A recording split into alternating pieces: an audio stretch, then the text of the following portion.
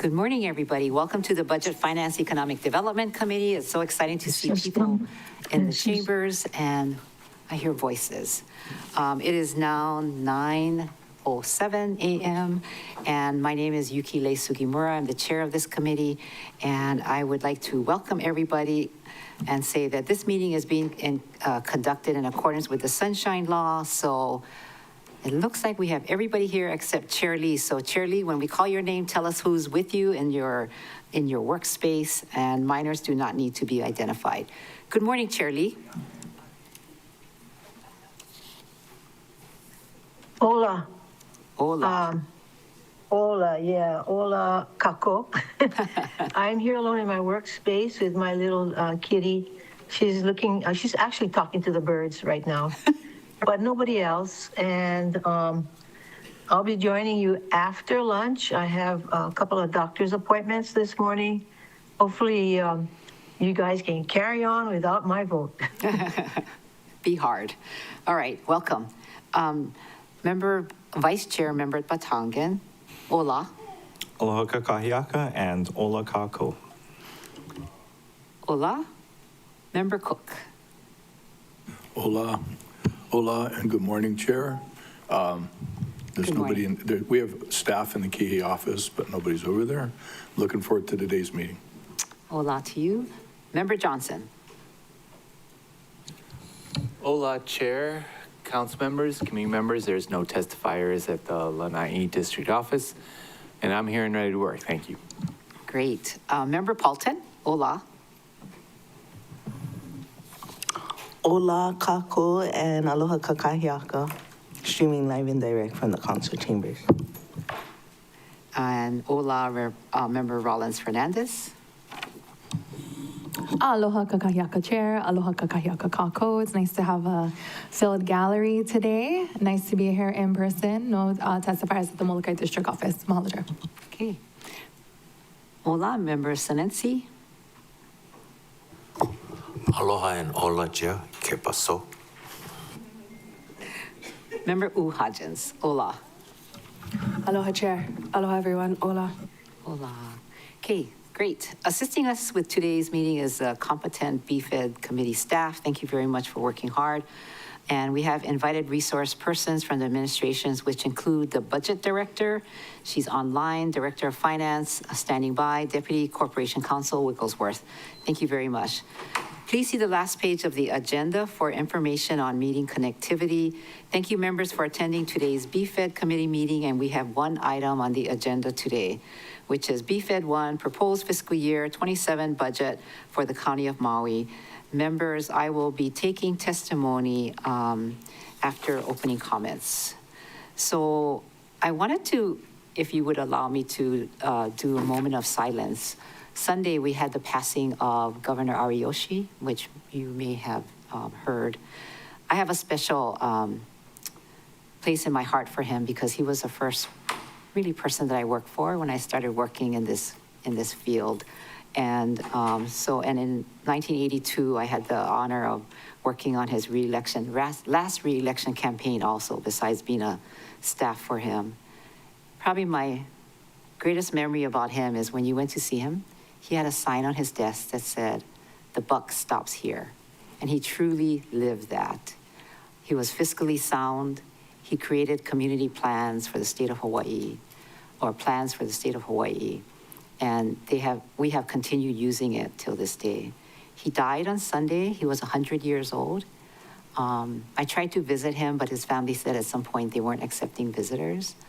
Out of respect, I appreciate that, and I look forward to when we'll have the ceremony to honor him. But at this time, if you would allow, please have a moment of silence for our governor.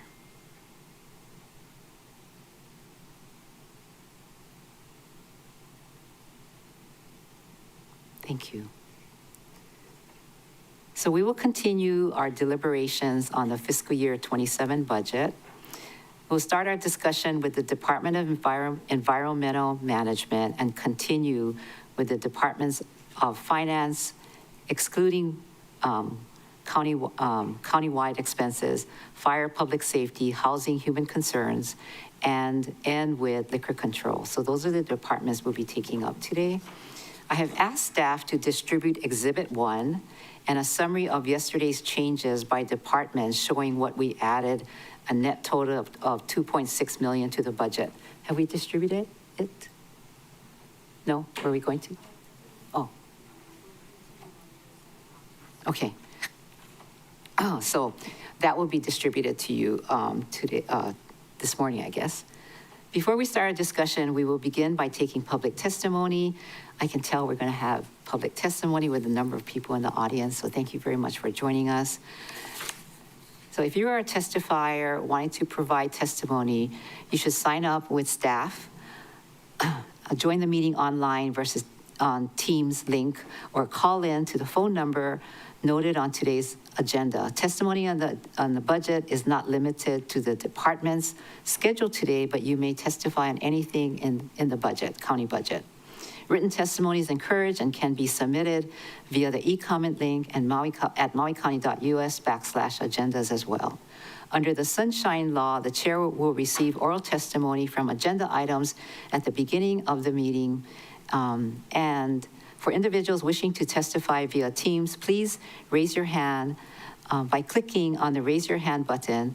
And if calling in, please follow the prompts via phone, *5 to raise and lower your hand, and *6 to mute and unmute. Staff will add names to the testifier list in the order testifiers sign up or raise their hands. For those in Teams, staff will lower your hand.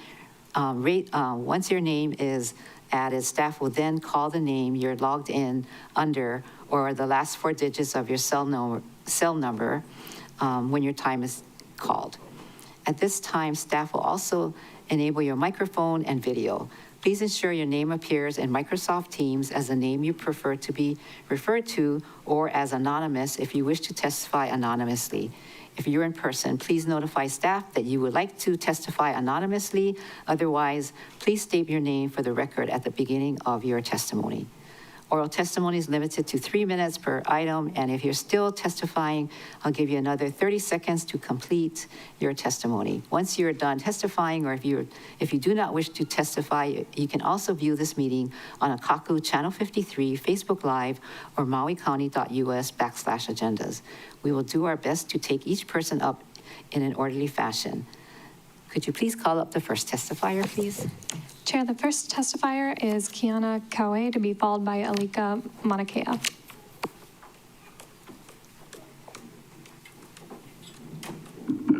Aloha Council members. My name is Kiana Kawe, and I live in Kahului. My toddler has been a part of the Tutuemi program for almost 2 years now, since she was just 7 months old, and she's now 2.5. As a parent and also an early childhood educator, I support funding Tutu and Me, a high-quality program, and urge the county to step in after the loss of the federal funding. I did relook at their website, and it stated that Tutu and Me, their teaching teams, it costs about $600,000, and each teaching team supports 2 sites. And we're losing all 4 sites here on Maui, so sad. Tutu and Me has just been an amazing program. Through this program, we've built lasting friendships with other children and their parents. We've played in intentionally designed, open-ended centers that support young children to grow and learn. And we've gone on huaka'i to places all over the island that we would never have visited otherwise. But what I cherish most is how this program has strengthened the relationship between my toddler and her grandma.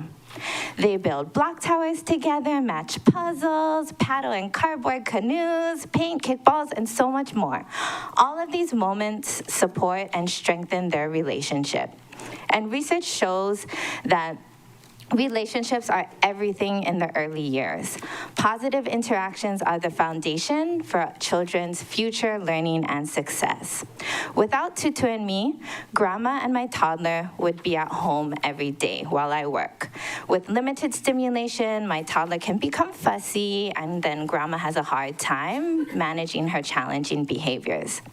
I really don't know what our family's gonna do come this fall when the roughly other 200 Maui keiki just like us won't have tutoemia as an option. There are very few options for children under 3 in our community. The only other program I found that accepts 2.5-year-olds, it starts at about $1,400 a month and also has very limited space. My child isn't quite ready for a full day preschool, but she definitely needs more than staying at home. And this program, it really fills that gap. It gives children a chance to learn and grow in a safe, rich environment while strengthening the bond with her grandmother. So in summary, I just like to say that when we as a community invest in our youngest keiki, we're building stronger families, stronger relationships, and really a stronger future. So thank you so much for your consideration. Mahalo. Thank you. Any questions for the testifier? Member Palted, Member Batangan. One moment. Thank you, Chair. Thank you for your testimony. I was wondering if you knew if it was a done deal, because is it the president's budget and then Congress has to do what we're doing to the mayor's budget? So could Congress put it back in, and are you in touch with our congressional representation? My understanding is that they put it was Native Hawaiian funding, and they put in the education budget 0. And previously it was like 15 million, I believe, was allocated to Hawaii, something like that.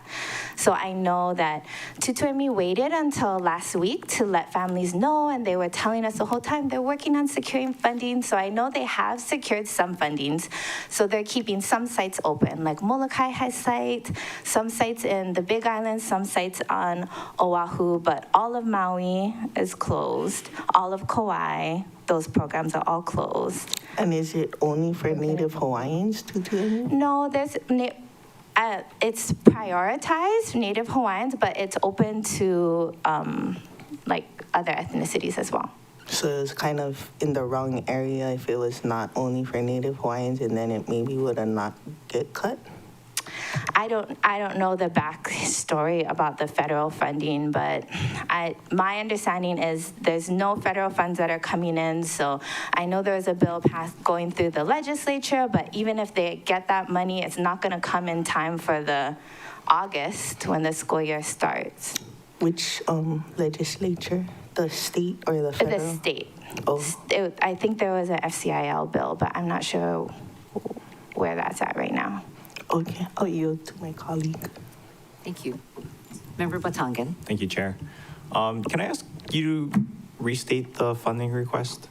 So you said I don't know the funding request, but I do know from the website that it's $600,000 per teaching team, and each teaching team supports 2 sites.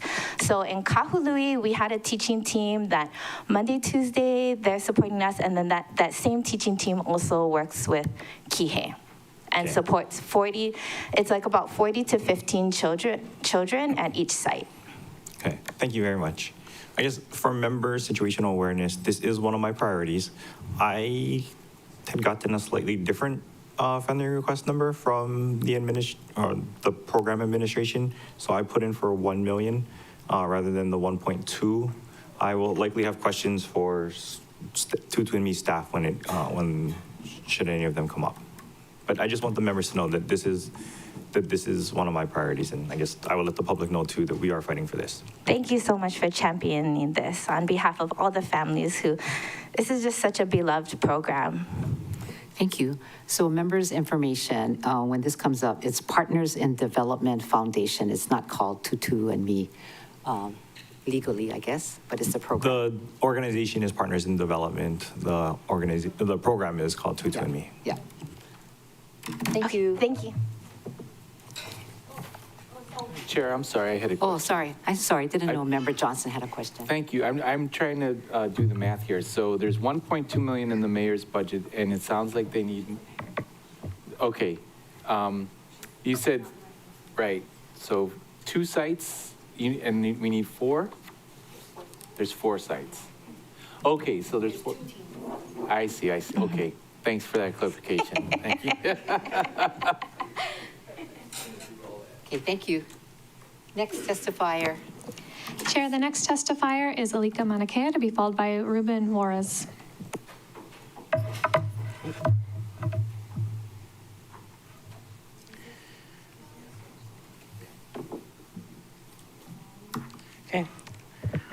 Aloha Chair Sugimura, Vice Chair Patagan, and members of the committee. E ola kako. Mahalo for this opportunity to share testimony today. My name is Alika Mauna Kea. I'm a Oahu resident, testifying on my personal capacity, but also on my professional capacity in serving as a co-director of the Maui Wildfire Exposure Study at the University of Hawaii. I am in support of BFED 1. As you know, the 2023 Maui wildfires were not only the deadliest natural disaster in our state's history, they represent an ongoing public health crisis. While the destruction was immediate, the health impacts are still unfolding years later. Through the Maui Wildfire Exposure Study and the Maui Health Registry, we are conducting the only comprehensive longitudinal effort to track these impacts and connect residents to care. To date, more than 2,000 Maui residents have participated, receiving lung function testing, biomonitoring for toxic exposures, mental health assessments, and clinical referrals. In the aftermath of the fires, Maui West has shown significant declines in self-reported health, high rates of depression and post-traumatic stress symptoms, measurable lung impairment months after the fires, and elevated heavy metals associated with wildfire ash and smoke exposure.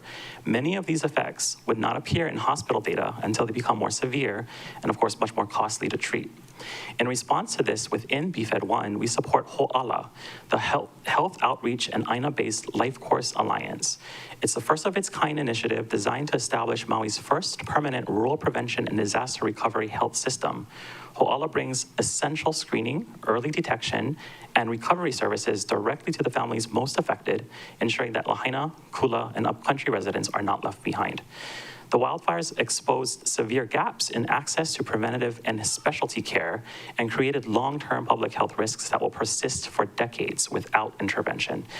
Entering our third year of follow-up, many residents continue to experience respiratory impairment, elevated cardiometabolic disease, toxic exposure concerns, and profound mental health burdens, including PTSD, depression, and anxiety among both adults and children. These challenges are compounded by further disasters like the recent Kona storms, as well as systemic provider shortages across Maui, forcing families to wait months for specialty care or travel to Oahu or even out of state. High uninsured rates, geographic isolation, limited transportation, and the absence of pediatric and school-based prevention infrastructure further deepen disparities. Without action, these health burdens will escalate and drive increasingly emergency health system costs and remain vulnerable to adverse impacts of other disasters. Ho'ala is expected to reduce the need of the limited specialty care on Maui through promoting early detection, prevention, and risk mitigation. Mahalo for your time, and I'm happy to take any questions. Mahalo. Any questions for the testifier? Oh, Member Uhajins and Member Senensi. Thank you, Chair. Member Senensi, I know this is one of your priorities. If you want to go first, please do, and I can go after if that's okay with you, Chair. Sure. Thank you, Member Uhajins. I just wanted to, the program is Ho'ala, and I put Maui West. Should we be changing the wording? It's an extension of Maui West, but Ho'ala is the goal. And your fiscal sponsor would be? University of Hawaii. University of Hawaii. Okay, thank you for that. Wow. Thank you. Thank you. Member Uhajins. Thank you, Chair. Out of curiosity, so you have, remind me, I know you said it, but I lost it. Is it goal of 5,000 residents annually? Right now, you guys have served currently 3,000 residents. 2,000 residents. 2,000, And we're okay. hoping to expand that. Okay, hoping to to expand. 5,000. Yeah. Do you test firefighters as well? Anyone, yeah. Okay. We have included first responders in Yeah. our cohort, as well as including You guys have. firefighters and the county response Thank you. agency. Thank you. So anyone it's open really to. Do you guys go to like the stations and go, hey? We you have guys- done Okay, as good. much as we could. There's That's some awesome. resistance and hesitancy amongst Sure. the firefighters and other first responders to participate Yeah. for many reasons. Sure. But they have, we are aware of other screenings that have been done amongst that population. Yeah. So we're connected to the program there. And so we're Okay. hoping to kind of combine information as well. Because of course, they've been exposed Yeah, in well, some cases more heavily constantly, than yeah. others. And yeah, on a recurring basis. So, Right. yeah. And they always like have higher cancer levels than most. They like have a 10-year shorter lifespan than the rest of the community. So it'd be interesting to see like the difference and have like a test pilot in what we see on every day and as that whole town, and then what they have to deal with on a regular. So thank you. No, I appreciate understand. that. Michael Puna was a firefighter on Oahu and Waianae, Yeah. and yeah, I understand the concerns of the impacts that he has Right? experienced. Thank you. I so appreciate mahalo. that. Thank you so much. Next testifier. Chair, the next testifier is Ruben Juarez, to be followed by Glenn Kitagawa. Aloha, I'm Ruben Juarez. I'm the HMSA professor in health economics at UHERO, University of Hawaii. We are seeking $2 million co-funding from the Maui County to the University of Hawaii, RCUH, to help Ho'ala expand Maui-wide and serve 3,000 individuals through prevention, diagnostic, community navigation, and referral to care. This will complement funding that we're hoping to get from the state of Hawaii, as well as potentially funders. So the program delivers, as Alika said, diagnostic services. Diagnostics really important. That includes lung health screening, respiratory recovery, cardiometabolic health, diabetes prevention, cancer prevention, trauma-informed mental health assessment, and as needed, connect them to and consultation with them, toxic exposure biomonitoring, and a warm referral pathway into Maui's healthcare system and community support networks. This investment will allow us to strengthen the network of trusted community partners and doctors to help bring services directly into communities across Maui, as I mentioned. So the goal is not only to screen, which is what we are doing right now, but really to prevent and connect individuals to care. So we are partnering right now with organizations across Maui, and this will allow us to continue supporting these community health navigators at Roots Reborn, Maui Medics Healer Hui, Healthy Mothers, Healthy Babies Coalition of Hawaii, Hui no Ke'olopono, Taknawa for Maui, Maui Healing, and the American Lung Association of Hawaii. So county support is, I think, is a local investment in the people of Maui and help us expand these partnership networks and unlock broader co-funding needs to build stronger Maui-wide prevention system. So let me know if there's any question. Thank you. Thank you. Any questions? Seeing none. I just want to, before you leave, I remember, I'm sorry, I'm trying to look at you past my computer, so pardon me. But I remember when you came to testify with Member Senensi's committee, and probably the most striking thing is, I'm going to make a statement and tell me if this is what I remember correct, but you said that struck me, that if we don't do something, we're going to have a whole community with depression. So your work to me was very important. So thank you for continuing. I appreciate it. Yeah, so right now we're seeing the depression rate, for instance, for individuals in Maui is 1 in 2. So like 1 in 2 individuals actually have clinically diagnosed depression, okay, affected by a fire. And what we are seeing, and we just published this report, by the way, I'm happy to send it to you last month, came up in JAMA Psychiatry, is that this is not only affecting individuals, obviously, in Lahaina and Kula, but it's actually Maui-wide. At a lower level, okay, but it's Maui-wide. So like, everyone is struggling, so it is important that we address this in a sustainable way. Thank you. Appreciate it. Thanks. Thank you. Next testifier, please. Chair, the next testifier is Glenn Kitagawa, to be followed by Leif Adachi.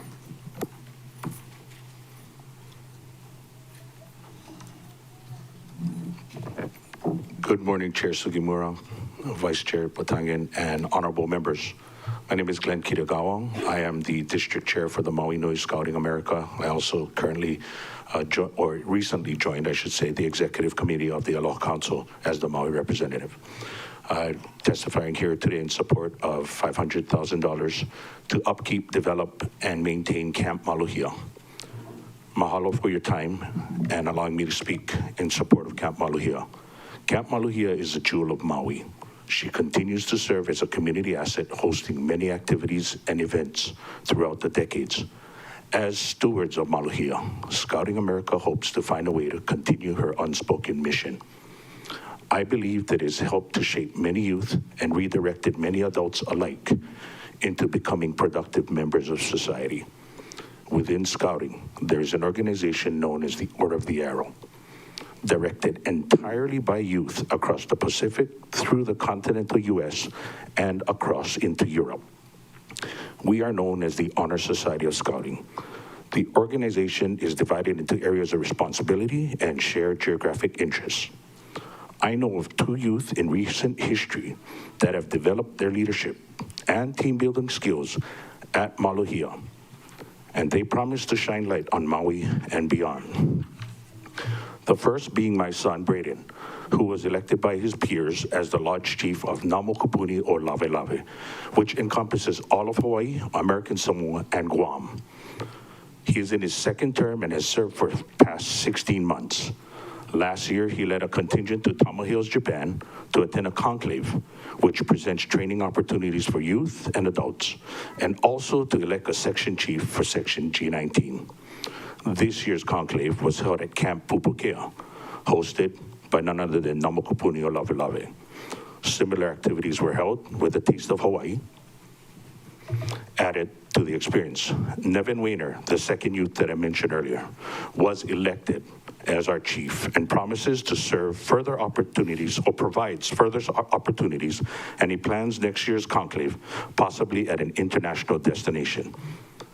I firmly believe that the opportunities for leadership and training that we provide them at Camp Maluhia directly contributed to their ability to stand before their peers with confidence, to be entrusted with these leadership roles. I once again humbly ask for your support of Camp Maluhia as we continue to navigate these trying economic times. Thank you very much. Thank you. I'm open for questions. Thank you. Any questions for the testifier? Okay, thank you. Thank you. Thank you.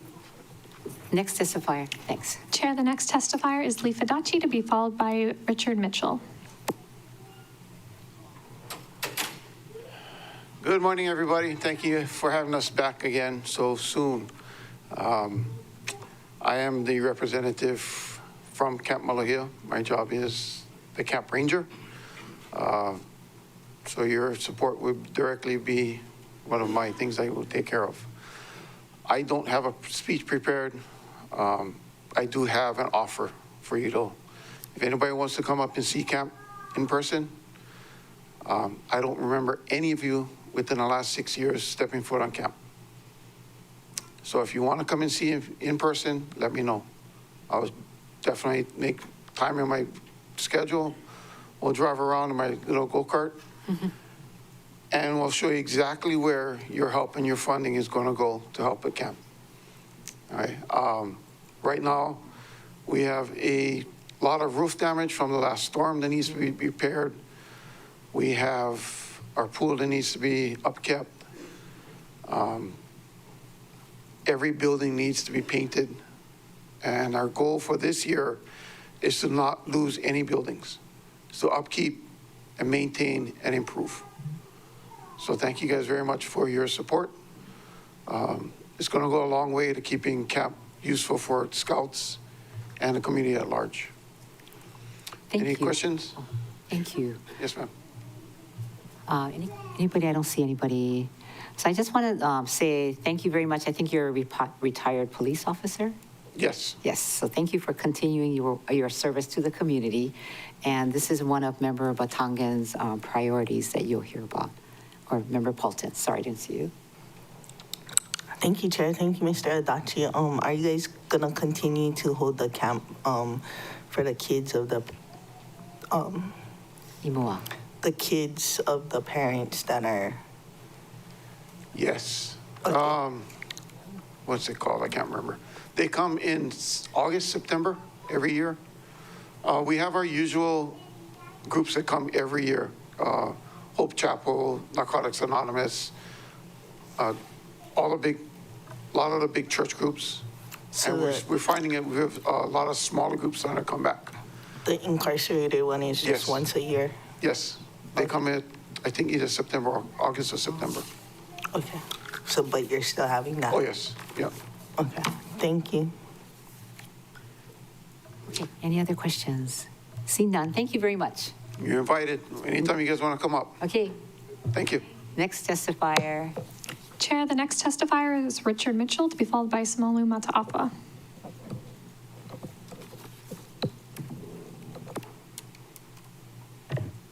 Morning, Chair. Morning, Vice Chair. Morning, members. Thank you for the opportunity to testify in support of the Department of Housing's budget. There are 4 items both Deputy Director Mataafa and I would like to briefly touch on. They all relate to the Affordable Housing Fund. But before I do that, I'd also like to discuss a project that recently came to my attention through Member Cook and also through a separate discussion with Member Paulton. That's the Cove Beach Park development.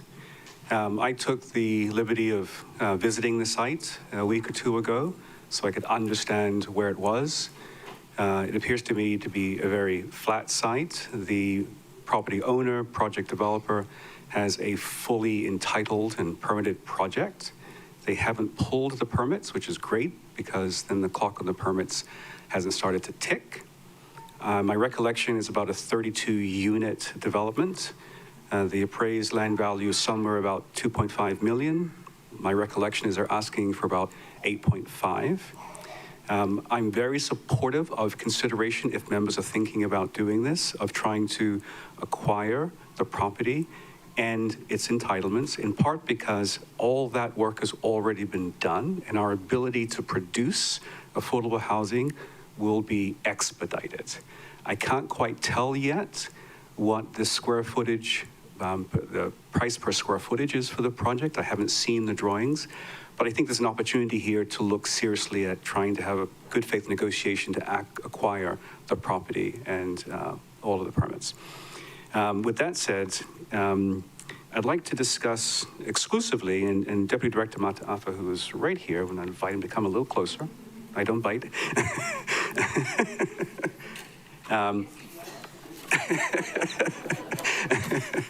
I'm going to talk about 3 of the items. I'm going to leave one to Deputy Director Mataafa. And I'm going to first remind the members that as a department, we instituted an RFP process for our Affordable Housing Fund. And we did that so that we could have a rigorous approach to evaluating projects. That's not how it was handled immediately preceding the formation of the Department of Housing. And we've created a separate evaluation committee that has folks outside of the department so that we can have some distance from the evaluation. The number 1 criteria is the readiness of the project. And the goal is to sort of avoid the tendency to pick projects from people you know and your friends and just get it to be more rigorous. So the 3 projects that appear to be, that I'm going to talk about, affected, that have gone through our process are Aloha House, and the representative for Aloha House, Nicole Hokowana, is here in the audience. If she could just raise her hand so that folks can see her. The Habitat for Humanity, and I believe Matt Bachman is online, okay? And then finally, our funding request for developing county-owned land. Deputy Director Mataafa will address the Paris program funding that's also being proposed. The Aloha House project is asking for $1 million to acquire supportive housing for individuals who, my recollections, are below 50% of AMI and provide wraparound substance abuse services. This belongs in the Department of Housing's budget, and they did submit a response to our RFP for proposals, and they went through the vetting process with our committee, and they were highly ranked. With Habitat for Humanity, I visited Member Sinensi in Hana, spent the day with him. Again, thank you for taking the time with me to show me the community in that particular project.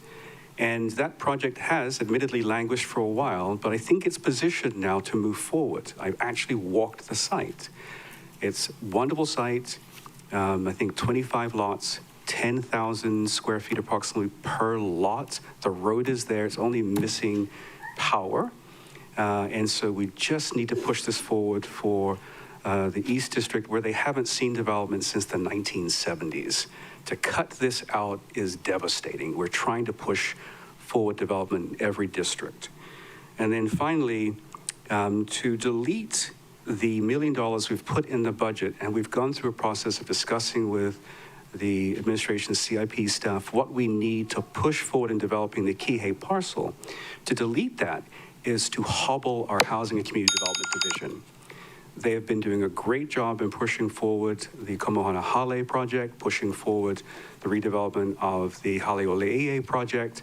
And if you take this out of the budget, you prevent that division from moving forward and developing county land. So I urge you to leave it in. And I'll hand things over to Deputy Director Mataafa.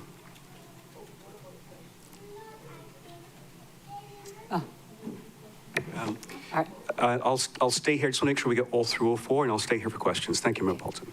It's a continuous testimony. Thank you, Chair Sugimura, Vice Chair Batanga, and members of the council. I just wanted to talk a little bit about how the department notifies the public of our RFP process.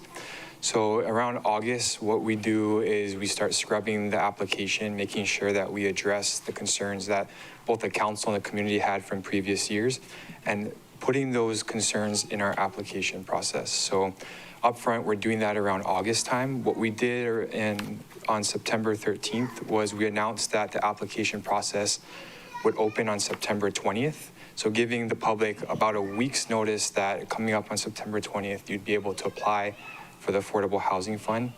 The public had and entities were able to have a 30-day period to respond. What we also did is we keep a running list of awardees from the past. We email all of those awardees that we're about to open the process as well. So just to set the tone of how the department issues the RFP, I think that piece is important. The department does have a really good relationship with the Paris entity, which is the Permanently Affordable Rental Unit Strategy Program. We've given funding in FY25 in the amount of $3 million. And then just recently in our HO3 letter, we were able to execute a grant for a little over $1 million on April 6th. So we have a good relationship with them. We did not receive a proposal from them in our FY 2027 funding round. And I just wanted to make that point clear, but we do have a really good relationship with the entity. And I'm open for any questions that the council may have, and Director Mitchell is here as well. Members, any questions? Member Paulton, Member Batangan.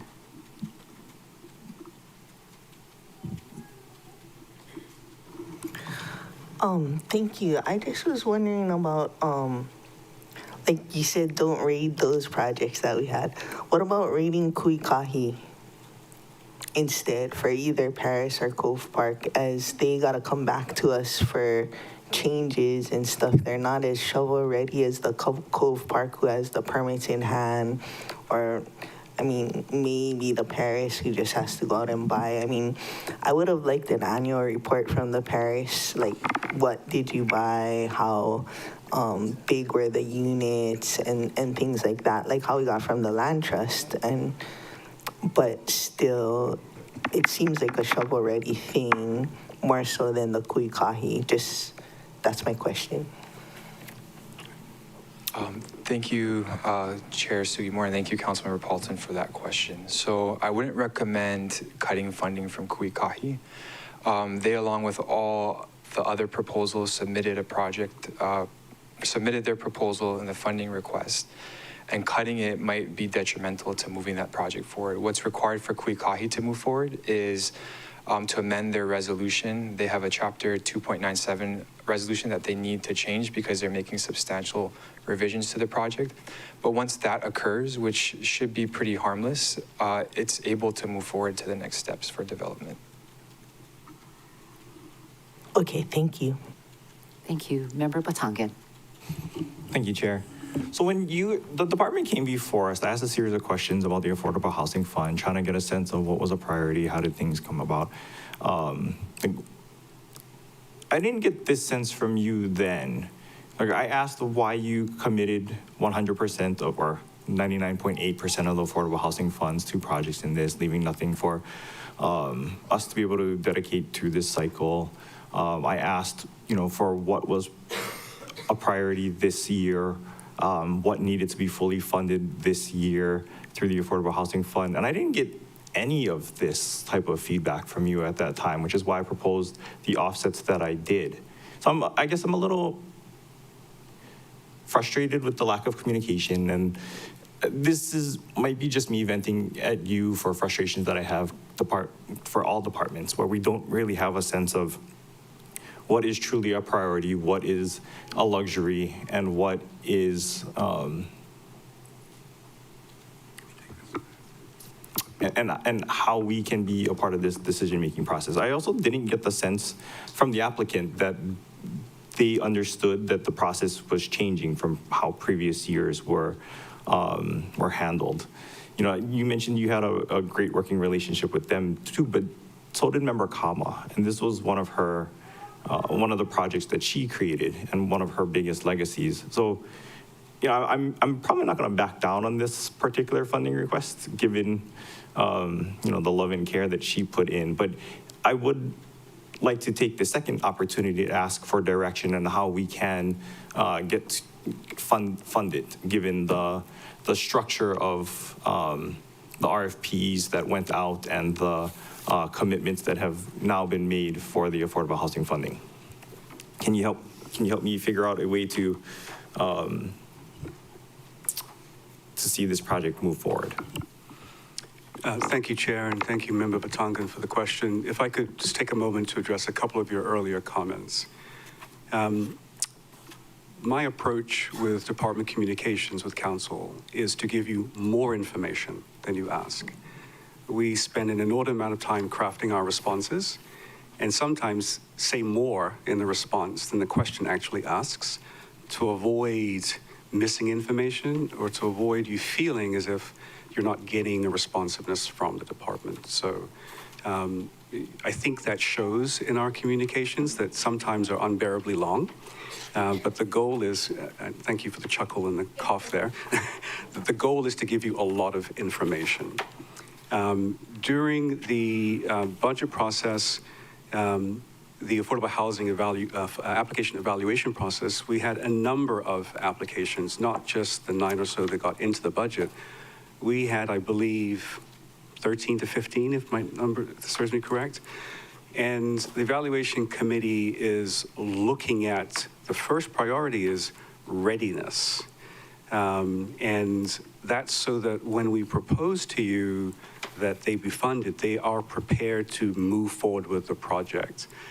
So what ultimately gets into the budget isn't everyone who applied. It's just an evaluation of the top candidates with whatever amount of money is ultimately put into the budget. Last year, I recall that there was at least one project that didn't make the cut for us. And instead of putting it in the Affordable Housing Fund by cutting projects, the council put it, where was that project?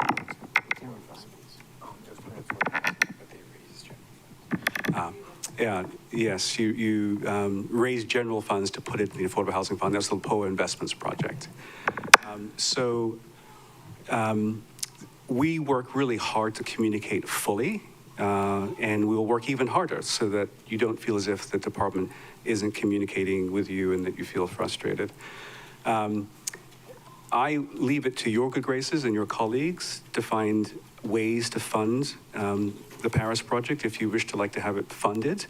But I urge you not to cut projects that we have gone through a rigorous process to evaluate and to include, because we're trying to make this process that we've instituted as objective as possible. And if Deputy Mataafa has any other comments, I'll let him speak.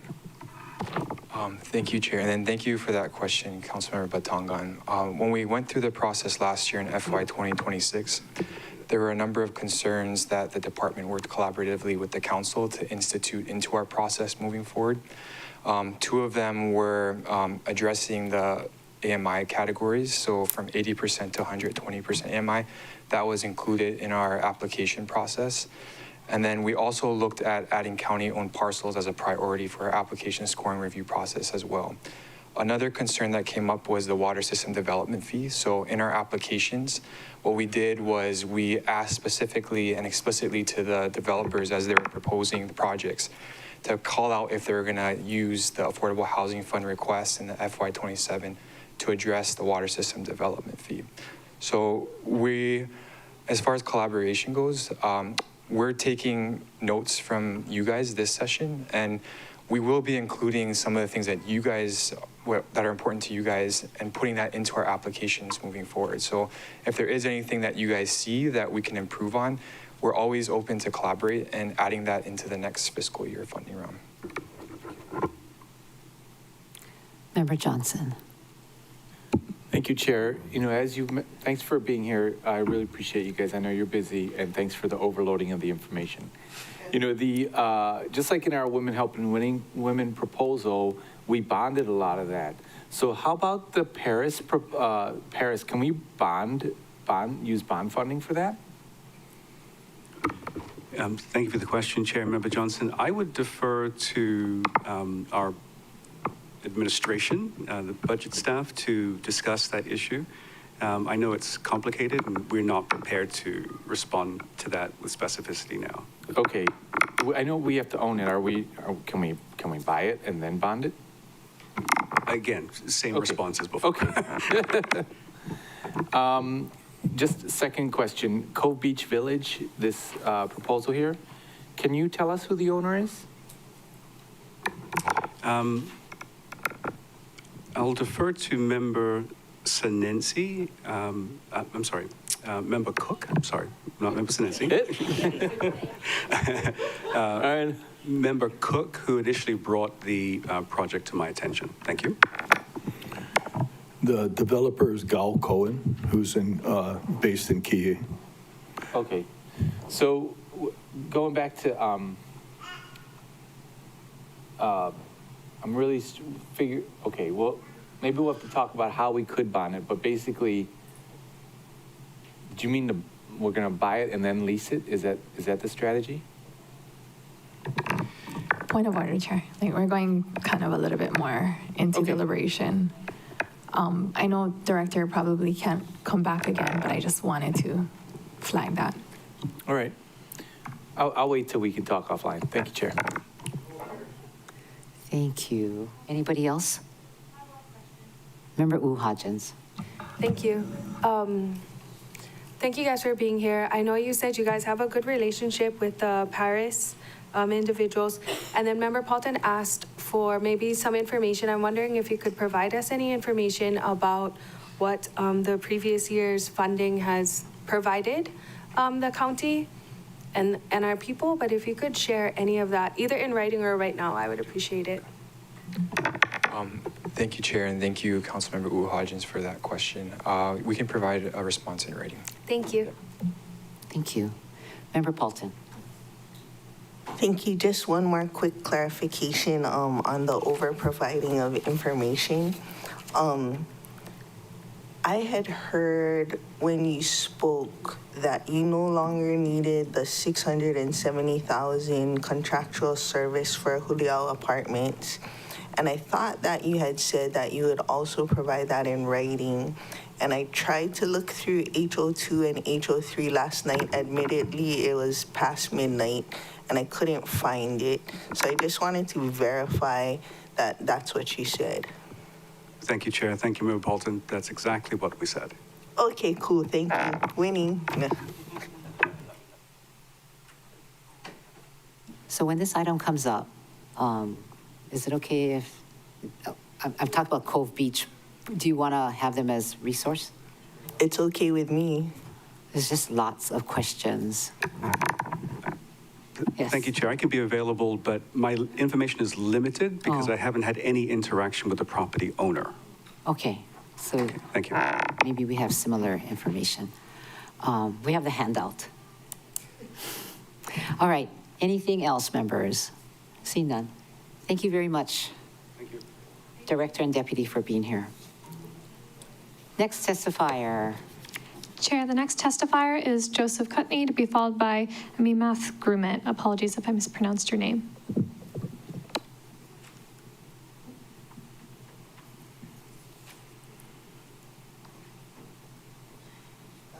Mr. Cutney?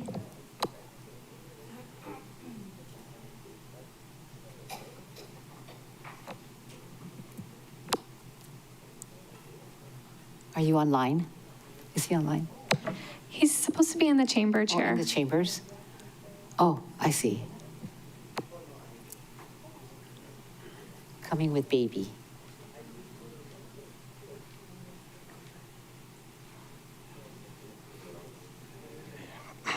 Hey, good morning, everyone. Good morning. I've got my assistant here to help. My name is Joseph Cutney, and I'm a parent at the Tutu and Me program. My older son went through the program, and my daughter attends it now. And she's wearing her field trip shirt right now, and she's kind of wondering about this field trip, wondering when the fun starts. I told her it's a civil duty field trip. But right now, yeah. Right now, all 4 of the sites, Makwao, Kihei, Kahului, and Lahaina, they're all closing at the end of the school year. Due to lack of federal funding. Tutu and Me is unique in a way that, yeah, sorry guys. Yeah. Do you want to hold this? No, this toy. Do you want to go to the zoo? Thanks, Azu. It's a unique preschool in that the parents, kapuna, they learn alongside with the children. It ranges from infancy to all the way through age 4.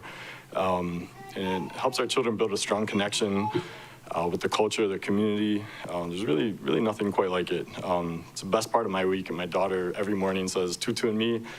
She just wants to attend it every single day. She loves it. And if this program goes away, families like mine won't just lose out on early education. We'll lose a sense of community. We'll lose a place that strengthens our families, helps our kids thrive. So I'm asking your help to keep the Tutu and Me program alive on Maui. And if the county approves the funding, it'll have a lasting impact on our keiki, our families, and our island. And I thought Kiana did an excellent job earlier, really explaining everything. So I'll kind of keep it short and sweet with that. I know there's some questions about funding, and to clarify, I spoke with the CEO assistant, and she had mentioned that the funding would go through the PDIF organization, Partners in Development, and it would be earmarked or designated directly towards the Maui sites. So to kind of clarify that. But yeah, thank you guys so much for your time and consideration.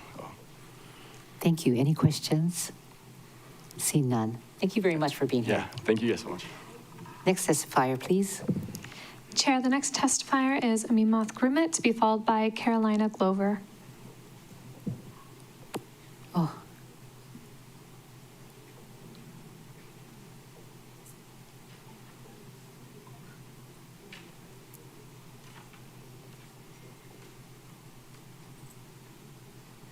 Aloha. Thank you so much. My name is Aminat Gurmet, also known as Azu. I'm actually a parent for Tutu and Me. I attend Tutu and Me with my 2 young kids. It's, I would say, this really I'm sorry. As a displaced family from Lahaina fire, at the time I was pregnant with my 2nd child, it affected me really strong. In a way, it was devastating to lose your house and everything. And I had no place to take my kids and go, and to rebuild that relationship I had with my young child. It was really hard for me. But without the Tutu and Me, if I didn't attend Tutu and Me with my firstborn, I do not know how my mental health would be. Tutu and Me, this program helped me to rebuild and reconnect with my child. They gave me this safe environment to really reconnect and to love my child, reminded me what a mother's love and what a parent needs to be. The facilitators, they were like checking on me, checking how I'm doing with my child. Like, this is a huge thing. It's a huge thing that, I'm so sorry. I'm really sorry, but I have gone through a lot with the fire, and I don't know how I would survive with my 2 toddlers if this wasn't there, if this program wasn't there. So I urge all of you, if you could please support this amazing program.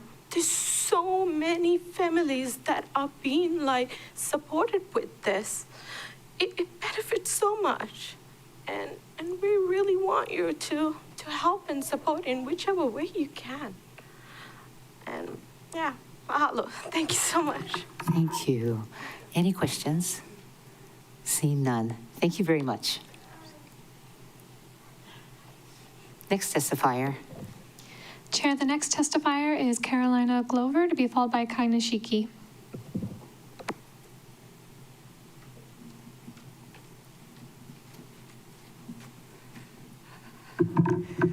Good morning. Good morning. A little bit nervous. My name is Carolina Glover, and I am a mother of 2 young children living on Maui. My family and I have been part of the Tutor Me program for the past 3 years. We were directly affected by the fires, and during such a difficult and dark time, this program has truly helped me to find my way back to stability and connection. It gave us a place of support, comfort, and community when we needed it most. Tutor Me has been incredibly important for my children's development. It supports their learning, social skills, and overall growth in a very nurturing and positive environment. The teachers are truly wonderful. They are caring, dedicated, and create such a warm and welcoming space for the children and families. I especially appreciate how creative they teach Hawaiian culture in a way that is engaging and meaningful for the children. It is beautiful to see our kids learning through songs, activities, and shared experiences. It has also been so meaningful to connect with other parents and build friendships. Meeting people who participated in this program more than 20 years ago, I think even 25 years ago, shows the deep history and lasting impact Tutor Me has on our community. This program means so much to our family, and I kindly ask you to support and continue funding Tutor Me on Maui. Thank you for your time and consideration. Thank you. Thank you very much. Any questions for the testifier? Seeing none. Thank you very much. Next testifier. Chair, the next testifier is Kai Nishiki, to be followed by Angela Sarsona. Aloha, Chair. Aloha. Committee members. Kai Nishiki. I am testifying on the use of the Managed Retreat Fund, and I wanted to start by acknowledging the deeply painful situation occurring at Paia Montokuji, and that this is not just about erosion, that it is a cultural and spiritual crisis, and that it deserves real compassion and thoughtful long-term solutions. But we also have to be honest about what is happening physically. That shoreline is part of a dynamic coastal system, and it is changing rapidly. The ocean is not going to stop, and if we try to fight those processes without fully understanding them, we will fail and likely make things worse. I support the idea of looking at this at a regional scale. That is exactly the direction Hawaii needs to go. Nature-based solutions, dune restoration, and sediment management, and yes, implementing managed relocation. What I cannot support is how this is being approached. Right now, there's a request for $2.5 million from the county's Managed Retreat Fund, and yet there is no clearly defined project being presented. At the same time, this applicant is pursuing legislation at the state level to exempt themselves from environmental review and coastal regulations. That combination should give this council serious pause, because what it signals is not a commitment to transparency or long-term resilience. It signals an attempt to move forward without the very safeguards that exist to protect our shorelines and our communities. We have to remember what this fund is for. The Managed Retreat Fund was created to move development out of harm's way, to reduce risk, protect public safety, and restore shorelines. It was not created to fund shoreline hardening or maintain the status quo in areas that are clearly eroding and at risk. Using public funds for that purpose would be a fundamental misuse of this program. And importantly, we already have better examples right in Paia. The Paia Youth and Cultural Center is going through permitting and environmental review to relocate their structure inland and restore the shoreline. This is managed relocation in action. We've also removed structures at Baldwin Beach Park and are restoring dunes. The Kapuko'olua project is rebuilding natural systems that allow beaches to migrate inland. These projects show us the path forward. Move development back and let the shoreline function naturally. So let's be clear, relocation is not just theoretical here, it has already been evaluated. Cost estimates to move the structures at Paia Montecucci in the range of $2 million have reportedly been provided to the county as part of prior permitting. So this is not an impossible option, it's actually a viable and real one. There is also funding available to support that approach, including this very fund, which has already been used at this site. So the question before you is not whether there are options. The question is whether we are going to use public funds to support long-term solutions or to continue a cycle of temporary ineffective interventions at the shoreline. It is my understanding that there may also be ongoing compliance or enforcement issues related to unpermitted work within the shoreline setback and SMA area. At a minimum, this request should not move forward without a clearly defined project, full agency review, input from coastal zone management, UHC grant, and DLNR OCCL, and a serious evaluation of relocation as the primary strategy. The bottom line is, if this applicant, I'm wrapping up, wants to use the managed retreat fund, it should move structures out of harm's way, not fight a losing battle against the ocean. I would be first in line to fully support the use of this fund to pay to relocate the structures. And I have met with the applicant just last month. And so I just urge you folks to reconsider this proposal.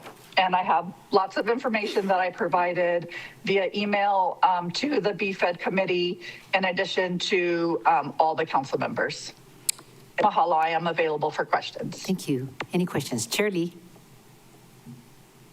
Kai, thanks for the information. Is the applicant the church? The Paia Montecucci mission, yes. Okay. And I met with them last month. Okay. In addition to the structures, isn't there a big graveyard over there? There is, Chair, and when I met with them on site, and I'm going to refer you to what I provided via my email, is that in meeting with them, they had stated that the graves, while the structures are considered primary and the graves are considered secondary, and they do not intend to request protection for the graves, it is that the families are reportedly being given the option to remove the remains, and they noted that testing has shown human remains are no longer detectable in the soil. So most families are choosing to take some of the soil and place it in an urn. And I suggested the possibility of creating a memorial on site while they're relocating the structures. Thank you. Thank you. Thank you. Any other questions? Member Paulton? Thank you. I was reading other papers till after midnight last night, so I didn't read your email. I was wondering, I wanted to clarify what you said about not doing environmental review and not following coastal regulation. Can you clarify what you meant by that? As well as the compliance and enforcement review. Yes. Unfortunately, at this time, the applicant is at the state legislature proposing legislation that would exempt them from Chapter 183C HRS relating to conservation districts, Chapter 205A relating to coastal zone management, Chapter 343 relating to environmental impacts, county shoreline setback and variance ordinances, and county building permit requirements related to coastal resilient structures. And that is SB 3169 and HB 2490. when I was meeting with them last month, I actually urged them to pull their legislation completely because I thought that it would set terrible precedent for the entire state. Thank you. And then you said SB 3169, HB 3490, is that correct? 2490. 2490. And was there a reason given for this state legislation in the legislation? They felt that the permitting structure was too cumbersome. And so they just want to be able to do whatever they want to do and not have any oversight. And they wanted this to be a pilot program under BFED. And so also highly problematic to have a non-regulatory agency in charge of a pilot program. And the exemptions from these are for building a structure or restoring a structure, not moving it back. It was all related to some sort of plan that they would not even reveal to legislators when they were asked. It could range for anything. It's just they want to do something on the shoreline, most likely involving engineering the shoreline and not retreating at all. And then the compliance that they're not in compliance with, can you clarify what they're not in compliance with? Well, I'm not a zoning and enforcement inspector, but they have been to the property and there is enforcement actions ongoing. And so I would urge you folks to reach out to the county zoning and enforcement division and primarily to reach out to coastal zone management, Tara Owens. She can provide extensive history and discussions and the current status of the property. Thank you. But there's definitely issues here. Thank you. Member Hawkins. Thank you, Chair. This is actually one of my priorities, so tomorrow I'll give you folks more information. I'm not going to do so right now in testimony, but just for members' information, the two bills in the ledge didn't pass. They're not going to pass.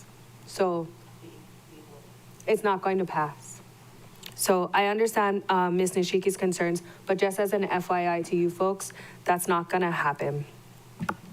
But tomorrow I can get more into it. Thank you. Any other questions? Seeing none, thank you. Next testifier. Yes, Chair. The next testifier is Angela Sarsona, to be followed by Matt Bachman.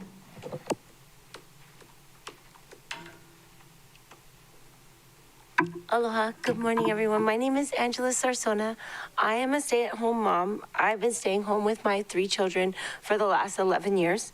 I previously worked for 4 Seasons, Wailea, and I've been a resident here on Maui for the last 35 years. I'm here today to speak on behalf of Partners in Development, Tutu and Me Traveling Preschool. I have been attending Tutu and Me with my children since 2019. My son, Sam, entered the program at age 2 and completed by age 5. Sam learned so much at Tutu and Me. Number one is how to share. My favorite was how to share. My daughter Haley was actually born into Tutu and Me during COVID and attended via Zoom, and then we went back in person. And Tutu and Me has enriched our lives in so many ways, and taught my children so many things. And they've made their first friends there that they're still friends with today. I also have developed many lasting relationships with the other caregivers and the teachers. We support each other. I truly believe that it takes a village to raise a child, and Tutu and Me is our village,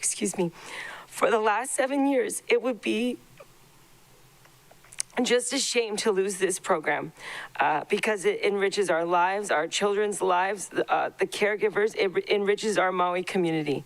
Tutu and Me also strengthens the bond that I have with my daughter every time we attend site. My daughter will be graduating from Tutu and Me this year, but it would be a shame for the future generations of Tutu and Me to miss out on this wonderful program. I humbly ask you to fund Partners in Development Tutu and Me, Partners in Foundation Tutu and Me Traveling Preschool. Thank you all for your time. Aloha. Thank you. Any questions? See none. Thank you for being with us. Yes, thank you. Next testifier. Chair, the next testifier is Matt Bachman, to be followed by Diana Shembri.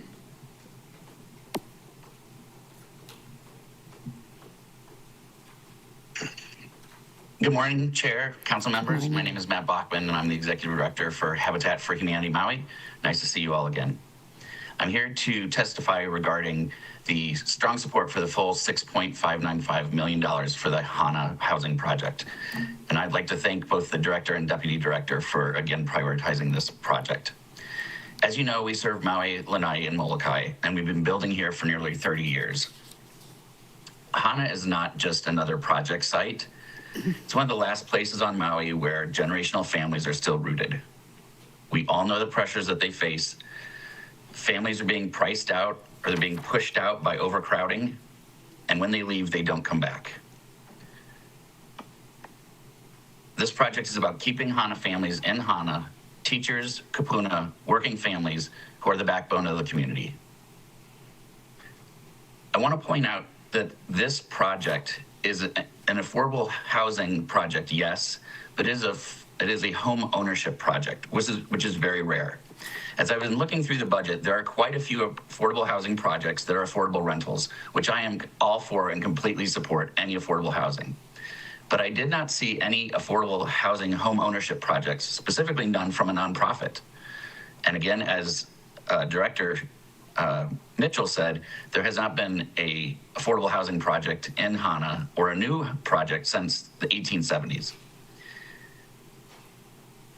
As I mentioned, this is by a nonprofit and it's at 80% or lower of AMI. A lot of the affordable rental projects that we're seeing are for 80% and over. So even if this project wasn't in Hana, there's still such a great need to provide affordable housing, home ownership to our islands. It creates stability, it creates generational opportunity that affordable rentals generally don't, and it gives a family a reason and a way to stay here. Just to mention again, this is nonprofit developed, unlike the other for-profit ones that have come along. And we are not only we are increasing, one of the ways to pathways to home ownership, and reducing any of the funding would be reducing those pathways.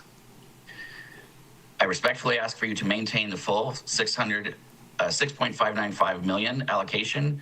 It's not just about the units, it's about who gets to stay in Hana. And I want to point out that the funding is strictly for the cost of the land acquisition and the cost of the closing costs. The land acquisition is not just the land. As Director said, it already has a road, it has water meters, it has a fire hydrant, and there are signs that are already up. All we need to do is get the power in, and then we're ready really to put those shovels into the ground. I thank you for your time, and I'm available for any questions. Any questions for Mr. Bachman? See none. Thank you. Thank you, Chair. Aloha. Next testifier. Chair, the next testifier is Diana Shembri, to be followed by Jim Langford.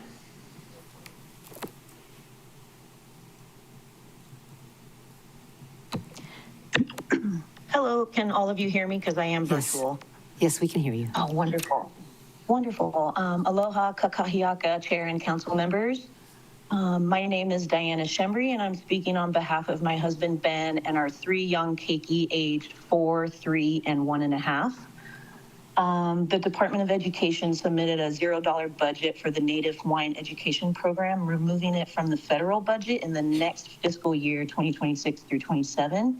And this lack of funding would directly impact the Partners in Development Foundation and Tutu&Me programming here on Maui, forcing all the sites to close, which would be just devastating for so many families, including ours.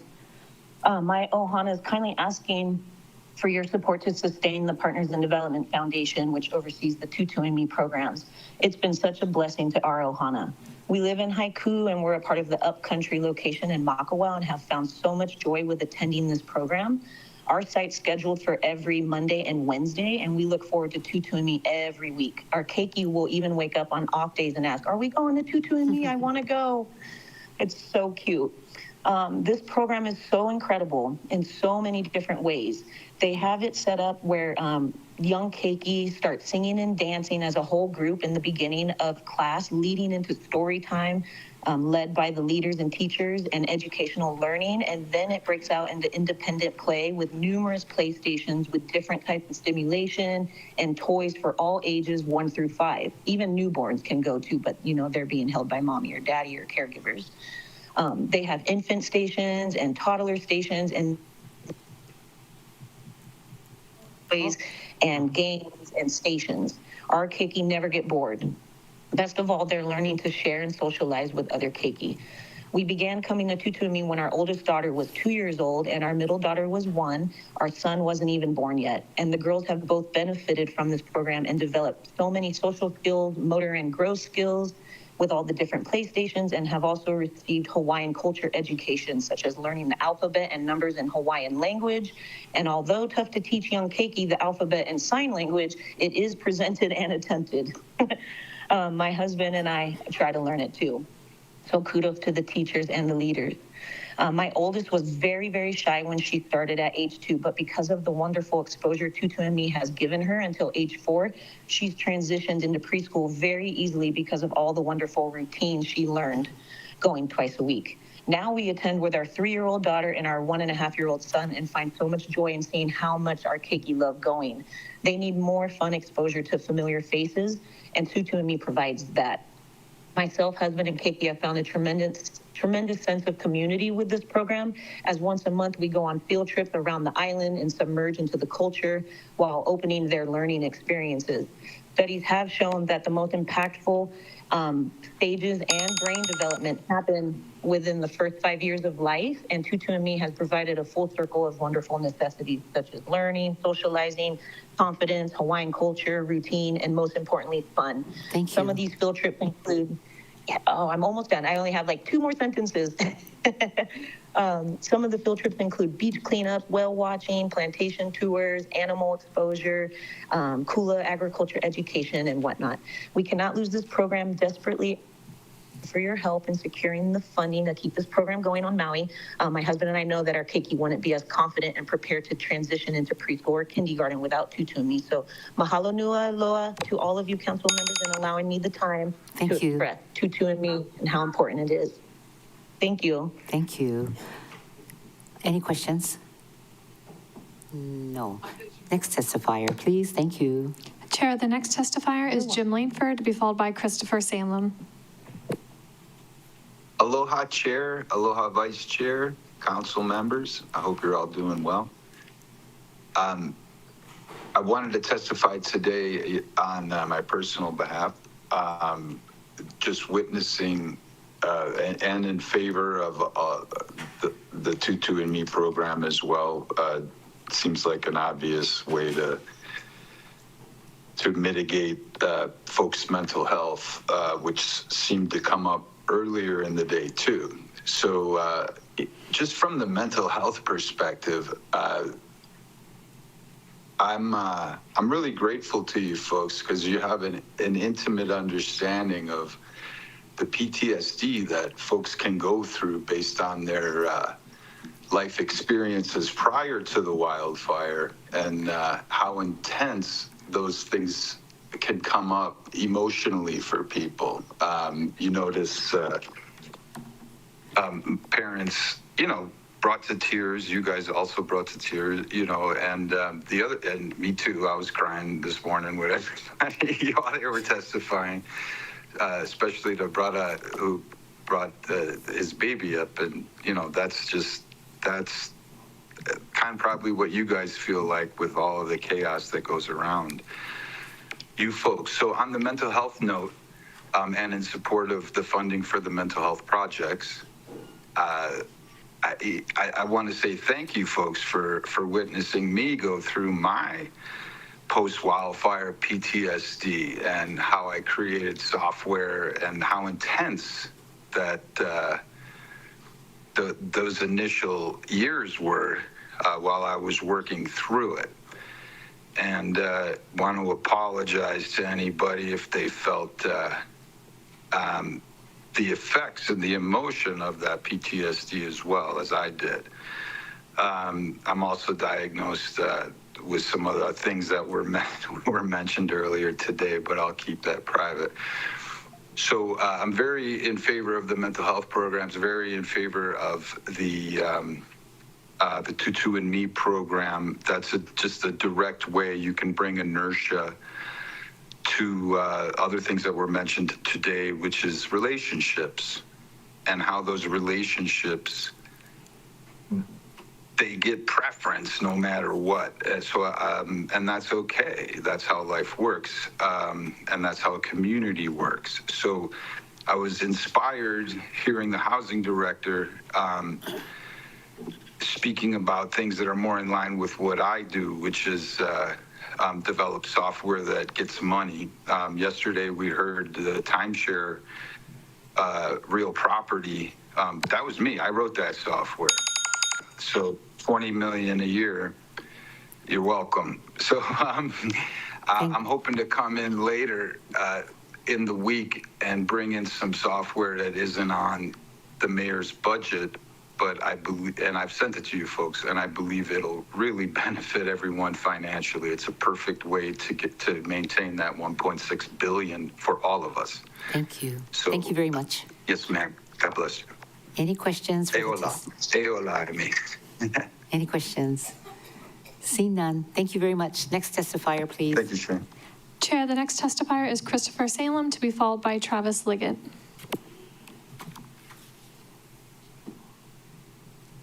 Okay, as always, just calling to confirm that the microphone is working. Yes. Okay, thank you. Good morning, Chair and members of the Maui County Council. So as a resident of West Maui, I'd like to begin by expressing my sincere gratitude and support for the Hall program. Definitely hits home, per se. That said, today's prepared testimony continues to focus on the budget, specifically as it now relates to the Director of Finance, and with the hope that, as you stated, Chair, the buck stops here. Maybe that sign should be duplicated. Yesterday, Director Martin appeared before this council, and I bring to your attention a follow-up letter that was sent to Director Martin confirming that during this budget session, and consistent with the Maui County Charter, a complete ledger of the thousands of unaccounted for private developer infrastructure units must be completed under her duty and authority. I raise this issue again because for more than 25 years since I first discovered these agreements and noticed the County Council member Joanne Johnson and Kathy Ko'ohu, there still remains no complete accounting, no tracking mechanism, no formula of assessment of the developer debts owed to execute during the annual budget process. I wonder why you just don't adopt by ordinance that this all was a big mistake like the upcountry water bill, and so we all can stop listening to me and speaking to this issue. Since most of you weren't here during these times, every year for almost 10 years, Councilmember Joanne Johnson aptly stated that during budget hearings, the unresolved issue has become like Groundhog's Day. Well, it's reared its ugly head once again during these budget hearings. Director Martin has informed me that she cannot speak or respond to our budget request because she is being advised by Corporation Counsel not to do so. That's in writing. Corporation Counsel has no lawful basis to obstruct the Director of Finance from carrying out mandatory duties imposed by law. Since 2010, it's been law that these agreements and corresponding notice of intent to collect must be tracked and acted upon once capital improvement projects are funded. You're in the process of doing it again. So the question for this council is simple. How can the council account for any of these when there's no list that's presented? So no one can deny that these thousands of agreements were executed by county attorneys, and they intentionally shifted tens of millions of dollars of private developers' obligations onto the local residents, blah, blah, blah. I believe that many on this council with political agendas are completely disregarding the courage and efforts of your predecessors on this council. No one is willing to join them in slamming the door on Corporation Council's dishonorable conduct, which just happened again by advising the director to not account, I will finish, for these agreements. My final statement is why doesn't the council just shred by ordinance these agreements and call it all a big mistake? That's all. At the end of the day, aren't you all kind of sick of smelling this fertilizer and listening to the only person who's actually been harmed by these agreements and prevent others from joining me on that list? Thank you for your time. Thank you. Any questions for the testifier? Seeing none. Thank you. Next testifier, please. Chair, the next testifier is Travis Liggett, to be followed by Brittany Ake, but I do not see Travis Liggett online anymore. So if we can move on to Brittany. Yes. Could you please Okay, yeah. go back?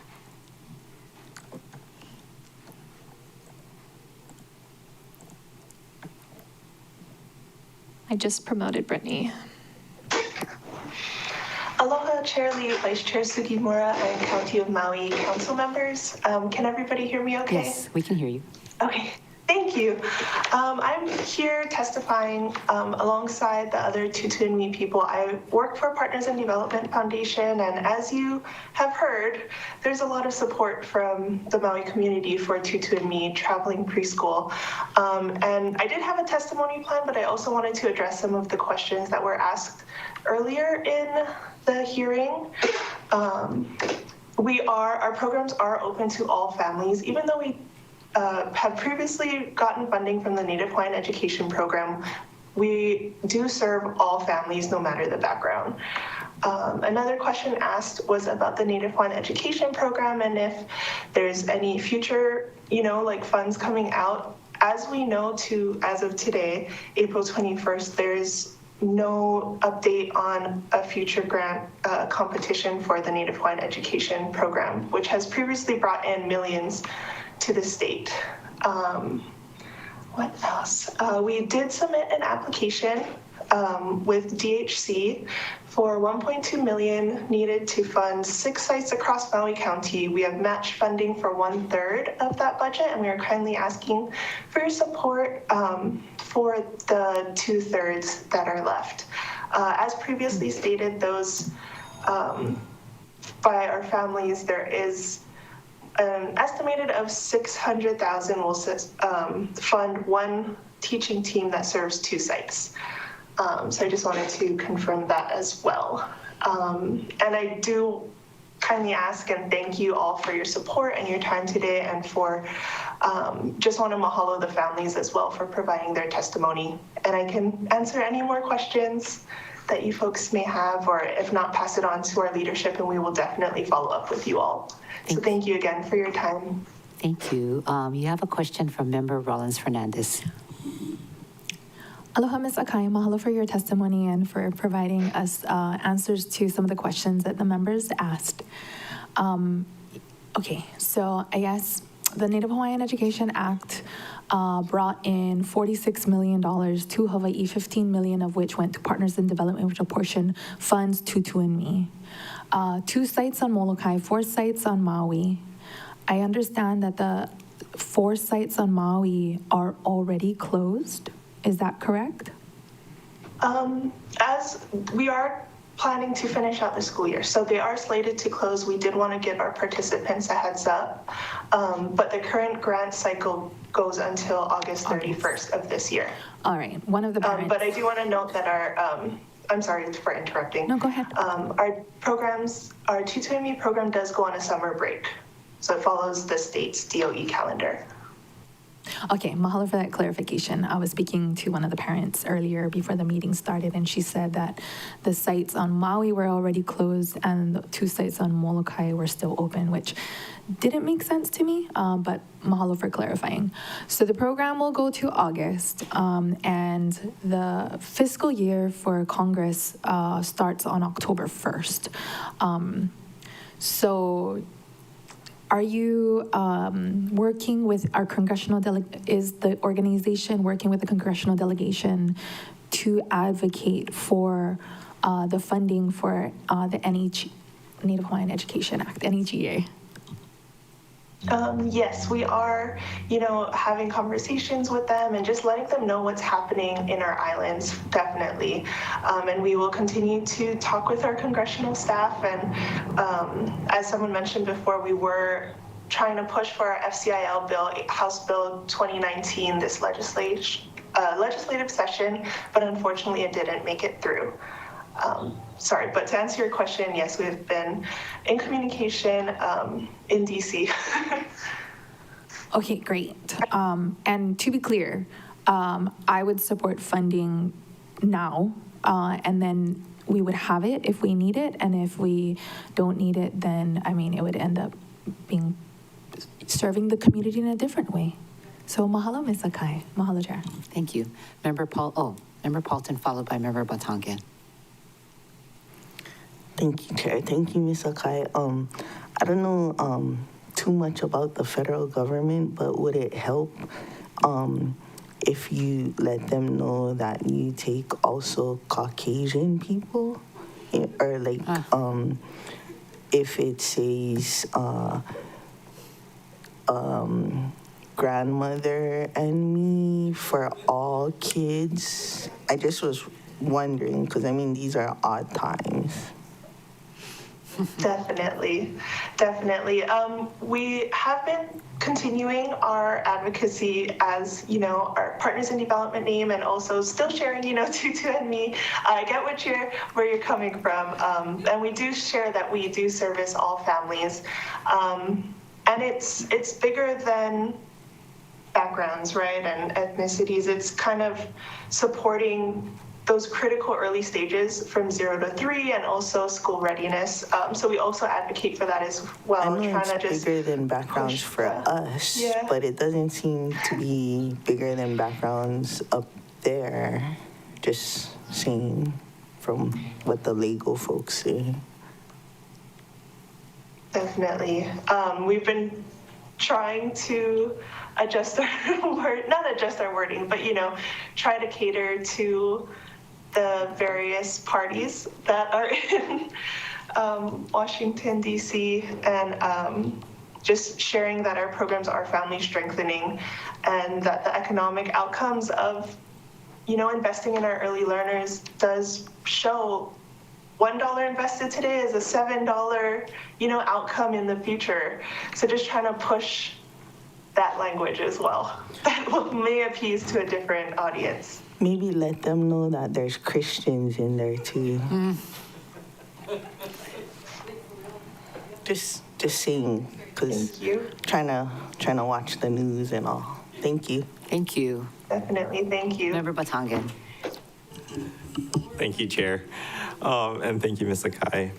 Can I clarify the funding request that you guys are making? Like, what would be needed to keep the facilities on Maui open? I know that 1.2 million was allocated for Partners in Development 2-2-ME program in the mayor's proposed budget, but subsequent to the mayor releasing that proposed budget, your announcement to close the facilities on Maui came out. So I'm guessing the request for money is on top of what's proposed, or am I misunderstanding?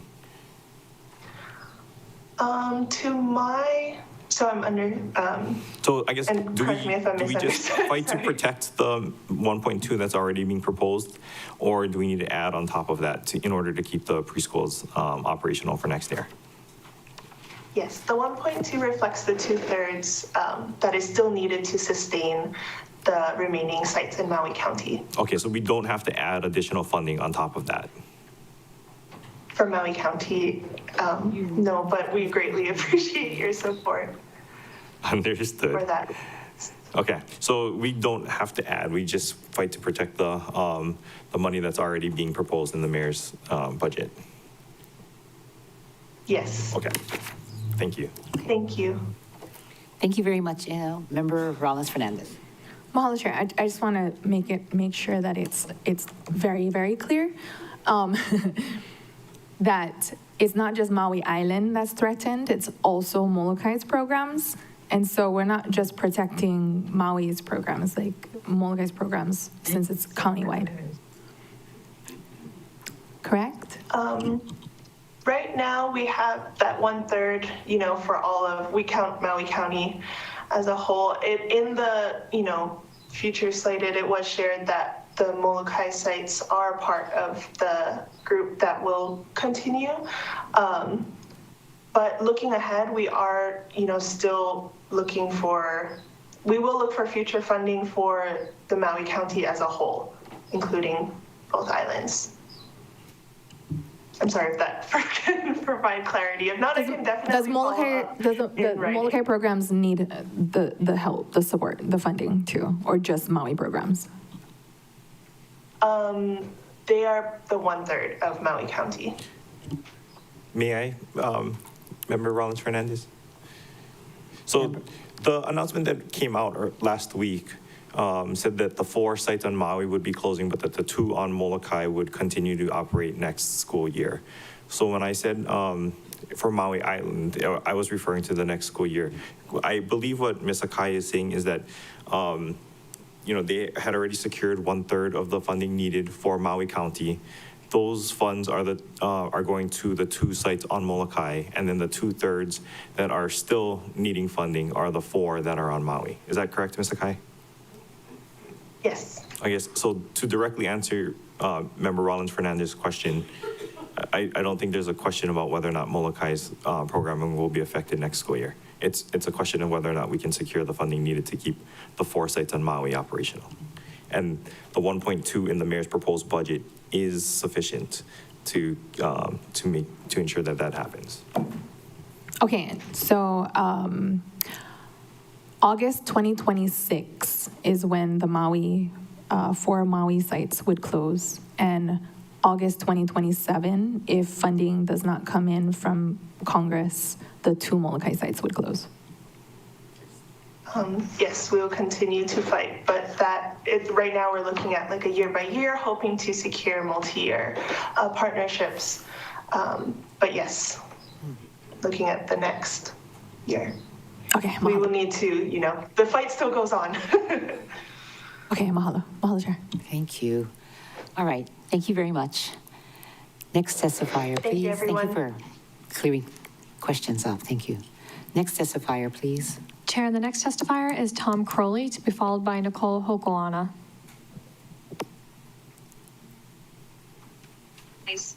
Hello, Chair. I'm monitoring 2 meetings at one time. Sorry about that. Tom Crowley, I've been traveling for the last 2 weeks, and that's why you haven't seen me as you usually do. That's good news for me. I had a great time traveling. It's bad news for my business. The reason I was traveling is I have no business. This is just an FYI. My bed and breakfast business is off by 90%. It's just incredible what has happened to the homestay business on Maui. Everyone I know is in the same boat. They have no business in the future. So be prepared for a very, very low productive year, I think, coming up. I will have comments tonight in the real property tax hearing about my property taxes rates being increased by 45% in Tier 1 and 67% in Tier 2, but I'm not going to take that time right now because I do want to comment on the water rates that have been proposed. And I don't know if you've gotten past that or up to that yet, but as you know, we tier our water rates. And we have kind of punitive tiers set up for people who use a lot of water. And there's policy behind that. But in the past year, I have heard from so many of my neighbors who have gotten outrageous water bills, and they haven't understood why. And I've tried to explain to them that this tiering is part of it. But it's also complicated by the fact that they don't always read an accurate read every month. So sometimes they don't get read for 3 months, and then they get hit with one bill, and all the stuff falls in this highest tier. And now I see in this budget, we have a top tier of over 50,000 gallons at $19.80 per 1,000 gallons, and that's almost 10 times the amount that we charge at the lowest tier. And I think that this is going to become more of a problem, where if you don't have a really accurate number every month, that would be problematic. I also find it unfair to me. I have a larger water meter. I have a 3/4 inch water meter because I did the right thing. I said, okay, I have all these fixtures, so I got the larger water meter and I get charged for a larger water meter. I also have a cottage and I have a house, so there is more water usage. But then these rates kind of pile it on. And when we look at what we charge to multifamily dwellings, and we make it just $5.09 across the board, I'm getting charged, the highest rates for just my domestic water use. And then when I start doing irrigation water, it goes up dramatically. So I'm not in favor of any of these increases. I know that you're going to increase it to some extent, but I definitely am not in support of this 50,000 gallons. And I want to point out something that happened to me last year. My pressure regulator that's out at the street that regulates how much water pressure comes through, it began to fail. And when it did, it let higher water pressure come through. Unbeknownst to me, that was making my irrigation use more water. I didn't find out until I didn't kind of figure it out until 2 months of $500 water bills. And after I did, then I was able to figure out, I need to change this pressure regulator, put a new one in that properly regulates the pressure, and then my usage went down dramatically. But again, with this $19.80 water rate for everything over 50,000 gallons, boy, that would really hit me. It hit me hard enough at $13.20. So when you get to the water rates, please consider those things, and I'll see you tonight about property tax rates. Thank you, Chair. Thank you. Yes, I was wondering where you were, so nice seeing you again, Mr. Crowley. Any questions for him? Next testifier, please. Oh, sorry, Member Paulton. Thank you, Chair. Thank you, Mr. Crowley. I was wondering if that particular testimony you had sent in by email, because I needed to use the bathroom for the first part. I did not send it in, but I will go to I'll write it up and we'll send it to you. Thank you. Okay, yeah, you can just email it to me or to the record. I was the only one in the bathroom. Thank you. I appreciate it. Okay, no other questions. Thank you very much. Next testifier. See you tonight. Chair, the next testifier is Nicole Hokoana, to be followed by Monique Duplantis. Hello. Aloha kakahiaka kako. Ovau o Nicole Emilia Hokoana no Maui Nui a Kama Mayo. Aloha Chair and Vice Chair and committee members for hearing this testimony today. This morning, I'm here to speak briefly in support of the Aloha House affordable housing proposal to ask that the full requested amount of $2 million be awarded. Before I begin, I'd like to acknowledge the housing affordability crisis we are in. Honestly, if I didn't live in my childhood home, I'd be struggling to afford housing as well. So I understand the magnitude of this problem, and I appreciate everyone's dedication to resolving it.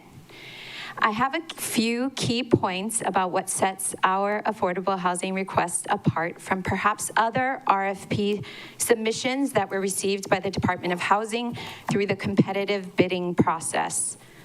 First, readiness. This project can be accomplished right away. There are existing wraparound services to support the ongoing rehabilitation of the participants we serve. The properties acquired will remain in affordable housing in perpetuity. It's sustainable. Program participants contribute a program fee ranging from about $350 to $500 a month. No ongoing investment is required. Next, our housing is not just affordable, but it's accessible.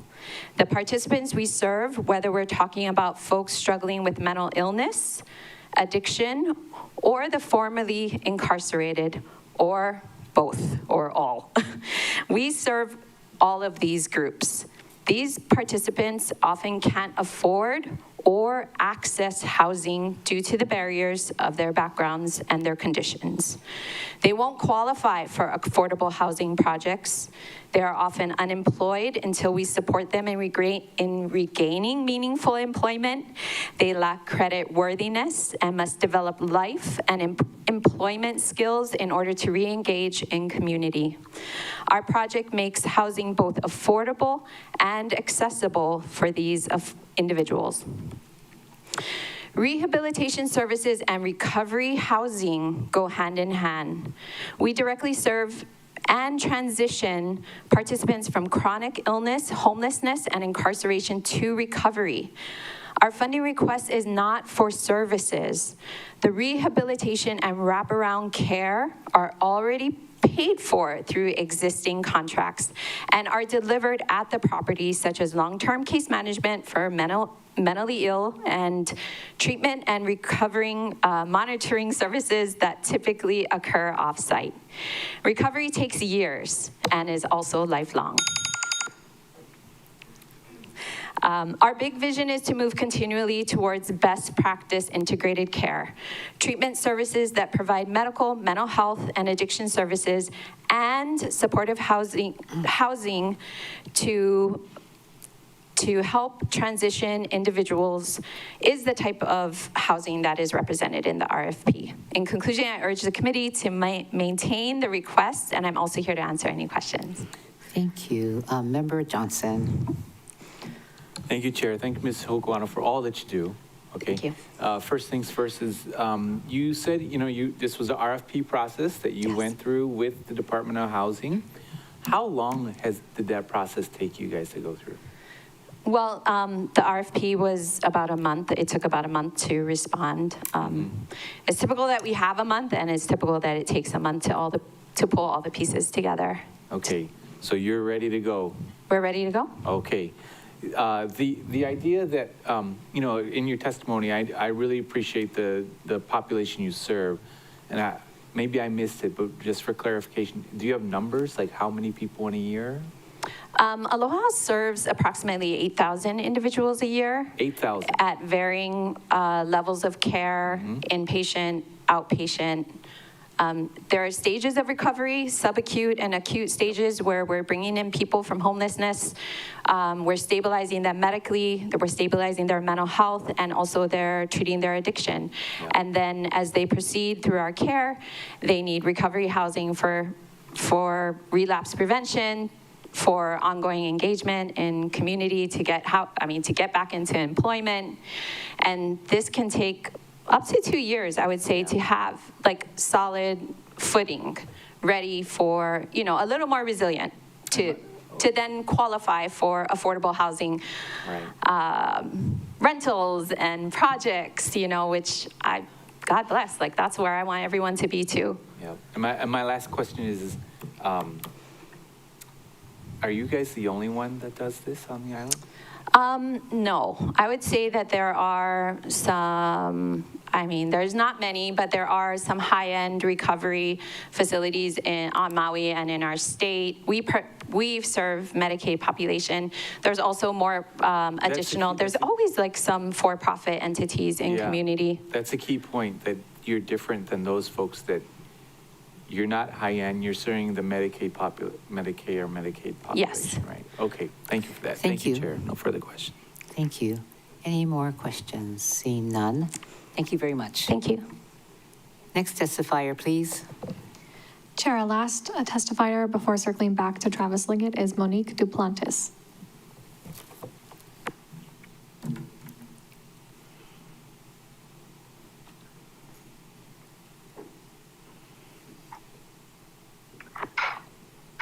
Aloha, my name is Monique Duplantis. I'm here to testify for Tutu and me.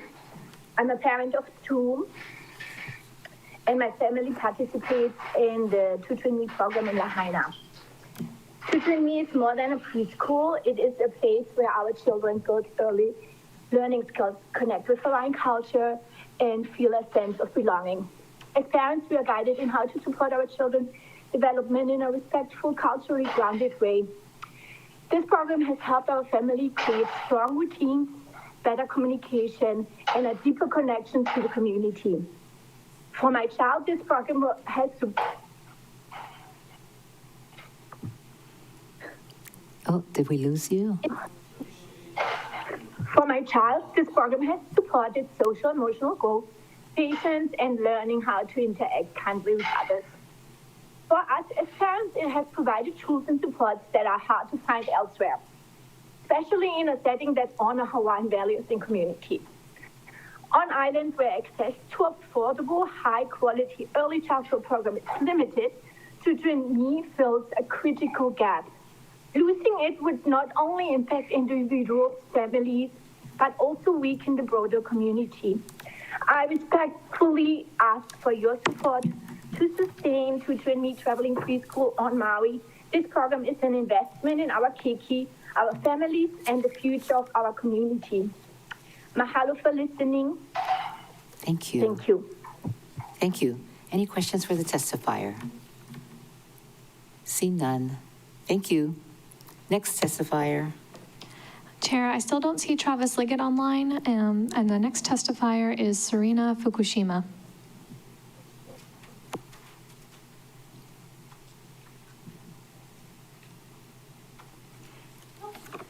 Aloha. My lunch break testimony. Ooh, get the baby downstairs. She's napping. I wanted her here, but aloha mai kako. My name is Serena Fukushima. I'm here on behalf of myself and my ohana. And I'm here today in strong support of the Partners in Development Foundation, or PIDF. These programs have made a real difference in our family's life. Catching my breath. My ohana has been deeply blessed by the Tutu Me program, the Traveling Preschool, and the Keiki Assets Account, or Ka'a program. Tutu Me is so much more than a preschool. It's a place where families feel seen, supported, and connected. Our program meets twice a week in our upcountry community in Makawao, Honganji. The curriculum is rooted in cultural values and includes thoughtfully curated learning stations, mele, dance, storytelling, and community-based huaka'i that nurture both keiki and makua. Please come and visit us if you have a chance. It creates a space where our children can learn while staying connected to who they are and where they come from. Since my daughter started earlier this year, I've watched her truly blossom. Her confidence has grown, her social skills have improved, and her love of learning shines more every week. Just as importantly, I found community there too. The kumu have been like extensions of our ohana, and the relationships we've built with other parents have been a true lifeline during these early years of parenthood. Through Tutu Me, we also enrolled in the Keiki Assets Account program. This program gives families financial literacy resources and seed funding for savings accounts for our daughter. It helps us think long-term, not just about surviving here on Maui, but about creating a future where our keiki can truly stay and thrive here. These programs have been life-changing for us. They provide culturally grounded education, family support, and financial empowerment that strengthen not only our daughter's future, but our entire ohana. Now, due to federal education funding cuts, PIDF is facing a $20 million loss statewide, forcing the closure of 17 locations, including its virtual and home caregiving program, and all Maui programs, not just Tutu Me, all of their programs. These services are offered at no cost to families like us. And for many of us, they're not simply extra activities sprinkled into our week, they're essential. For many of us, Tutu Me is the only accessible opportunity for our keiki at this age to experience a truly meaningful, culturally grounded early education and structured learning environment, one that sets a strong foundation for a lifetime of learning ahead. Without immediate action, these closures in September will deepen educational inequities, reduce access to early learning opportunities, and remove critical support systems from Maui's keiki and our ohana, with Native Hawaiian families and our rural communities bearing the most significant impacts. Maui County has always shown leadership in putting our keiki and our community first. I humbly ask you to help protect these programs from closure. Investing in our keiki today is investing in the future of Maui. Mahalo nui. Thank you. Any questions for the testifier? See none. Thank you. Mahalo. Come visit us. Thank you. Next testifier, please. Chair, there's currently no one else who has signed up to testify, though I do see somebody approaching the podium.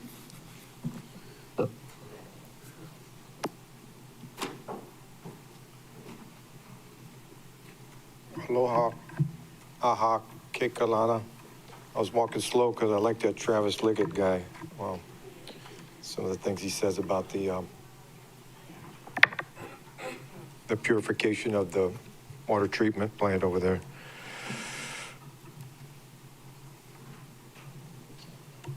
Aloha kako, aloha everybody out there in TV land. Ohio, Chair Kashiwa Sugimura. I got the topic of the day seems to be the keiki kula, the keiki school there. I got out of the Pukui Albert Dictionary when I looked up tutu, and I thank you for wearing the little shirts on the cute little kids there, because they got the macron over the vowel. So the dictionary says it's usually pronounced tutu, but if anybody knows Hawaiian more better than me, is the T is pronounced K. So it's ku, and not tutu. And the definition is granny, grandma, grandpa, granduncle, grandaunt, any relative or close friend of grandparents' generation, and in parentheses, often said affectionately. Apparently a new word, as it has not been noted in legends and chants. Okay. And so that's your Hawaiian lesson for today. Thank you for including Bill 62 in your Papa Kumu Mana'o, because as you know, I'm very interested in environmental protection and the landfill stuff. So, hold on a second. Oh yeah, okay, thanks Shane. I'll just jump right into it. On Tuesday, November 5th, 2019, the Environmental, Agriculture, and Cultural Preservation Committee invited some people here to talk about waste reuse and energy generation. And that was like right before COVID. I remember like we were at a meeting and they had to cancel the meeting because it's declared an emergency. But I would like to see, I don't know which, I heard that you all was going to go over the Environmental Management Division, and I would just like to, I'm going to be listening real hard for any money you put in there for the waste to energy conversion stuff. Especially the Hana landfill. It's like anybody in the whole world knows about Hana, and we want to protect Hana from being a big pile of trash like Pu'unene over there. And so, yeah, I heard the bell. And thank you, Keani Rollins Fernandez, for being here today. I just wanted to suggest that if you guys don't fight as much with the chair, then you probably get out of here a little bit sooner. Any questions for the testifier? Thank you. All right. Next testifier. Yes, Chair, we have another individual signed up, Casey. Hi, can you guys hear me? Yes. Hi, I wasn't planning on speaking, but I'm doing so out on a whim in strong support of Partners in Development 22andMe program. I'm sorry. It's been an incredible, meaningful part of my family's life. As a mother of 3 boys. Sorry, I'm sick at home. As a mother of 3 boys, 2 of which have graduated from this program, I've witnessed firsthand the lasting impact it's had on their growth, confidence, and early learning. The program not only prepares Keiki for school, but also strengthens family bonds by involving parents and caregivers. When I found out I was expecting my 4th son, one of my first thoughts was how excited I was to once again be a part of 22andMe. Knowing the positive foundation it's provided for my older boys gave me so much comfort and joy looking ahead. It was heartbreaking to learn just yesterday that the program was going to be closing on Maui. This program is more than a preschool.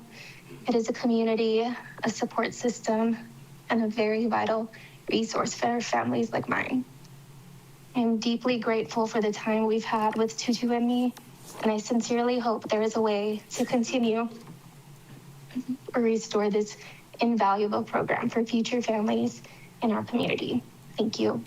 Thank you. Any questions for the testifier? See none. Thank you. Next testifier, please. Chair, I still don't see Travis Liggett online, so there's nobody else signed up to testify. Would you like me to do a last call? Yes, last call, please. If somebody would like to testify in the chamber, please let staff know, or on Microsoft Teams, please raise your hand. This is final call, 3, 2, 1. Chair, it appears that nobody wishes to testify. Thank you. Members, with your permission, I'm going to close public testimony and accept written testimony on this item. Thank you.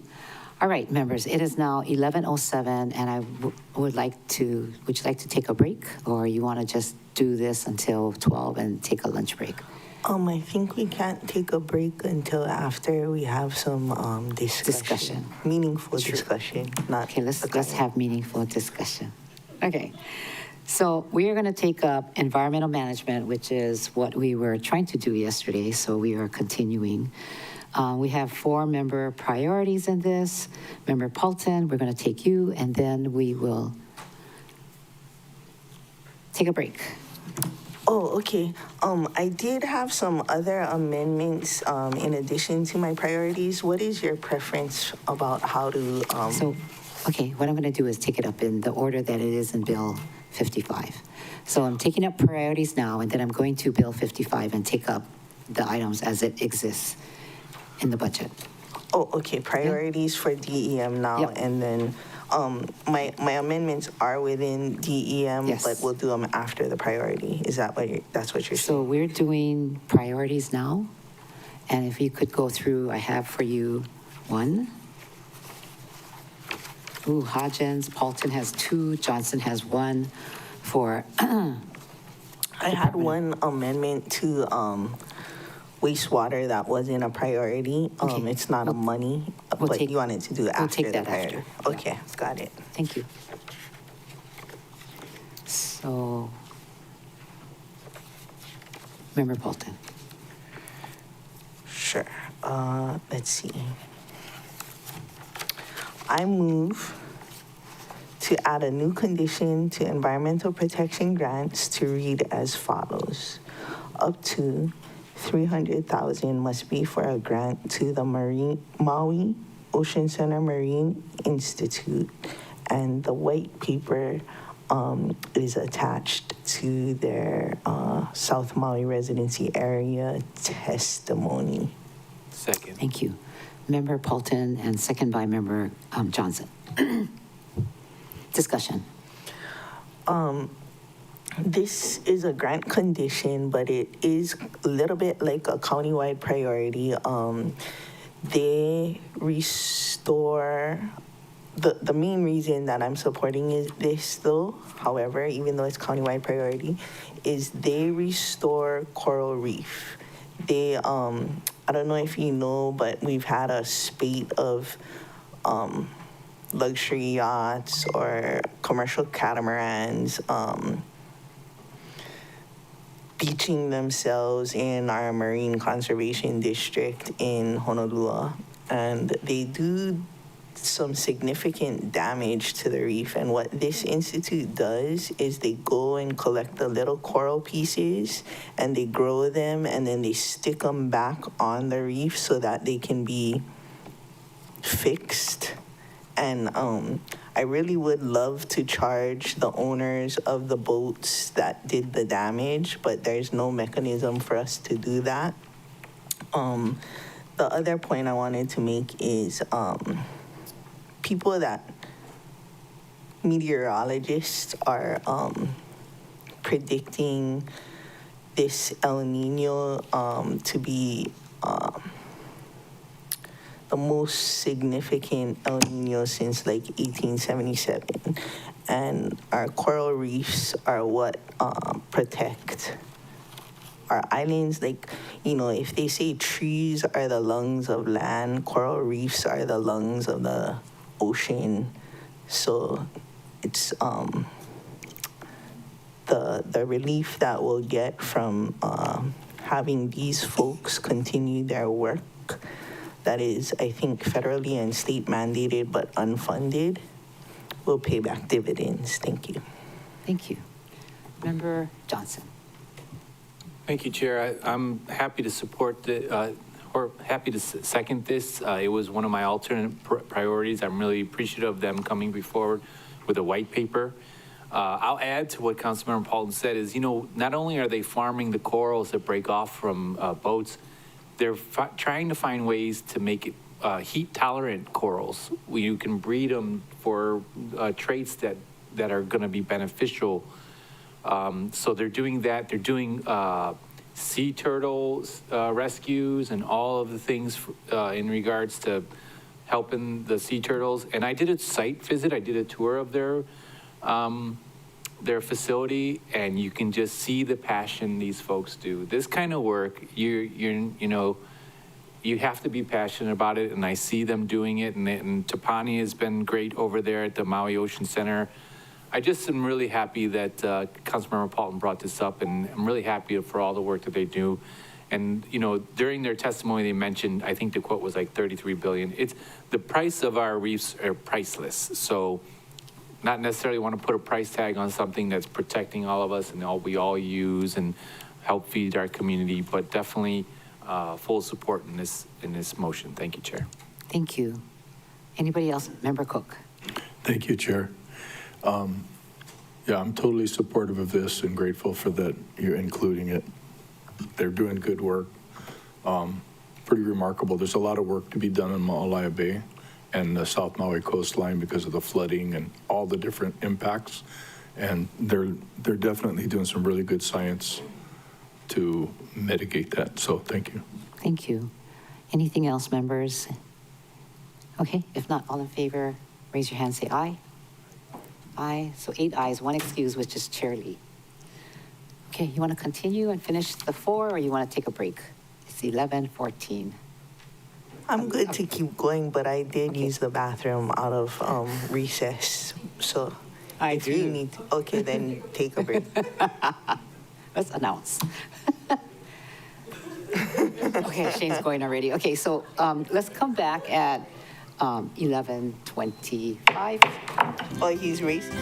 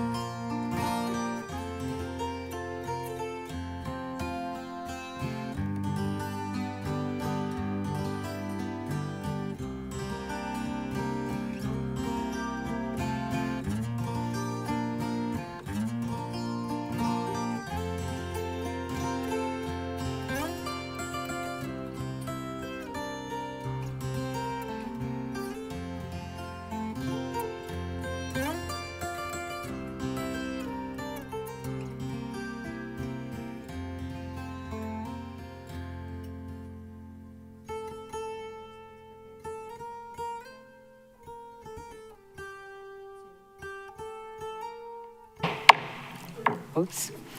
Welcome back to the Budget Finance Economic Development Committee. It is now 11:28. We are done with Member Paulton's first priority, and she's not back. So next we have Member Hodgins. Thank you, Chair. I move to increase the EPNS grant, Environmental Protection Grants, by 40,000, thank you, Shane, for a new total of 840,000 to add the new condition to environmental protection grants to read as follows. Up to 40,000 must be used for the grant to Haiku Community Association to support the Haiku Stream Testing Program. You folks, I'll wait for a second. Second. Motion made by Member Hodgins, second by Member Rollins Fernandez. Thank you. You folks heard from the Community Association at our budget hearing. They do a lot of testing of the stream in both of our districts to ensure that the public is safe as they enjoy swimming in the stream. It'll be offset by the deleting Balama Hamakua Maui in this section, but don't panic. I did move it into another section, so don't panic just yet. But that is my proposal for now. Okay. Any other discussion? If not, all in favor, raise your hand, say aye. Aye. Who's missing is Chair Lee, and Member Paulton is not here. So that's what, 7. Okay, motion carries. Next is Member Paulton is not coming back then for a little while. Member Johnson, you're next. Okay, Chair. I move to insert a new 9 item, 13 Naulu Cloud Revival for $2,400,000 with the following conditions. I, up to $1.1 million must be used for Malama Haleakala Foundation. 2, up to $740,000 must be used for Uhivai o Haleakala. And 3, up to $500,000 must be used for Kaho'olawe Island Reserve Commission. Second. Member Johnson, and second by Member Rollins Fernandez. Thank you, Chair. We discussed this in the ADEPT committee last year, members may recall. The Naulu Cloud Bridge stretched from Leeward Haleakala to Kaho'olawe. It was once a constant ecological phenomenon that was documented in cultural practices and traditional knowledge. The Cloud Bridge brought shade and rains and formed one piece of the lei of clouds that circled Maui Nui.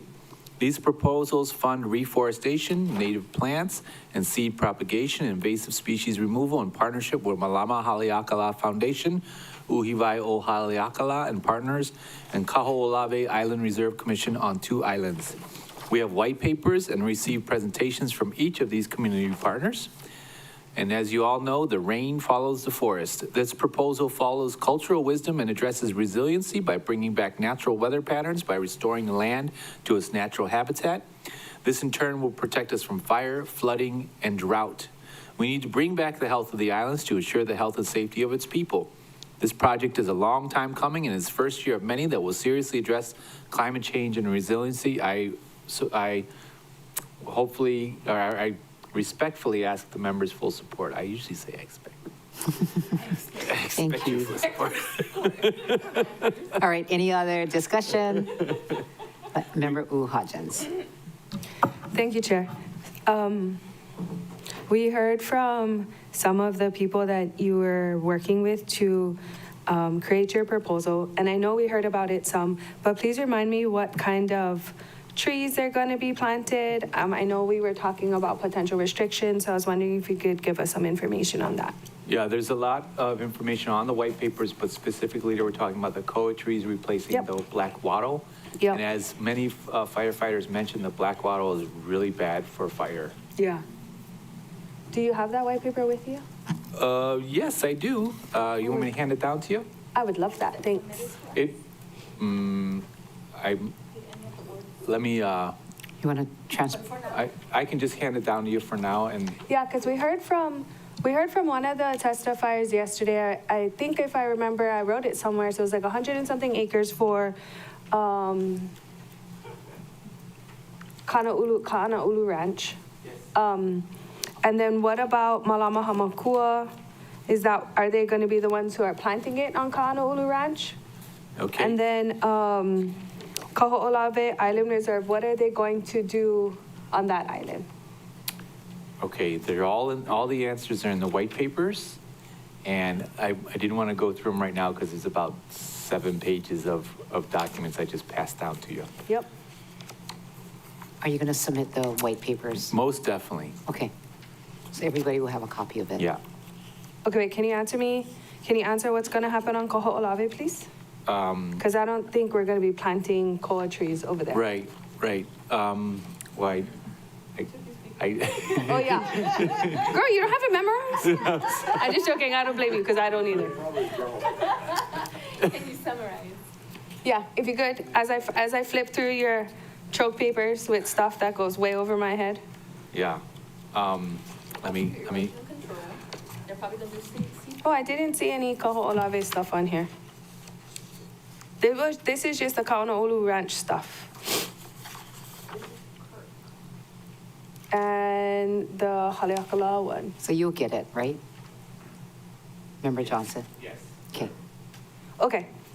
I mean, don't get me wrong. I see how they're going to benefit. I just don't see how, here, you can have this back.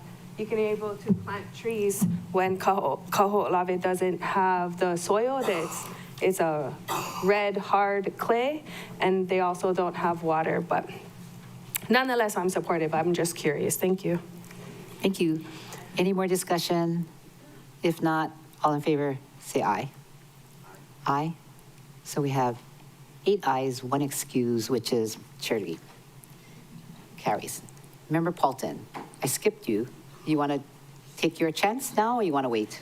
Chair, real quick, I'm sorry to interrupt you. I just wanted to make clear that my priority that we voted on about 4.5 minutes ago for the EP&S stuff was to also include deleting the line item in that area for Malama Hamakua, just making sure that was clear. Yeah. That was Because you said, don't worry, I'm putting it somewhere else. Yes, Okay. but I wanted to make sure that was with my motion so that they're not in both places. Thank you. Thank you. Okay, so Member Paulton, it is your grant number 2. Thank you. I just want to thank whoever gave me this nice thing in order with numbers. Wow, Yeah. I feel like Thank you Christmas. very much. Okay. My second motion of the day is to add a new condition to Maui County wetland grants to read as follows: up to $250,000 must be for a grant to Malama Kakanilua for Hui o Aina Kukoa. And I did submit the white paper to the staff last night, maybe around 12 or 1, not sure. Lost track of time. Okay, second. Second. Motion made by Member Paulton, second by Member Rollins Fernandez. Go for it. Chair, Somebody. Chair, I'd like to move to amend Councilmember Paulton's proposal and move it over to the Office of OEV, where it was originally. It was my priority from, no, the $250,000 for Malama Kakanilua. Thank you. So for Cody guys, Second. yeah, move it over to there. EP&S, is that what did you just say EP&S? OEV resources, sorry. she wanted to move it with. I'm amenable. I don't mind. You don't mind? Okay. So then would I take it up when we get to OEV resources and withdraw right now? Yes. Yes. Okay, Yeah, that's I'm fine. amenable to that. Okay. I'll So you guys got that, right? Okay. I'll do what he said and take it up. Okay, so we're When- going to put this aside and take it up later, not Okay, today. just let everybody know, I did speak with Cody, he's supportive. I did speak with Kikai Robinson, she's supportive. So I think, Deputy Director, so I think everybody is willing to do it this way. I'm willing to do it this way Okay. as well. Okay. Withdraw. So this is going to be, I'm going to withdraw, I'm going to move this to OEV at the appropriate time. Yes, there is. Okay, can I clarify that question? Sorry, I'll ask that question for the record. Are you adding the funds when you remove it or move it to the Department of OEV, or are you going to condition grants that we already have in there? We're going to condition. There is a pot of $700,000 in there that Okay. we will condition that for. Thank you. Okay, so I'm going to move it. Next, we're going to take up, what am I missing? Where's my sheet? I did have some cuts. Okay, so we are 1, 2, 3, 4. We are done with the priorities and operating budgets. I'm going to go through the Bill 55. Admin program, general fund, pages 5 to 6. Does anybody have any proposed amendments here? A account or B? Yeah.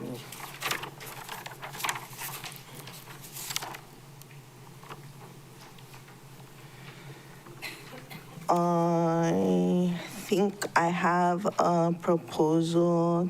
I move to decrease funding in category A. This is from your list, your huge list, okay. By $22,108. Second.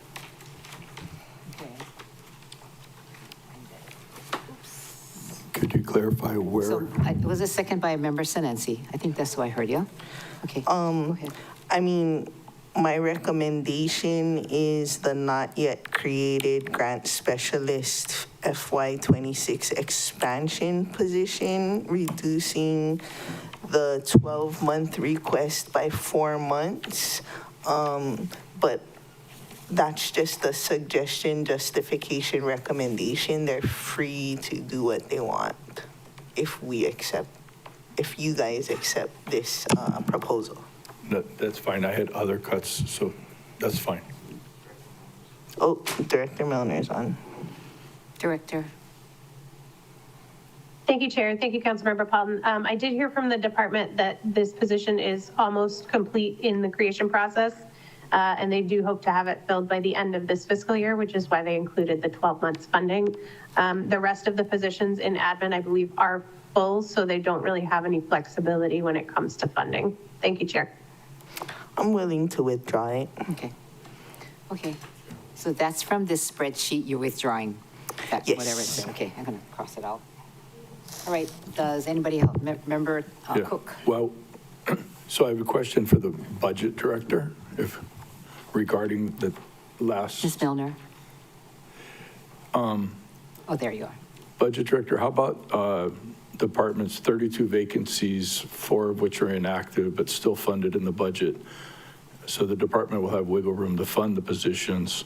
One is reduce the funding for administrative program P00567, page 7.3 in budget details by 6 months.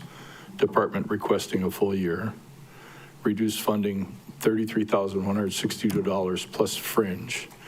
This is FY 2025 expansion position request. Position title has changed 3 times since then. Department is still awaiting approval on its reorg, which started in March of 2025. My question is. Thank you, Chair. If that's general fund. Director. Sewer fund or solid waste fund or EPNS fund. It's P00567. P00567. Yes, thank you, Chair. That was the grant specialist position that we were just discussing that they expect to fill by the end of this fiscal year. As for the department's other vacancies, I believe those fall under the special funds. Thank you, Chair. Okay. So basically the department's asking for no cuts at all. for that particular. Oh, there will be cuts, but remember our Chair Sugimura was just asking for the general funded administration program at this time. Okay, thank you. You're welcome. So we're just kind of going down. There's like 4 different pots of money for DEM. One is general fund, one is solid waste fund, one is wastewater fund, and one is EPNS. I have a proposal for the wastewater fund, but when the time is right. Member Batangan, how about your list? You don't have, okay. All right, so for this administration program, we just talked about it. There's no amendments for this. Wastewater administration program, sewer fund, page 6 in Bill 55. Is there any, yeah, that's your thing. Go ahead. I know this is Mr. Nakagawa's money, but my proposal, I move to decrease category A by $500,000 and put that $500,000 instead to fund the CBS-5031 sewer funded CIP to be able to reduce the bond. And then the $325,150 fringe transfer, I would like to put in their capital reserve fund. That's my motion. Okay, that's your motion. Is there a second? Second by Member Cook. And did you get that? Is it in writing somewhere? On my little paper with pencil that I did last night in the midnight hour. Okay, Can I ask that you repeat that? Sure. So which is the, which pot are you looking to reduce from? I'm looking to reduce category A wastewater fund by $500,000 and relocate that $500,000 to capital improvement project CBS 5031.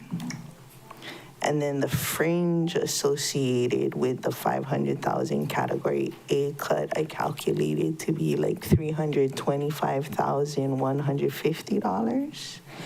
And I'd like to move that to the capital reserve fund for the sewer project for Waikapu Country Town, like in the Waiale area. Yeah. Sorry, Member Paulton. Yes. So you're cutting category A, that's Department of Environmental Management admin program, or the wastewater program? So that's page 6B, the sewer fund. That's what you're talking about. Okay. And they can cut it from wherever they want, admin, operations. I'm flexible. Are we in my discussion now? Yes. Okay. So for my discussion, they've consistently had over $1 million of carryover in fiscal year 23, 24, 25. And I know this isn't cash money, but it seems excessive when people talk about how much carryover we have. So I'm just giving this a try, taking $500,000 out of the sewer fund for those vacancies that Member Cook was referring to and reducing the bond. And then the fringe associated with it, I'm going to move over to the capital reserve fund. Very good. Very creative. All right. I like to be creative in the midnight hour. Can I just confirm, so the total amount that you're proposing to reduce are tied to the positions that Member Cook had mentioned? Or this is separate? I don't know what Member Cook was mentioning, but he was mentioning not the general fund. So it could also have been possibly the solid waste fund or the EP&S fund additionally. Okay, sorry, can you remind me then how you came up with the cut amount? Fiscal year 25's carryover was like 1.9 million, and I just picked a number. And then fiscal year 24 was like 1-point-something million. Fiscal year 23 was 1 million something. And so, you know, if it's our money to do with what, that's what I'm going to do it with it. Thank you, Member Paulton. Okay. You're welcome. Okay. Anybody else have any discussion? If not, let's vote. Chair? Oh, yes. Apologies to interject. Staff just wants to clarify, so under the wastewater, for the sewer fund, there's 2 A pots. There's one for the wastewater admin program and one for the wastewater operations program. This one's under the wastewater operations program. Wherever they want to take it from is, I'm good with it. Yeah, I think the committee needs to select one of those 2 pots. Okay, then in that case, operations, because there's more people in there. Thank you. Okay. Any more? There's Director Milner. Ah. All right, Ms. Milner. Thank you, Chair. Thank you, Councilmember Paulton. Yes, the department would rather have that come out of wastewater operations, but they would also prefer that the cut come from the B account rather than the A account, if that's something that could be considered. I'm amenable. And then because you were also allocating some from fringe, I don't know if you want to increase, Eric's going to kill me, the amount of the cut to account for the fringe to transfer the capital reserve fund, or if you just want to do the 500,000 for the bond fund. I did want to move the fringe to the capital reserve fund. If it creates a problem, I'm okay with them coming for a budget amendment. Eventually. Okay, anything else, members? Oh. That is it. Okay, all, no we other still gotta discussion? vote. Yeah, we gotta vote. Wait, so the motion has been amended? Motion, I accept that as a friendly amendment to change it from category A to category B, wastewater operations, 500,000, and dump it into CBS 5031 with the fringe going to the capital reserve fund. Very good. Okay, everybody got it? In the amount of $325,150 is what I calculated the fringe as, but late at night we make mistakes, so I won't be offended if anyone fact checks my math. Your happy math. Okay, Member Batangan. Thank you, Chair. I guess I just want to start by stating that I support both moving the fringe and Eric killing Leslie as part of this this discussion. But I also want to just note that I guess one of the things I've learned throughout this process has been how difficult it is for us to make targeted cuts without a real sense of what is a true priority for the departments and what is, luxuries that we can live without. I would also say that as somebody who had created departmental budgets on the administration side, I also did appreciate the flexibility that the council gave to us to be able to, make those determinations as it came up. So I appreciate the approach that Member Paulton had taken. I had initially tried it when we first started yesterday. It didn't quite work out the way I had intended. But I'm glad I had first, taken that track. I think it was a good learning experience for me as well. My thoughts have evolved, and I still support this line of thinking, and appreciate the thought that went into being more fiscally responsible, but also giving the department the flexibility they need to maintain operations. So, thank you. Very good, thank you. Okay, ready? Member Rollins Fernandez. Madam Chair, well, first of all, I don't support killing Leslie. Leslie cannot die. We need her. She's the best and the most important. Okay, and then second, I support the motion on the floor. And then last, I just wanted to redescribe needs versus luxury. I wouldn't describe it as luxury. The way I understand it as a council member is contingency, and we cannot predict the future. This is when we're setting revenue, and once it's set, that's it. We have to wait another year to set it again. And so if departments, there's been so many emergencies that have come up that was never anticipated before we set the budget, that I understand the departments, wanting to make sure there's enough flexibility there that they're not going to have to, they're going to have the money to pay people, they're going to have the money to complete the projects that they intend to complete. Anyway, and so I wouldn't describe it as luxury. I would just describe it as, contingency. Member Paulton. I'm not sure if this is for Ms. Milner or Ms. Wigglesworth. I'm assuming the reason why they would prefer the cuts to category B as opposed to category A is to utilize the A funds for overtime. And thus the fringe need is decreased. Is it okay to cut the fringe knowing that the A category will be used for overtime and that likely we won't fill the positions? And so we only need 30% of fringe instead of 100% of fringe, and then we can then cut it and move it to the capital reserve? Corp Counsel, was that for Corp Counsel? Annually it can change. Thank you, Chair. I don't see an issue with that, but I would defer to Budget Director. Budget Director.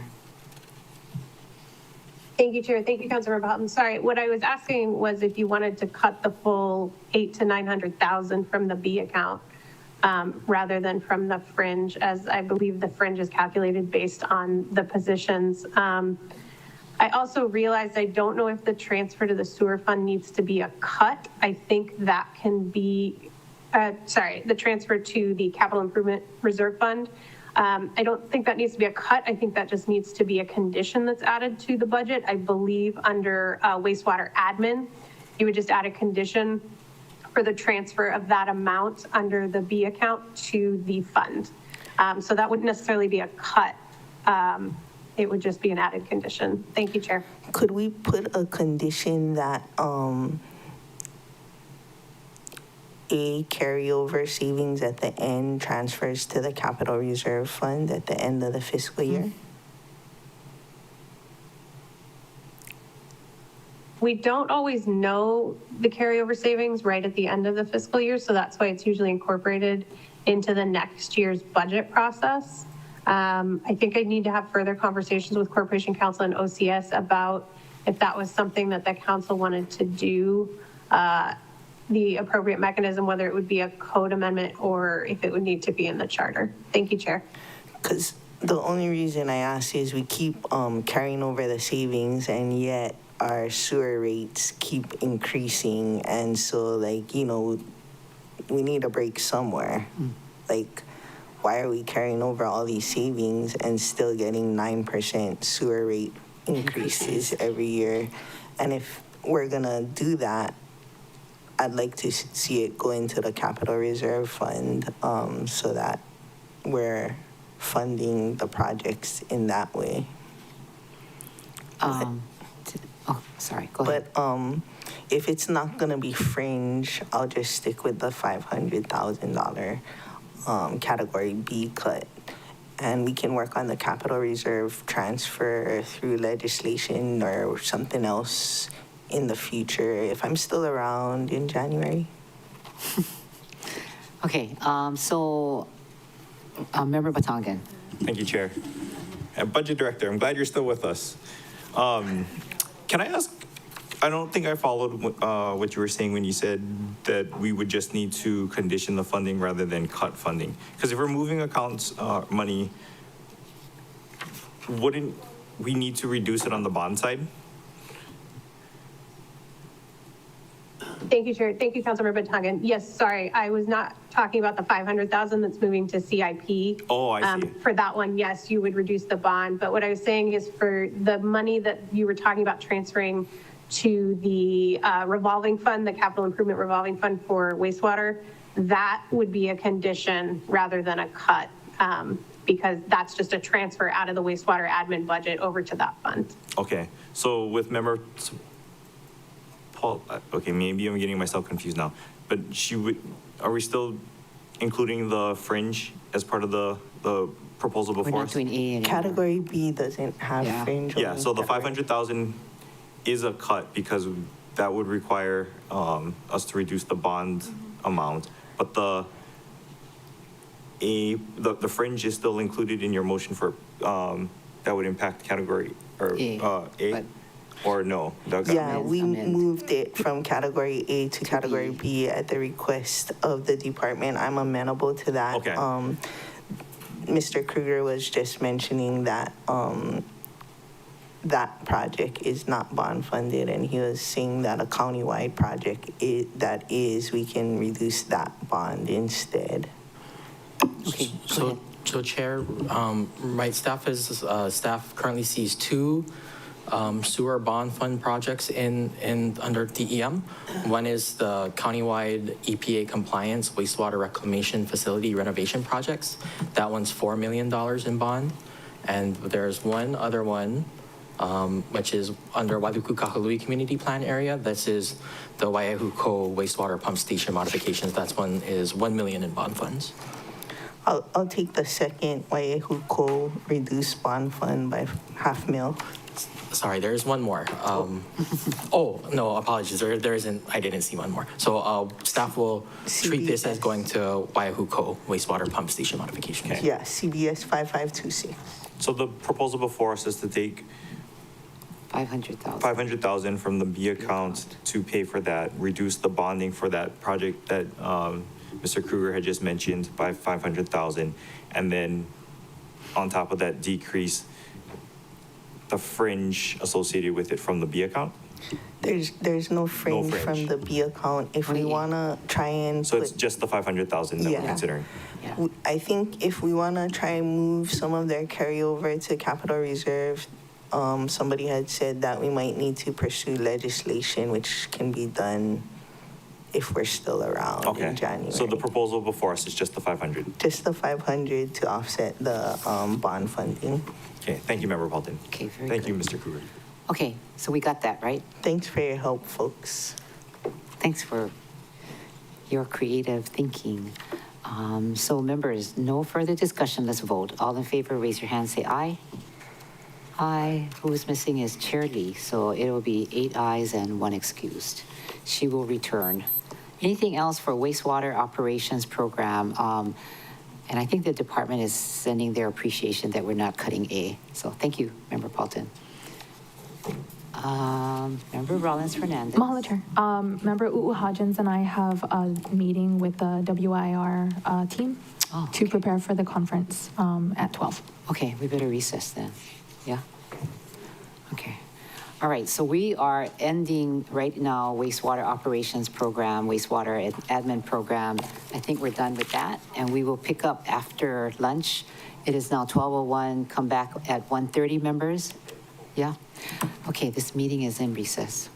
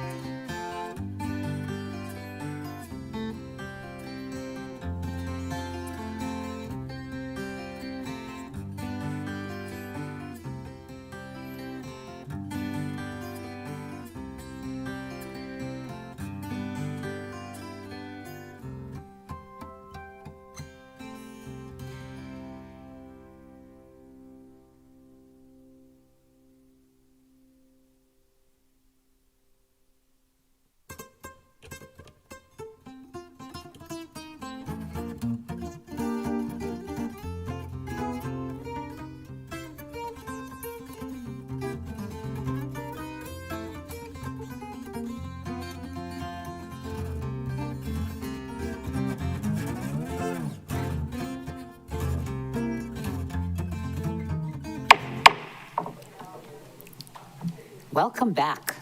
Budget Finance Economic Development Committee. It is now 1:34. Thank you very much for being here, all of you. And member Paulton gets a prize because she was here first. Have to figure out what the prize is. Just kidding. But you really are. You always here first.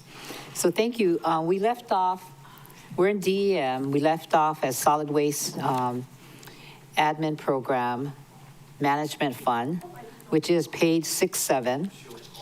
Does anybody have any amendments? Solid Waste Management Fund. Anybody have any amendments? No? Solid Waste Operations Program. I really wanted to cut, but there's no interfund transfer, so it's not really. And their carryover is minimal. They're doing a great job. They got choke money because of the debris transfer, so I'm gonna let them go on their merry way. Okay. So Eric Nakagawa and gang will be happy. No, that's not. Eric's not too happy with us. It's the other guy, Scott Rollin, Quijano, Mike Quijano. Quijano. He picks up, Mike he makes Quijano sure my will be trash happy. gets picked up. In EPNS program, so it's Environmental Protection Sustainability Fund Budget Bill, pages 7 and 8. Anybody have any amendments to this? You do? Member Paulton.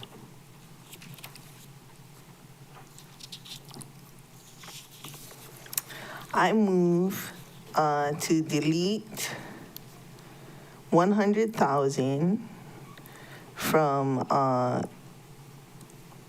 number 5F7, Green Building and Resilient Housing Grants, and then subsequently decrease the supplemental transfer to the Environmental Protection and Sustainability Fund, 100,000, freeing up 100,000 of general fund money. Yay. That's a prize.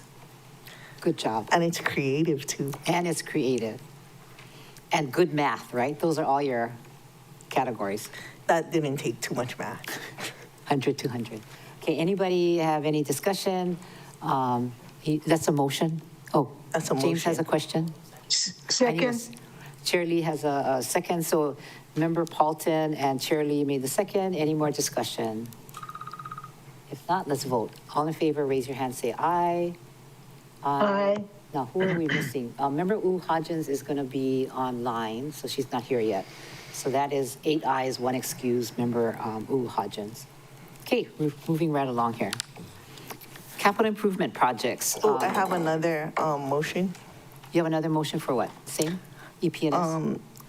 Same place, but number 14, Renewable Energy Program Grants. I move to decrease the appropriation by $50,000. Okay. And then subsequently decrease the supplemental transfer to the Environmental Protection and Sustainability Fund accordingly.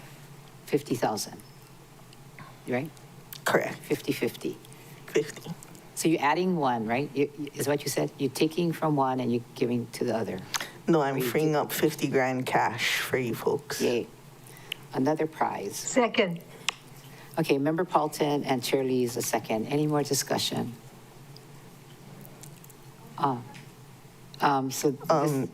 Renewable Energy Program grants, decrease 50,000. Okay. Any more discussion? All in favor?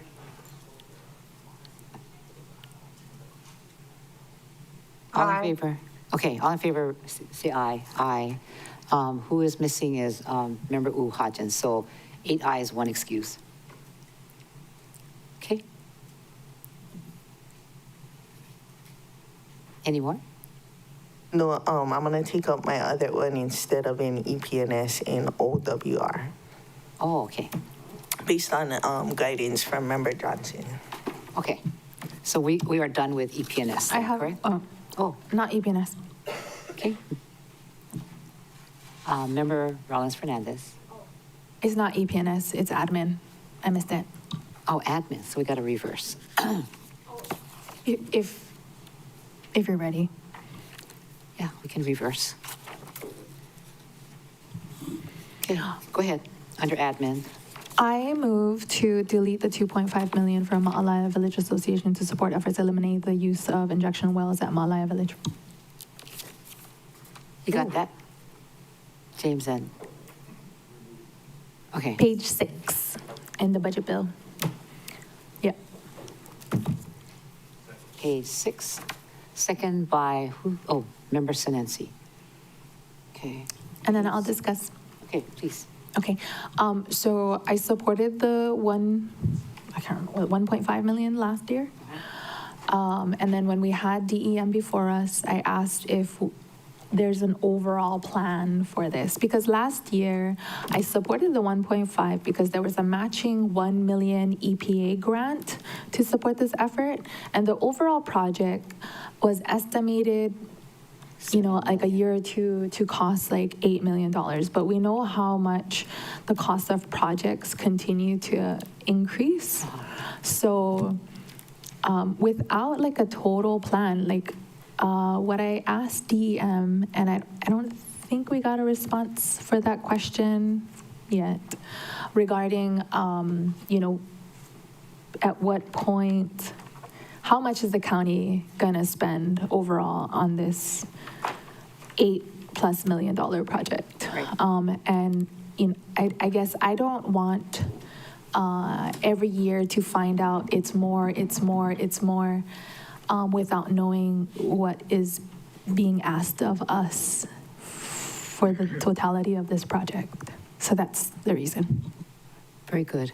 Chair Lee, and then Member Batangan. Does this project support the Atherton housing project development? No. No. No. Ma'alaya. Okay. The Ma'alaya It's just condos. that Mama Olaya Village and that person who's been testifying, Mr. Liggett or something, Mr. Liggett. that's his project. No, it's Tapani Vori. I think Mr. Liggett mentioned that he was removed from that project for a reason that hasn't been verified by me. Okay, And I don't want to repeat. When appropriate, I'd like to speak to it. okay. Member Batangan. Thank you, Chair. I think I might need some context for this one. If I remember correctly, there were talks about a community facilities district for this, or am I thinking of the wrong project? That's right. This is the same one. That's correct. They didn't want to do it. Well, yeah, if you can get a county grant rather than a county bond, I would much prefer that too. So how much are we in on this project at this point? 1 point something. Yeah, like 1.5 million. And so then they're they got- asking and for they another got two and a- a half Yeah. this year. And then they got a 1 million grant from EPA. Okay. And they're asking for another 2.5 this year from county. Okay. Thank you, members. Okay. Member, oh, I'm sorry. Member Cook and then Member Sinensi. I think Member Sinensi was the seconder, yeah, so sorry he would about that. talk first and then Member Cook, then me. Sorry, I had to move my computer screen. Now I can see it. Yeah, thank you, Chair. Just for a question for Member Rollins Fernandez, is it to delete the entire funding or delay the funding? Delete it. Delete it. Yeah, until we get an answer about how much the county is going to be expected to contribute to the overall cost of the project. Okay, thank you. Member Cook. Thank you, Chair. Oh, sorry. Chair Lee too. Just a quick question, Mr. Cook. Is this cash or bond? This is cash. Cash, general fund. Thank you. Okay, now who's next? Member Cook, then Member, I think we're kind of going all over, but Member Paulton after that. Thank you, Chair. I'll speak to this. I was very resistant to this in the beginning because I also felt that it wasn't the place for the county to be funding it, and I thought a CFD would be appropriate. All of the owners, a lot of them are not residents. It meets the state criteria. They're not being fined. It is polluting the bay. And I've signed on board and I'm supportive of this because of the impact that's happened to Maalaea Bay. My thought processes of how we're going to get paid is they're paying transit accommodation tax. It's not a direct nexus, but that's my thought process is we're taxing them. We're going to use some of that money for the environment. It's not my preference, but I'm convinced that it's the responsible thing to do for the ocean environment there to do this. The other thing that got me on board with this, what they're doing is at a very regenerative type of sewage treatment plant. They have the area from Mahipono that they have a lease, and the way that they're doing it is a really good example of how I think our county could start processing wastewater without it being, quote, the industrial process of now. So the two reasons, I think it is a valid experimental, it's a proven experimental system that I think will be possibly a real good example. And the second reason is I really want to clean up the bay. And although it's painful to fund it like this, I feel that it's warranted. So thank you for letting me share. Thank you. Member Paulton. Thank you. Member Cook. I'll speak in opposition of this motion. I think they did say the full cost would be around $10 million. The reason I'm speaking against it is similar to Member Cook, the bay is really trashed. I guess, that used to be known as a pristine area.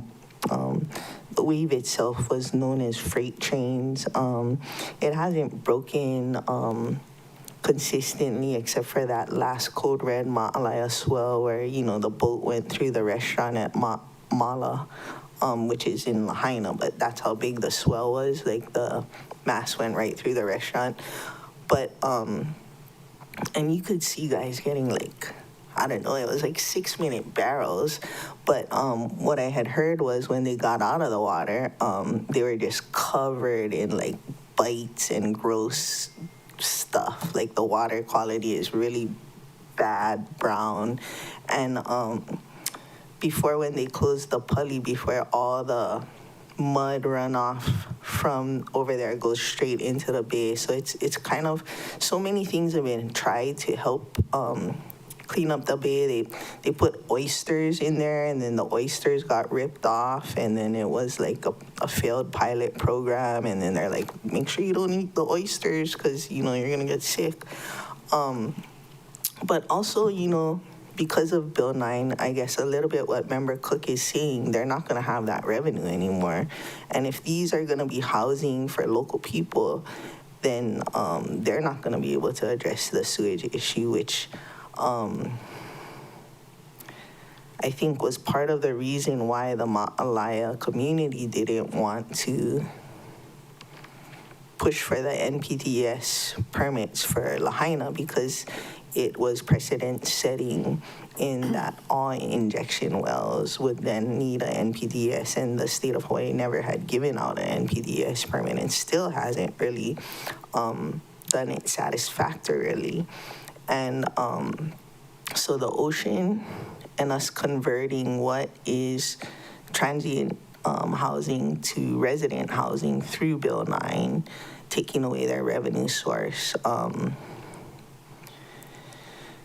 And the ocean belongs to all of us, including the creatures in the ocean who are not thriving right there. So I wouldn't be supporting the motion. Okay. But I mean, I wouldn't mind the 2.5 million, but still, Okay. 6-minute barrels. Member Johnson. Thank you, Chair. Some valid points were raised, and I also probably won't support this. I won't support this. I think the term they called Maalaea was troubled water or something like that. There's a technical term when it's so polluted that it's just, it really needs a lot of help. So I also want to remind everybody that the Ocean Center has a pipe that brings that water in, and that's the water they use for the aquarium. So it's pretty bad out there. at the end of the day, the reef, the ecosystem, the creatures, they don't care about our dilemma. They just know the water's dirty and they can't grow and thrive in there. And people eat those taco and the fish that's out there. So I want to try. I know it's been an uphill battle for them to get, make this happen, but let's not delay it anymore. Thank you. Thank you, Chair. Okay. Anybody, Shirley? Oh, sorry about that, Shirley. Go ahead. Okay. What about switching it to a bond project? It's not, yeah, Okay. just Chair, we thought- don't own it. yeah. Would be nice. Oh, I see. No. I see. It wouldn't be nice. Okay, Member Sinensi. Okay. And then I have Thank something you. to say too. Who else has something to say? Member Cook did already. Member Brown Fernandez, you want to speak about this? Mahalo, Chair. So I don't know how much is generated in the TAT there. But when we try to increase the rates on non-owner occupied, that's where money can also be generated from because they're also non-owner occupied and TVRs. I think I would be more supportive if it was our residents living there, but it's not. It's mostly used for commercial purposes, and they should take responsibility if they're making money and exploiting the area.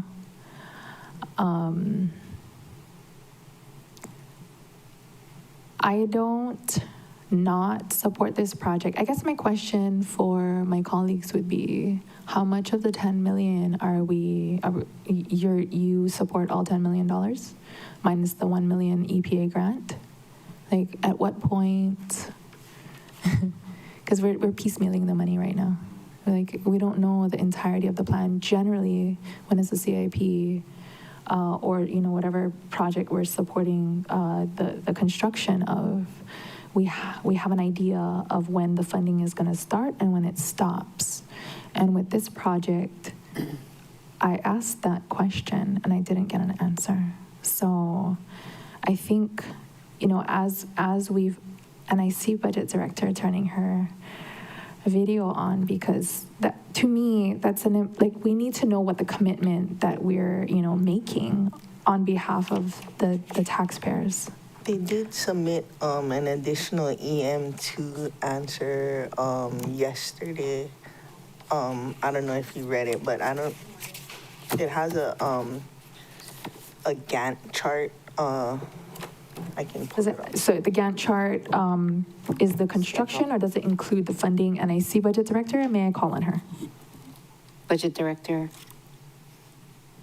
Thank you, Chair. Thank you, Councilmember Rollins Fernandez. Yes, EM3 is in process, so we hope to get it to you soon. But for purposes of this discussion, the total project cost is currently estimated at $12.48 million to $16.14 million. Wow. We've had discussions with them. The mayor has currently pledged to support the project up to $9.5 million. That includes the 1.25 from last year and the 2.5 from this year. It will be spread over years. But I would also add that we've made it very clear to the Ma'alaya Village Association that any funding appropriated to them is contingent on council approval, and there are no guarantees for that funding. Thank you, Chair.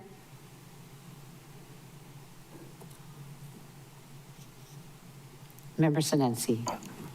Excuse me. Thank you, Chair. I was just thinking if we could delay the funding and not put it into this fiscal year budget until the following, until, they can start collecting all how much they actually need.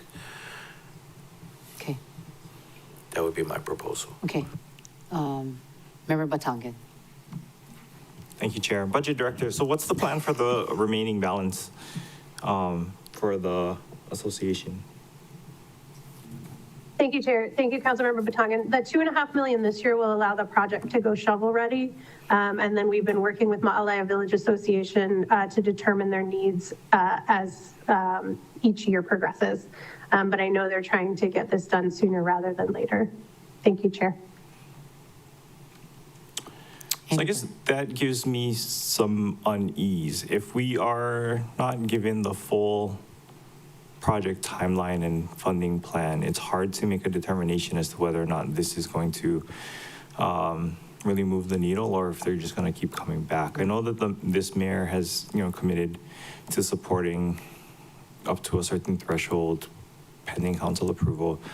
I personally am with Member Rollins Fernandez on this one. I feel like the benefits to the association have been privatized and they are publicizing the expenses and the environmental damage, and that, they're asking us to then, fund the cleanup. I would be supportive of helping via our bonding system that would allow for cheaper financing for the administration or to the association, and would probably push for them to move in that direction. But I do hear my colleagues that, there is environmental degradation happening and it's hard not to act when we can, but I don't feel good about committing general bond or general funds for this. One, because of the precedent, and two, just the specifics of the project itself. Thank you. Okay, thank you. Member Cook, and then Member Paulton. Thanks. Actually, this is an interesting thing because I'm so in agreement with the not funding it. And I just came up with something. Is it possible to earmark the transit-vacation tax from that facility because it's substantial for this? I'm just like, I don't want it to come out of other taxpayers' money. I don't want it to be like a gimme. And it is, because that tax base is for a variety of things. But I'm trying to, in my mind, I justified this previously with a nexus between the transient accommodation tax that those people are paying to pay for the stuff, the mess that they're making. TAT goes straight into the general fund, which this is coming out of the general fund. So it is coming out of TAT.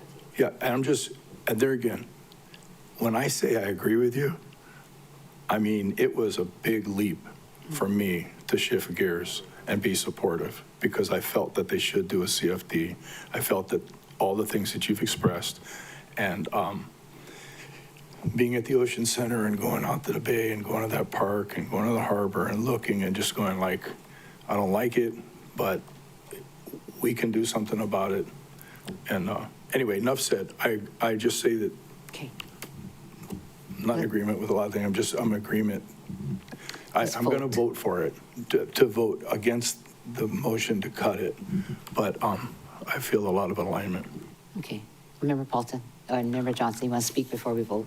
Second and final, I'll just say that, back when all the processes were getting created, Maui County, as well as Ma'alaya Village Association, or whatever they were back in the 60s, 70s, or whatever, got bad advice. The county was the county was told to do those nearshore injection wells and that it wouldn't be a problem. But then, science and the dye test and reality, hey, it's a problem, And it would have been great if Mayor Arakawa would have just solved it without going to court, and we wouldn't have paid extra money, and maybe we would have had water by now, but that's not what happened. And then I guess, I forget the guy's name that testified before that grew up at Ma'alaya, had said that they never wanted to be hotel. They never wanted to do all these things, but they were pressured into becoming hotels and doing this. And so it's not like the folks that were there set out saying, like, we want to do hotels, we want transient vacation rentals. It was the government or the system or whatever it was at that time that pushed into injection wells and like that. And it's basically, when you know better, you need to do better. Because at that time, that was like considered, I guess, better than doing number one and number two in a dirt hole and covering it up with dirt, like, oh, injection wells, that's a new wave. And then science happened and reality happened, and they're like, no, that's not good. And they're like, what do you mean it's not good? We just invested however many millions into injection wells because you said that's the way of the future. And then it's like, well, we discovered it's messing everything up. So I wouldn't put the blame on them for trusting science and listening. I don't know what that guy's name was, Peter or something. He's might come and say like, we never wanted to do this. This is what they made us do and whatever. So Was it Gannon? sounds familiar. But yeah, that's, I mean, for guys that are just canning. Yeah. For the new guy, he didn't get to hear that last year, so just saying, like, we can't just point the finger at them because that guy was around, grew up there, he remembers the story, and he might share it if he gets word. That's all. Okay. Anybody else? Member Batangan? Oh, Chair Lee. Okay, Chair Lee. Okay, so I was just wondering if I could ask Corp Counsel a question, if there's any kind of liability to the county because the county is allowing, in a sense, allowing this pollution to occur. Corp Counsel. I want to double check on this, but I don't think right now the county is on the hook for this. However, right, it's a resource for the whole county.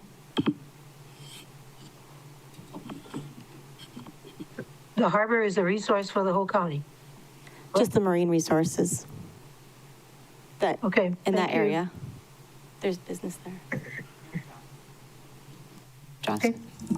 Thank you, Chair. For my second final, Councilmember Paulton brought it up. That basically, it's the past policies that have enabled this thing to continue and this pollution to keep happening. So I feel like, we're kind of locked into, we got to clean up from the old decision makers. But what Councilmember Batangan brought up is something that I often say, and that really hits the nail on the head on this situation where they privatize the gains and socialize the losses. These are short-term rentals. They make hand over fist when the business is a booming. But now all that due to water, we're responsible to clean it up. Remember, members, there's that, the bill that I was proposing about that 20% of the TAT goes for the carp, a section of the carp to help clean that up. Not really a green fee, but basically, these kinds of things could help. So at this time, in today's decision, I would support keeping the money in there. But long-term, that seems to be what we have to untie the knots of bad decisions that we're dealing with, but also that privatizing the gains and socializing the losses. We have to look at that and see the folks who are making all that money and they can't come here with crocodile tears when when we have to make those hard decisions. So that's all I wanted to bring up. I appreciate the attempt to have this good discussion, but I really can't support it this time. Thank you,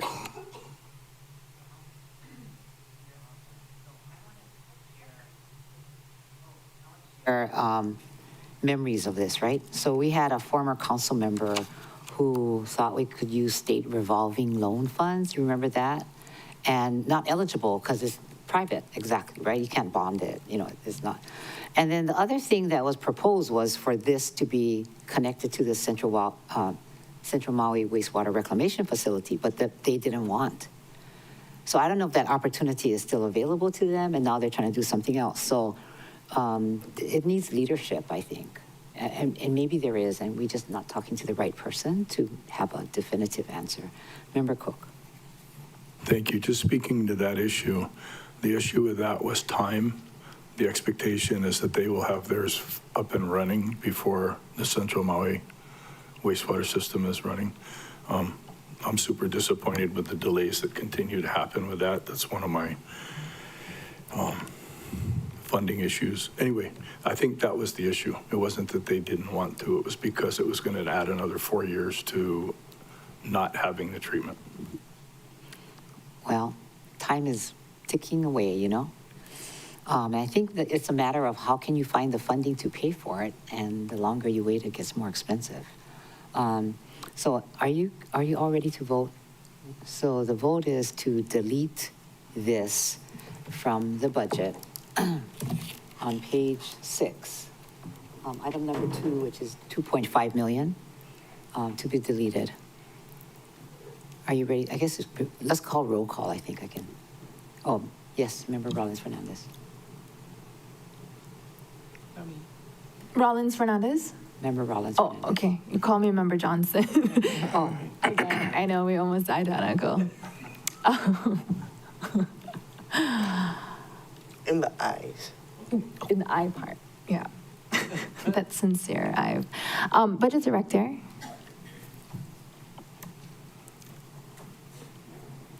Oh, there you are. Okay. Okay. In the Gantt chart that we received from 2025, sorry, I was trying to look for the answer on my own.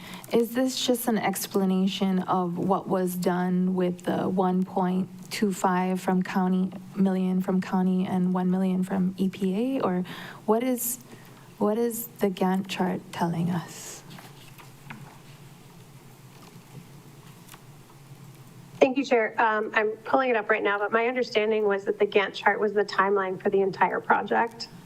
Oh, okay. So it says due date, and they all have like 2025. So it looks like it was all from like January 2025 to January 2026. Like start date, due date, duration.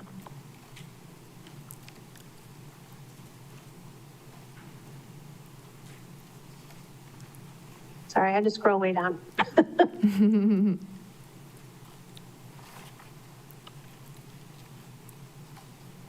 Okay, I see.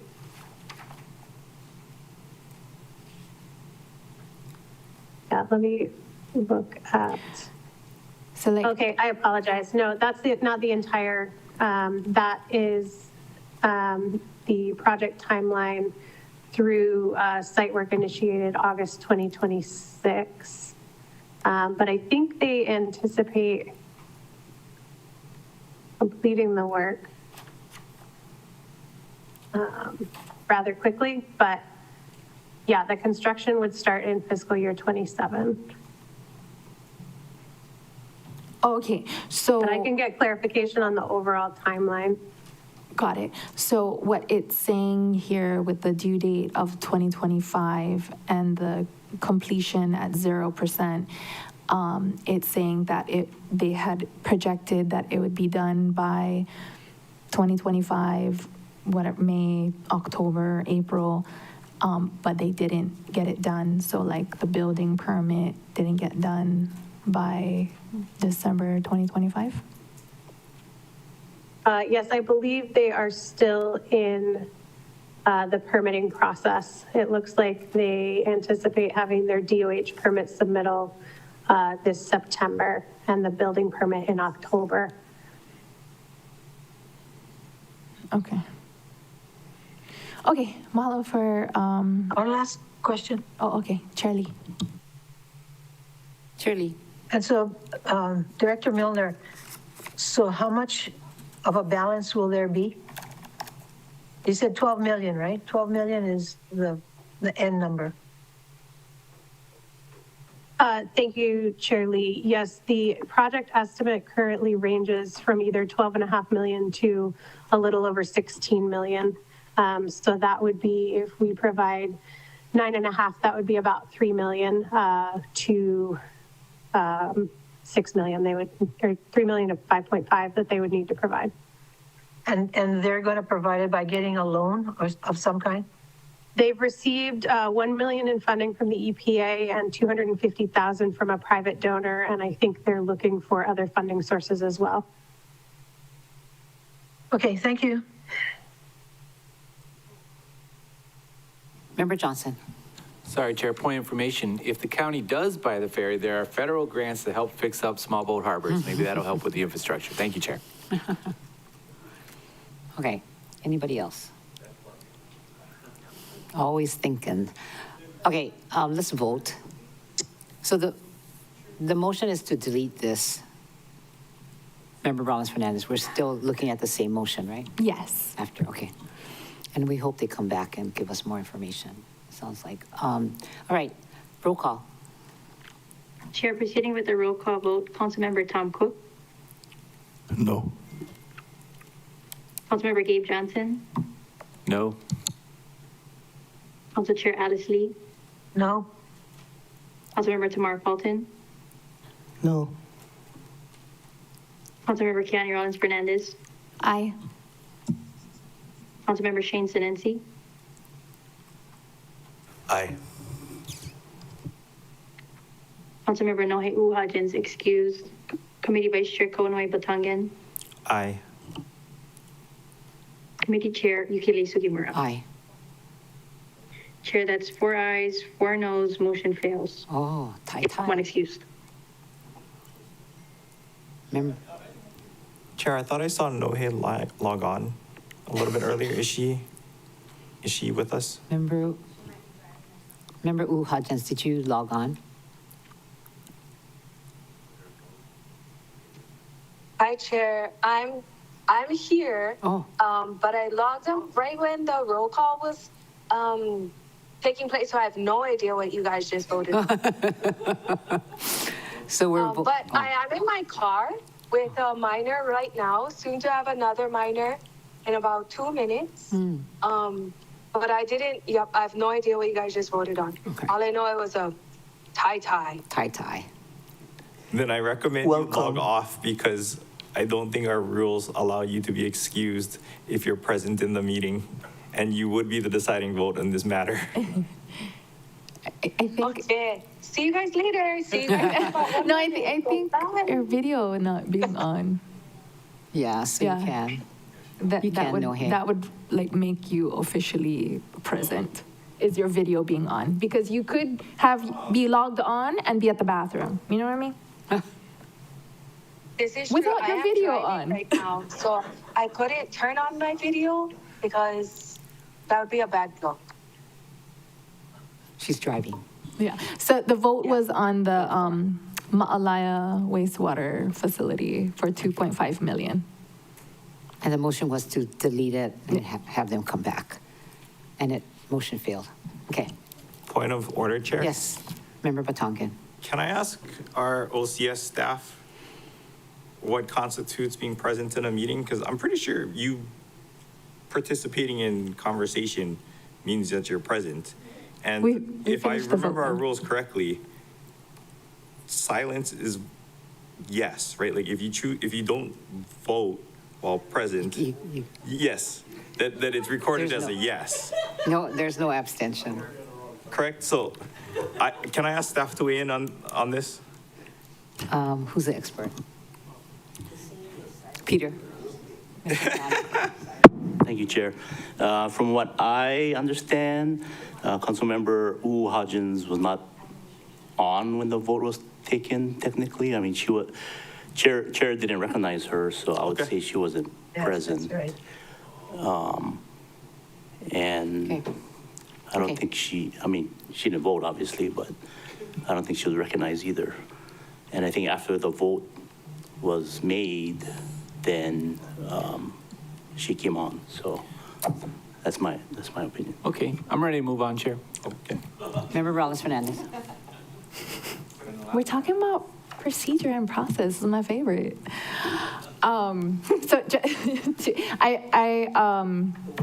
I agree with Member Batangan. If you are physically present in the chamber and you're silent, then your vote would be in the affirmative. If you're physically here but you're in the restroom, then you're excused. If you're logged on to the meeting but your video is off or we cannot see you, like how sometimes we say like, Member Sinensi, we can't see you, and so yeah, sometimes. And then he'll like come back into the video and then he'll vote. Then the vote will count. But if a video is off and we can't confirm that a council member is present in front of the computer in order to vote, then You don't have to be we in the wouldn't. bathroom. You can just be in the gallery too, as long as you're not on the floor. If you're on the floor, then Oh, you're I wasn't going to silenced. go that deep in detail, but. Just saying. True, okay. If you're not in your seat. But sometimes I voted like coming down the walkway. Okay. On the floor. You gotta be on the Is it floor. I wasn't clarified? trying to argue this to flip the vote, just to be clear. I am fully comfortable with the motion failing and us moving on. Okay. Okay, we're good. Oh, good discussion. All right, so any more motions? So where we are is CIP in DEM. So CIP is in Bill 55, pages 21 to 22. Does any member have any amendments? No? None? Okay. Next, we have Appendix A, Part 1, grants. Anybody have any proposal? This is page 39. I don't see anything. Appendix A, Part 2, special revenue purpose.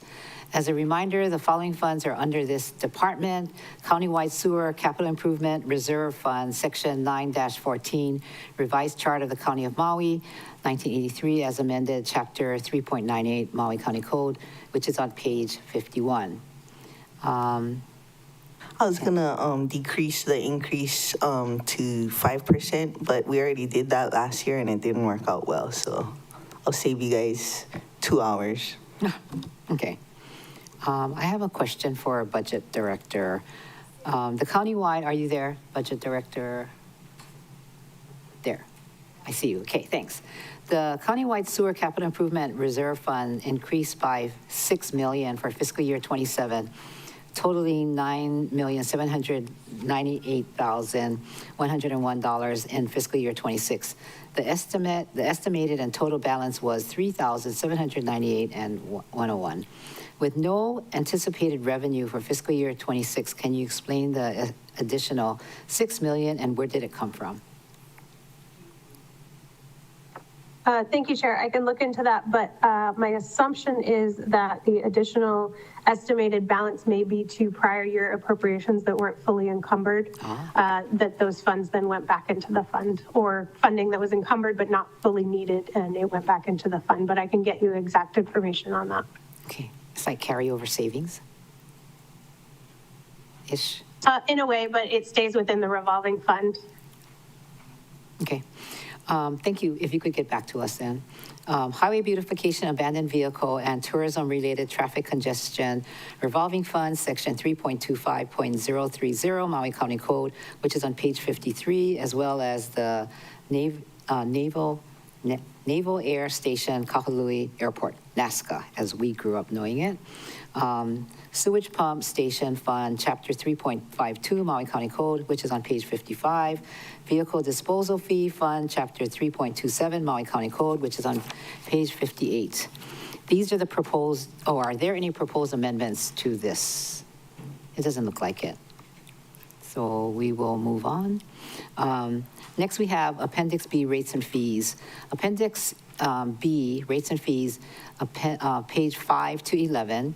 Increases for sewer rates, increases for reclaimed water services, increases for refuse collection fees is here.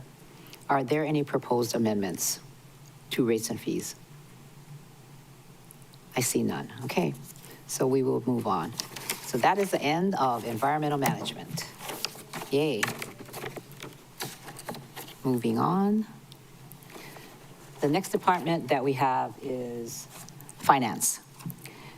There are no members' priorities, and this is excluding countywide. No members' priorities. Operating budget is on page 8. Are there any amendments? Member Paulton, which is A and B account.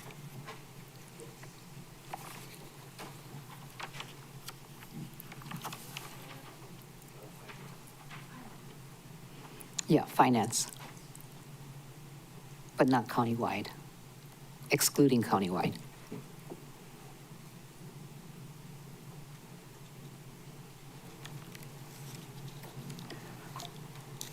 I'll just do them one at a time. Okay. I move to decrease A1 category A by $18,900. Okay. Okay. And that's to my recommendation on how that's applied, or if I get a second.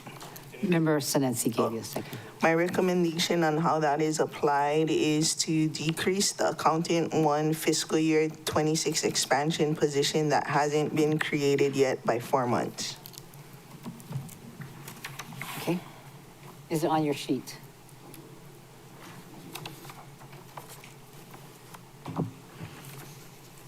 Is it on your sheet? This one? It's on my sheet. Yes. Under ADM, admin. It's the one that say number 8. It's like 558.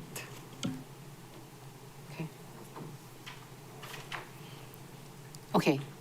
Any discussion? All my finance cuts, I did talk to the director when she gave us the certification, and she didn't raise any red flags to Okay, me. so you're fine with this. But you're making one at a time, or a few at a time? For the benefit of our excellent staff, they've been working so hard. I don't want to confuse them. So if we're ready to vote on this one, I'll do my next one next. Okay. Members, ready to vote? All in favor, raise your hand, say aye. Aye. So it looks like 9 ayes. Member U Hodgins. Maybe it's 8 ayes, 1 excuse. Member U Hodgins. Member Paulton. And for my next motion, I will be decreasing B1 category A by $22,108. B is the accounts program, folks, accounts. Okay. Second is Member Senensi. And for this, I'm decreasing the fiscal year 27 expansion positions, both of them, by 2 months. So from 8 months to 6 months. And finance has really stepped it up in filling their vacancies, doing DM89s, their recruitments and retentions. I wouldn't even recognize this department's category A from like 6 years ago. So Pretty good. that's my discussion. Okay. Members, any more discussion? If not, all in favor, raise your hand, say aye. Aye. So that's 8 ayes and 1 excused member, U Hodgins. You got that, right, Steph? Okay. And for my next motion, in small c per N1 category A, I move to decrease by $43,272. Okay. Second member, Rollins Fernandez. So this is a senior clerk vacancy, inactive and vacant since 2019. So just helping them, rip that Band-Aid off, defunding it for 12 months. They may want to, we have a problem with the senior clerk, like who can live on that kind of salary really? So they might want to reallocate it or whatever. Like, if you have a couple kids, you could qualify for 30% AMI, Or second job. Okay. Member, all in favor, members? Okay. Raise your hand, say aye. So we are at 8 ayes and 1 excused member, U Hodgins. And for my next motion, category A and D, which is motor vehicle licensing. These are all fiscal year 27 expansion positions. They asked for 8 months of funding. I'm gonna give them 4 months. And I understand the switch is to focus on customer service and less wait time, so that's why I'm not totally defunding it. Okay. I said the amount, yeah, 62,000. 62,000, well, how much? 400? Okay. Motion made by Member Paulton, second by Member Rollins Fernandez. Any more discussion? No? Okay. All in favor, raise your hand, say aye. 8 ayes, 1 excused, Member Wu Hodgins. And for my next motion and final one in this department is F, accounts. I don't want to say this is the SCURD finance, but there's been absolutely no movement on these accountant 2 positions, which have been created in fiscal year 21. So I'm completely defunding them, $122,568 cut. You got that? You got that, okay. Okay. Second. Oh, sorry. And for my discussion, I'll just throw in there that Treasury is the shining star of the entire department. Good job, guys. So proud of you. And probably purchasing too. Okay. Ready to vote, you guys? Sorry, Treasury is not the shining star. Purchasing is the shining star. Purchasing is? Treasury needs to work on their act. Okay. So the motion is for, how much is it? 122,568 Treasury cutting, because no movement since fiscal year 21 when these accountant 2 positions were asked for. So yeah, my bad. Treasury, let's get it together. Purchasing, good job. Gold star. Okay, all in favor? Yes. Oh, second was Member Cook. Roll call. Roll call, okay. Roll call. Chair proceeding with the roll. Oh, wait 1 second. Chair, Yes. can I have a little bit of discussion? At least you can understand why I'm going to be voting no. I'm not sure exactly why the Treasury Department did not fill its position, but it has been doing a good job because they made $30 million for us in this last fiscal year. So that's why I'm voting no. I would say they can't fill it until they create it, then they can't post it until they create it, and it's never been done since fiscal year 21. So just saying, good job on collecting, but position creation, not so much. Okay. Okay, roll call. Chair proceeding with the roll call vote. Councilmember Tom Cook. Aye. Councilmember Gabe Johnson. Yes. Council Chair Alice Lee. No. Councilmember Tamara Paulton. Aye. Councilmember Kiani Rollins Fernandez. Aye. Councilmember Shane Sinensi. Aye. Councilmember Nohe Hodgins excused. Committee Vice Chair Kounoi Batangan. Aye. Committee Chair Yuki Lei Sugimura. Aye. Chair, that's 7 ayes, 1 no, motion passes. Thank you. Okay, so we are basically done with, oh, you have something, Member Batangan. Chair, but before I make another motion, Budget Director is asking to be recognized, so I'll hold off. Okay. Ms. Milner. Thank you so much, Chair. Yeah, you guys were moving fast and furious on that one. I did have a request from the Department of Finance for possible reconsideration of the cut to the accounts program. That program was 50% full. They are now completely staffed, and these 2 positions are specifically to address some of the internal controls findings. They've been getting very good candidates for positions of this type and feel confident they can fill them quickly. Thank you, Chair. Member Paulton. Do they need to undergo a reorg to create these positions? You probably wrote it down, but I don't remember that, sir. No reorg is necessary for these positions. Okay, I'm open to a reconsideration. Do you want the full 8 months? Yes, please, if the body's willing to consider it. Thank you, Chair. Okay. I move to reconsider the accounts program vote. Second. Okay. And you're going to change it to 8 months? Is that what you said? Depending if the reconsideration passes. Oh, sorry. Okay, reconsideration. All in favor, raise your hand, say aye. So that's 8 ayes and 1 excuse. Member Wu Hodgins. I'll withdraw my motion. You withdraw your motion. No objection. Yes. Okay, you got that? Exhibit A in motion. Member Batangan. Thank you, Chair. I had 3 positions that I was targeting to cut, but 2 of them overlapped with Member Paulton, so I'm trying to do some quick math on the fly. There were 2 service representative 1s and 4 service representative 2s in the motor vehicle and licensing program.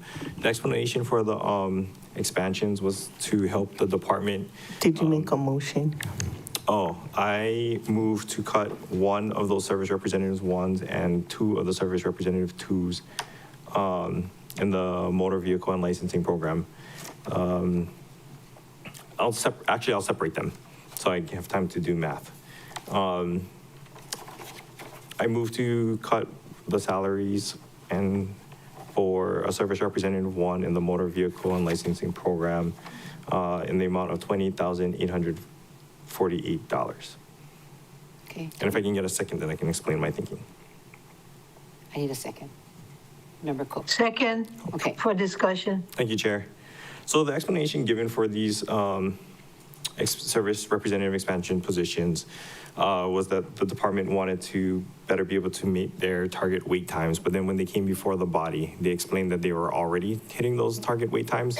So I didn't see the need for 6 expansion positions to help them achieve those targets and figured we could cut the funding for half of them, 1 service representative 1 and then 2 of the service representative 2s, given that they've already met the objectives that they were trying to achieve by adding these EPs. Okay.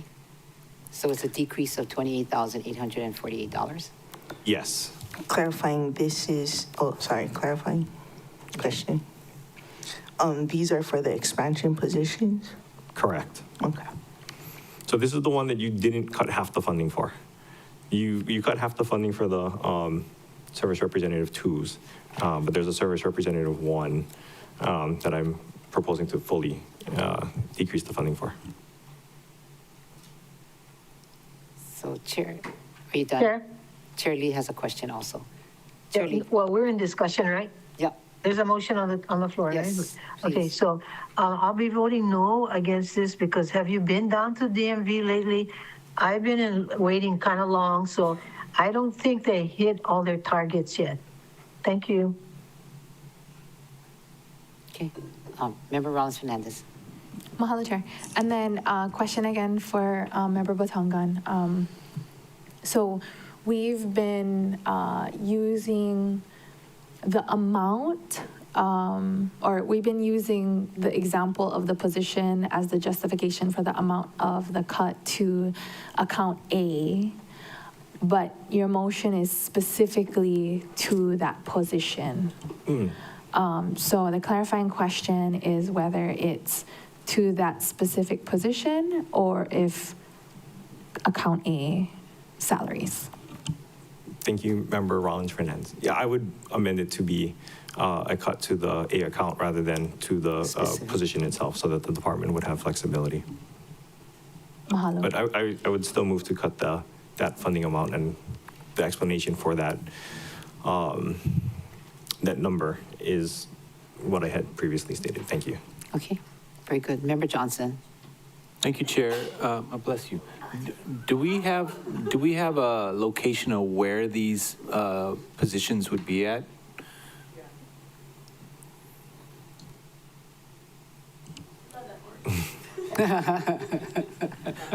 I see Director.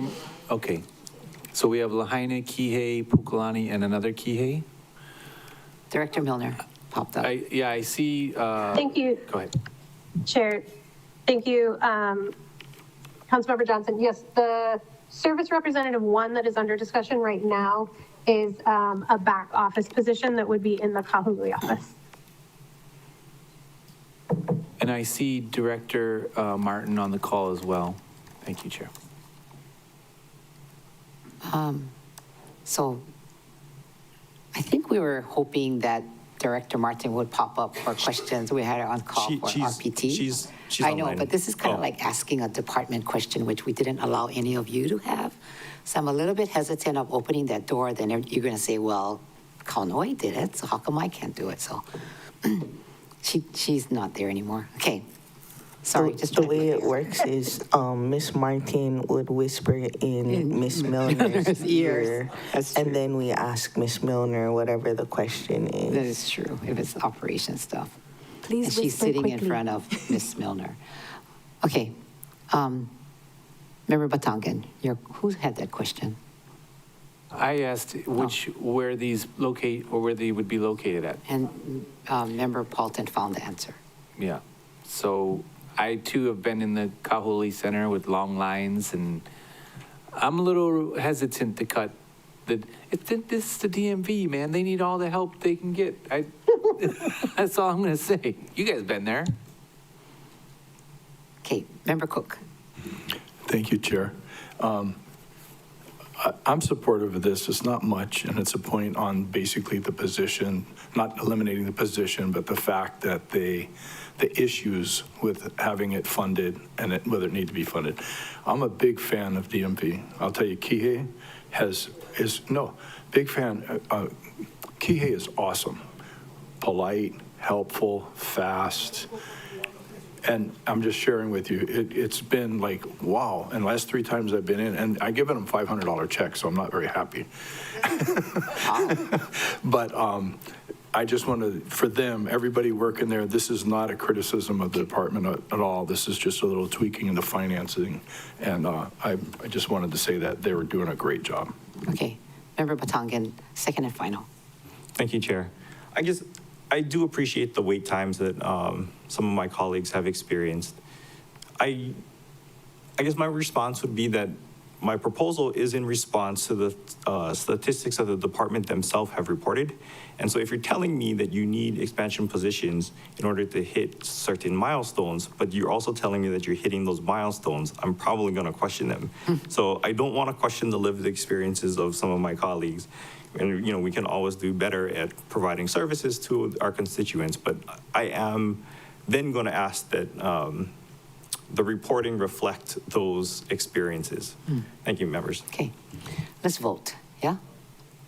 Ready?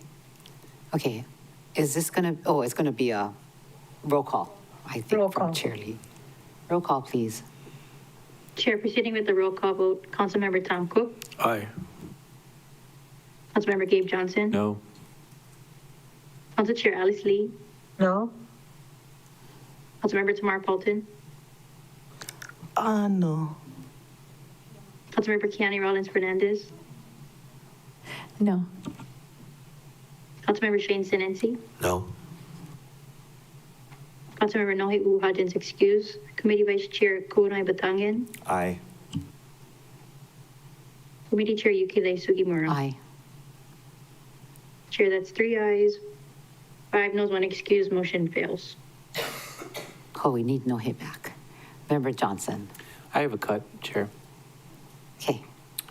All right, so I'm on page 264 of the budget detail, proposed budget. Yeah, 264 proposed budget. Basically, I move to reduce, or move to eliminate or delete in the administration program, machinery and equipment, and I'll give you the numbers, 907014C-7032 under software programs, $50,000. If I get a second, I can, Okay, need a second. Second. Member Paulton. Okay. Second. The cut of the $50,000 for software to track internal control procedures and assess risk, that's what we're cutting. So the funding may be delayed until the completion of professional services and consultant report on addressing and enhancing internal control processes and procedures. Basically, they're paying a consultant to report to them on how to enhance internal control processes. So I would prefer them to wait till the report to be done so that that software would address something in the report. You don't want to buy the software before the report's done, because what if the software is not recommended by the report? the report is saying this is what you need to get to help enhance internal control processes. So I think they're tied, and it's literally the cart before the horse. So I would prefer we just delete that until that report is done. Then we could have the administration put in the funds for whatever software they would deem necessary. Okay. Member U Hodgins just joined us. Hello. So we're deleting 50,000 and as described by Member Johnson. I'll also add that the letter is in the response was in FN2. Okay, FN2. And Chair, I think Member Hodgins wanted to do her disclaimer. Oh. Yes, Hi. please, thank you. Hi, I'm at my personal residence and I do have 2 minors with me at home. Sorry, I know I missed a lot. The back country roads don't really have good service. Plus, I don't want you guys to like look up at my face while I'm driving, so I would not turn on my camera. But I'm here now. I've been kind of listening off and on. Sometimes it cuts out some, but thank you so much for your guys' patience. I appreciate it. Okay. Thank you. Welcome. And Director Milner's you. on the. Director Milner and then Member Rollins Fernandez. Thank you, Chair. Thank you, Councilmember Johnson. Yes, I've spoken to the department about this, and the internal control software can be set up concurrently with the finalization of the report. It doesn't have to wait until that report is complete. The hope is that we can start this in the finance department, have it up and running. So as soon as we have those results, we can launch the software countywide and really address any concerns raised by the report. Thank you, Chair. Okay. Member Rollins Fernandez. Mahalo, Chair. I have now helped to get 2 softwares for us set up, and sometimes it does take phasing. So you would meet with the company that designs the software for you, and you do like a phase. Well, I don't know how this one is, but I know like when we were working with Tyler Technology, for example, in doing when we were trying to figure out a better system for like our meetings, and then we ended up with Civic Plus instead of going with Tyler Technologies. And we also had OpenGov, and that was like a whole process in and of itself. So having done that, I know that sometimes it's done in phases, and it's sometimes paid in phases, and sometimes you need to work with the developer to design the software, to customize it for your needs. And so I don't know if that's what this is for, but that's some experience that I have to share. Walter. That said, I'm not going to support the motion. Okay. Member Paulton. I just don't want to be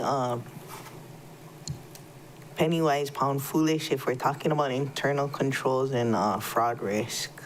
So I probably won't support. Okay. Member Batangan. Thank you, Chair. Can I ask Budget Director to come back online? So part of Member Johnson's explanation for wanting to cut this is because he wanted the results of the report to come out, and that would then inform which software we would be procuring. Has there been communications with the auditors of the report that gives the county confidence that this is the software? Like, I don't mind spending the money to procure software to this effect, but I want to make sure that the concerns raised by Member Johnson when he made this proposal have all been addressed before we make our decision.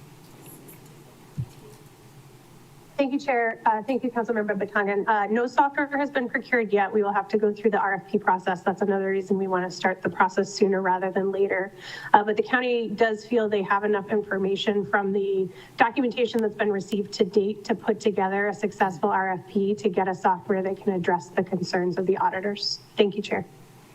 Thank you. Thank you. Any more discussion? Okay. Ready for the vote. So the motion is to delete the 50,000 and wait until we have more information. Member Johnson, is that what you're saying? Before we spend 50,000.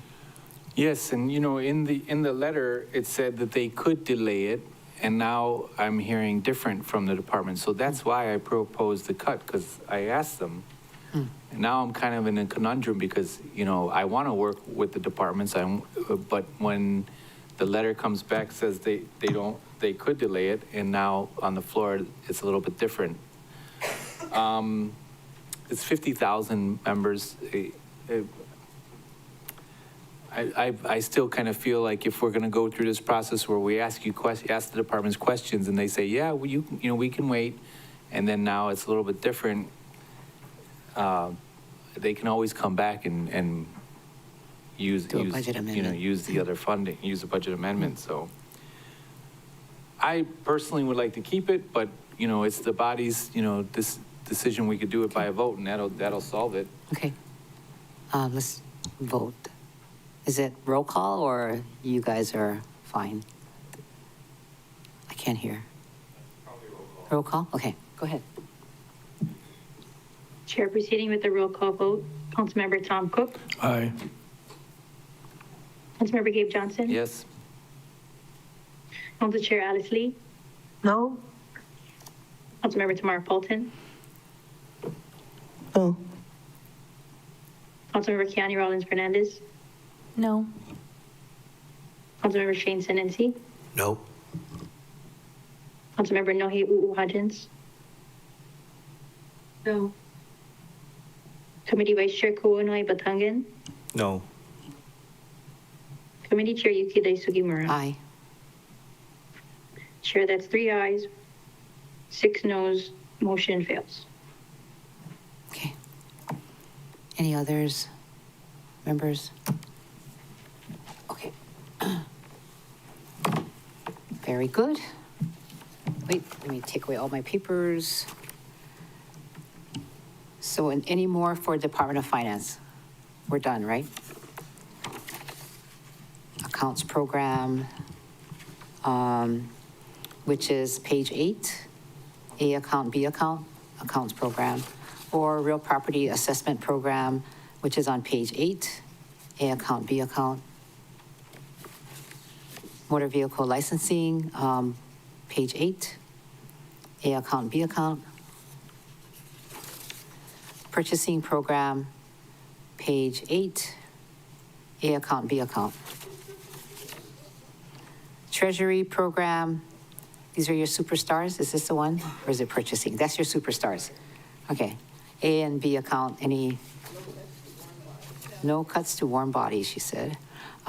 CIP, there are no capital improvement proposed for the Department of Finance. And we're talking now about Appendix A, Part 1 grants. Members, are there any, this is on page 39 and 40. Are there any proposed amendments to this? None. Appendix A, Part 2, special purpose revenues. There are no grants or special purpose revenues for this Department of Finance. Appendix B, rates and fees. Rates and fees, Ramsey version 12, pages 12 to 18. Aside from real property RPT rates, there are now fees for license plates and low-speed electric bicycle registration. Are there any proposed amendments to rates and fees, members? You have? Okay.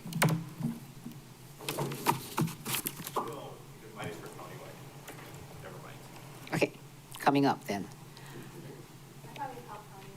Oh, we're going to do it last. Okay, yeah. All right, members, we are kind of done with finance. Yes. Apologies to interject. I think yesterday the committee had a discussion about real property tax maps, but I think the motion was withdrawn. Since we're on Department of Finance, I'm not sure if the committee wanted to handle that now, since that's Appendix B for finance. I'd love to handle that now. Thank you. Second. I remember what the motion was. Okay. I'd like to strike the language on page 16 at the top that says real property tax map CD-ROMs. Oh, and replace it with, I move to replace it with real property tax maps files. Okay. Because who uses CD-ROMs? The olden days. Do I have a second? Yes, Member Rollins Fernandez. Okay. Seconded before your motion. Oh, okay. And then my discussion would be, who uses CD-ROMs anymore? I bet the new guy doesn't even know what that is. Olden. Member Cook. Thank you. I'll weigh in on this for a minute. Nobody uses CDs, but people use flash drives and other digital media. I believe from my experience for county projects, any kind of projects, they want it to be a digital file instead of paper, so it's easily transferable. So if we could maybe change that to an electronic file, an acceptable electronic file. I'm okay with the friendly amendment. Should we call it e-file? Is that good enough or what? Well, we could, how about we ask them? Oh, yeah, let's Ask the ask them. department and find out what their preference is and see if we're on track. I did ask them and their response was files, but like I'm open to electronic files or e-files, Miss Milner. Digital files. My understanding was that Director Martin felt that files was sort of all encompassing of both, of any sort of digital file, but if the body would prefer to make it tax map key digital files, I think that would probably be fine. Okay. I'm open, I'm amenable to that friendly amendment. Okay. I was going off of the director's response to my question, but digital file, it works for me. Okay, you're good, Member Rollins Fernandez. All right, Member Batangan, are you fine? You're the youngest one here. You would be able to relate. What is this CD that you're all talking about? Point made. Okay. Cash deposit. All in favor, raise your hand and say aye. Aye. 9 ayes, motion carries. Thank you. And then just confirming we're not taking up countywide at this time, right? Yeah, we're going to do it last. Okay, so we are done with finance, and we're going to pick up next fire, fire, housing, human concerns, and liquor is last. Chair, I don't know about you, but I could use a break. Oh, okay. If the body's will is to keep going, I will just walk out. But We can, let's take you want to take a break to 3 o'clock? no. Take a break to 3 o'clock, okay? Are you guys fine?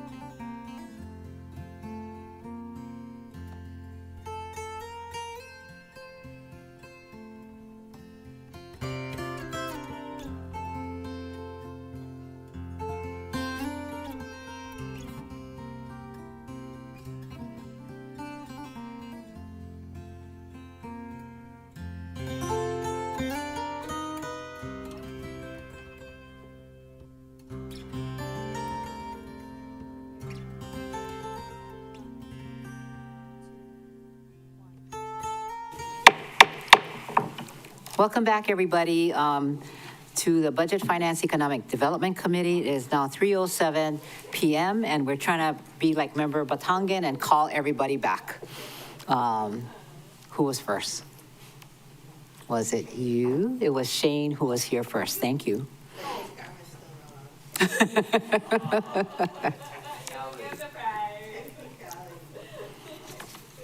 Okay, we're all laughing and having fun, right? Okay, so we're on Department of Fire and Public Safety, and there are no member priorities on this. In operating budget, which is on page 9 of Bill 55, members, are there any amendments for category A or B? Member Paulton. Sure. Oh.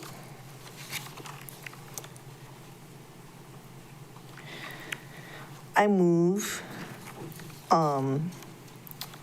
B7 small a paren 1 category A to decrease the appropriation by $94,556. Okay, I need a second. Second, Member Sinensi. Thank you. This is from Fire's admin program, and it's taking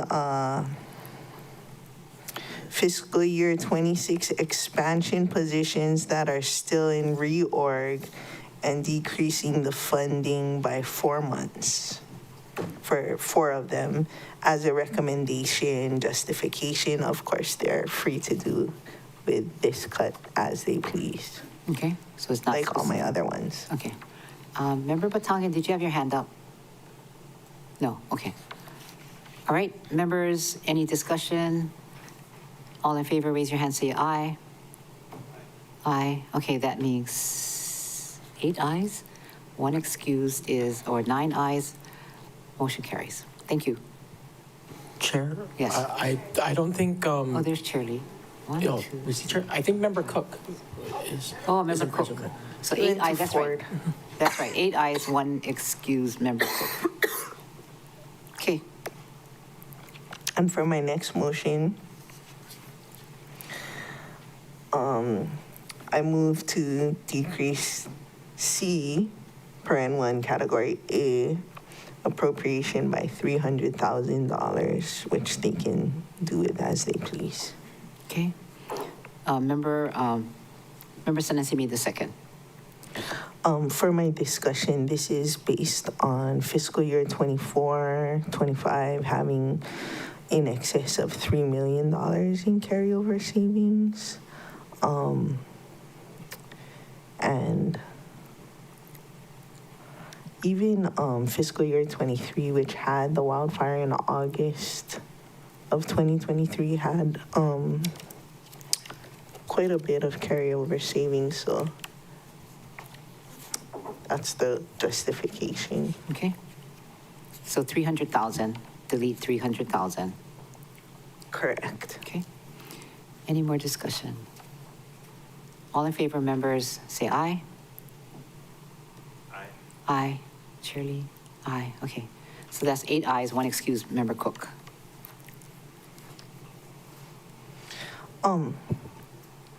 My next cut was going to be in small e, but Chair, I was wondering if you would allow me to change that cut to a move in a revenue neutral move to be taken up at countywide, because I did see that your one of your priorities was to provide additional supplemental funding to bargaining unit 11. Bargaining unit 15 is also under the fire department, and they have not gotten their, as far as I know, their contract. Yeah. And I don't anticipate it'll be much better than bargaining unit 11, because why would you do that? I mean, usually it's based on, whatever you're, and so I don't want to create any kind of animosity between different first responders under the same department. So my cut for category small e was going to be for 150,000 with like close to 100,000 in fringe. And I was wondering if we could put that aside when you take up your countywide one for bargaining unit 15, just so that, you know, they still don't have a contract yet. And we don't want to be like, oh, the council likes one type of first responder in our department better than another type of first responder in our department. Yeah. Okay, so. Because somebody stopped me at the gas station yesterday and asked you that had some question. words. Oh. So, hey, I agree. The bargaining unit with the lifeguards, when I talked to their chief, he was Ocean saying, safety. Ocean safety, sorry. He was saying that they're not even under negotiations yet, and they have to wait. So, hey, if we can do something, that's great. So what is the total amount for bargaining unit 15? 150,000. So my 250. my proposal is it'll be like 200 and public math, $47,545 that we're taking from their A account and their fringe and putting it next to your bargaining unit 11 supplemental when that time comes. But I guess at this point, the motion would be to decrease category A 150,000 for little e. And then the rest of the money is? The rest of the money is fringe money and we'll put it at the countywide time and stuff. Okay, is there a second? Second, member Senency. So, okay, that's good. And I did my discussion in the motion, sorry. You did your discussion with James. Saving time. James, did you have a question? Oh, no, apologies, Chair. Just to clarify, this is for the ocean safety program. You're transferring funds to. I guess at this time I'm just cutting 150,000, but I'm telegraphing that I'd like to move it someplace else when we take up that section of the thing, because I don't want, like, you know, oh, you like those first responders better than these first responders or anything like that. Okay, thank you. And they're probably the last bargaining unit to get a deal, so. Yeah, they gotta wait. It's so sad. But, you know, if they get an exorbitant, like 16% raise, you can have this 250,000 for your firefighters. Can be. Because, you know, same thing. We don't want one group of first responders thinking we care more about another group of first responders, especially in the same department. Yep. Not trying to have no scraps in the parking lot or anything. Okay, members understand. So this is going to be deleting the 150,000, of which it'll appear at the appropriate time on countywide, right? Okay. So this is to be taken up later. Any other amendments? Member Johnson. Thank you, Chair. I have a cut. Oh, but we didn't vote yet. Oh, sorry. Oh, okay. Okay. All in favor, raise your hand, say aye. Aye. So this is what, 1, 2, 3, 4, 5, 6, 7 of us, 7. Oh, there's Shirley. So who's missing is Member Cook. 8. And Batangan. And Batangan, okay. 2 of them, so 7 and 2 excused. A lot of coffee. Member Johnson, did you say you have something? Thank you, Chair. I'm going to move to cut $65,000 from Category B, and on page 9, Department of Fire and Public Safety, A is an Alpha Administrative Program, and this is in the Budget Bill 55. So that's a total remaining of a $65,000 cut, a total remaining of $2,029,081. And that's delaying the purchase of one motor vehicle priced at $65,000, and that answer from the department is in FS-2. Okay, so Did I get a second? Second. Member Paulton. Okay, so Member Johnson and Member Paulton, second.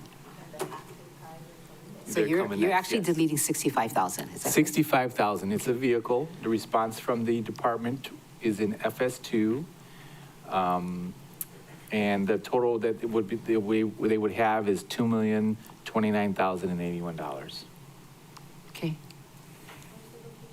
Any other discussion? It's the admin, so, I'll have to look at that response to them, but, yeah. Okay. All in favor, raise your hand, say aye. Aye. So that'll be 8 ayes, 1 excused member Cook. 2 excused, member Batangan. So 7 and 2. Okay. Any others? Okay, yes. Okay, the second one is the uniforms. Okay, so I move to, again, page 9 in the budget, 55, reduce category B by 71,656, and that's in Department of Fire and Public Safety, A as an Alpha Administrative Program. This is and if I can get a second, I'll explain what it is. Second, okay. Member Johnson, second by Member Paulton. This is a cut in funding for hats and ties for ceremonial uniforms. This funding is non-essential for fire and public safety, and their response is in FS-2. And if you recall, members, I asked them on the floor, and they said, well, Oahu has those, but it is non-essential. So it's just, that's the response, and that's my motion. Anybody have anything to say? Chair Lee. Thank you. I can understand your motion, but I'm going to be voting against it because if you look in every department, including ours, you'll find things that are not essential. Thank you. Anybody else? Okay. Member Hodgins. Roll call, Chair, please. Thank you. Okay. So I'm going to say that considering all that the fires and, police, they do, having these kind of ceremonial uniform is special. And I'm going to vote against this because I think that they deserve to be special and recognized. And if this is going to add to their our appreciation for what they do, that I think that, well, that's my rationale. Member Paulton. I'll move to amend the motion to decrease the decrease by half, and then we can get half the folks their hats and ties this year and half the folks their hats and ties next year, like the radios we did for police that time, but then I made it my priority, so that didn't work. But I think hats and ties are less essential than radios. Okay. So that's my motion, and I guess I did discussion before I got a second, sorry. Okay. Is there a second for this amendment? No, I think, no, he wants to speak. Is there a second for this, half of it? Yeah, I'll second it. Sure. Okay, go for it. Okay. Okay. Thank you. When I asked you what this was for, I know you guys heard the ceremonial stuff, and Oahu does have it when they graduate their recruits, and then Maui County has never had it. This is to provide ceremonial uniforms for only drivers and captains, so not majority of everybody. It's just a small group of people. I'm okay to find a middle ground and go half, but I wouldn't want to take it out. Unfortunately, we have had reason to have ceremonial processions, and I wish that wasn't the case, but then when we do that, they just dress in their blues, which is what they use for regular everyday work. So they have blood and all kinds of stuff typically on it. And so these would provide them the more formal wear. So I'm okay to find a middle ground and do half, but thank you. Okay. Any other comments? Okay. Roll call. Chair, This is on the motion to amend, right? Yeah. Okay. Chair, proceeding with the roll call vote. Councilmember Tom Cook, Excuse. Councilmember Gabe Johnson. Yes. Council Chair Alice Lee. Aye. Councilmember Tamara Paulton. Aye. Councilmember Keani Rollins Fernandez. Aye.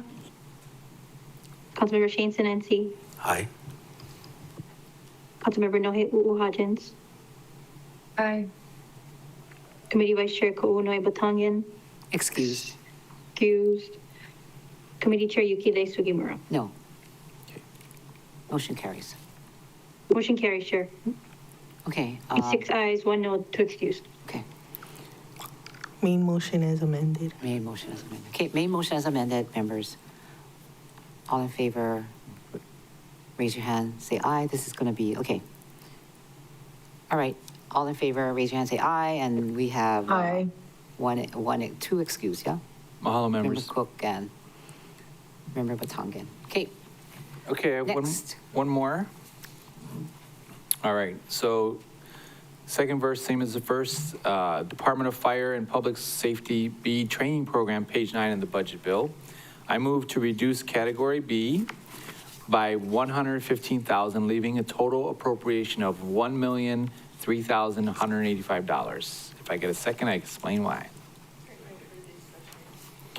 Thank you. The department is only requesting $45,000 of the index code 911421B-6129 be kept in to finish the training yard repavement. Remember, members, this FS2. This is when they wanted to phase the pavement, so this is a way to use some of that money. okay.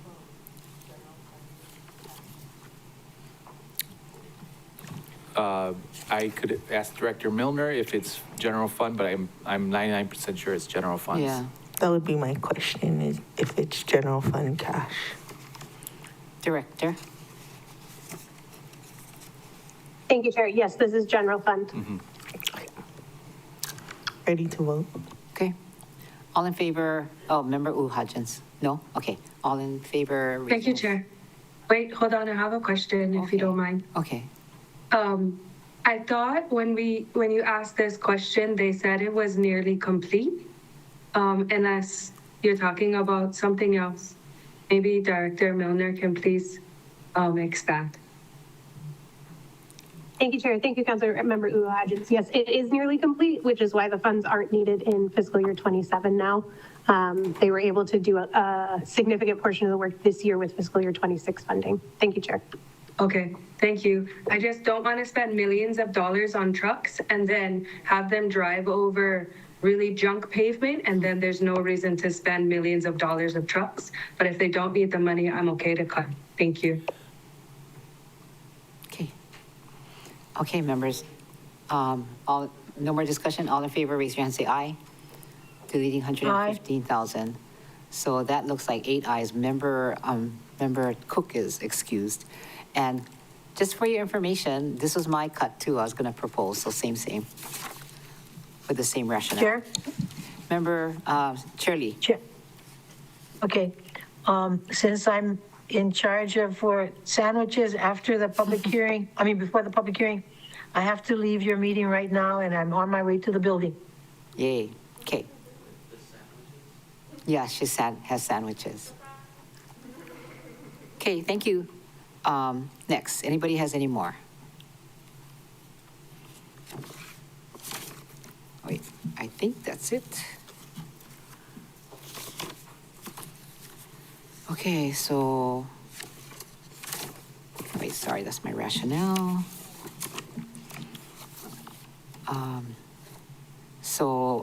Fire Rescue Operations Program, page 9, any amendments? Program? None? Any A or B account? None, okay. Page 28 for me, Fire Prevention Program, built on page 9. Are there any amendments? See none? Ocean Safety Program, page 9, any amendments? A or B account? See none? Are you saying something, Tamara? Yeah, we already did it, the amendments. We already Remember? did? Okay, you already did yours. Capital Improvement? page 22, 23. Are there any proposed amendments? I don't see any. Appendix A, Part 1, grants, 40 to 41. Are there any amendments? See none. Appendix A, Part 2, special purpose revenues.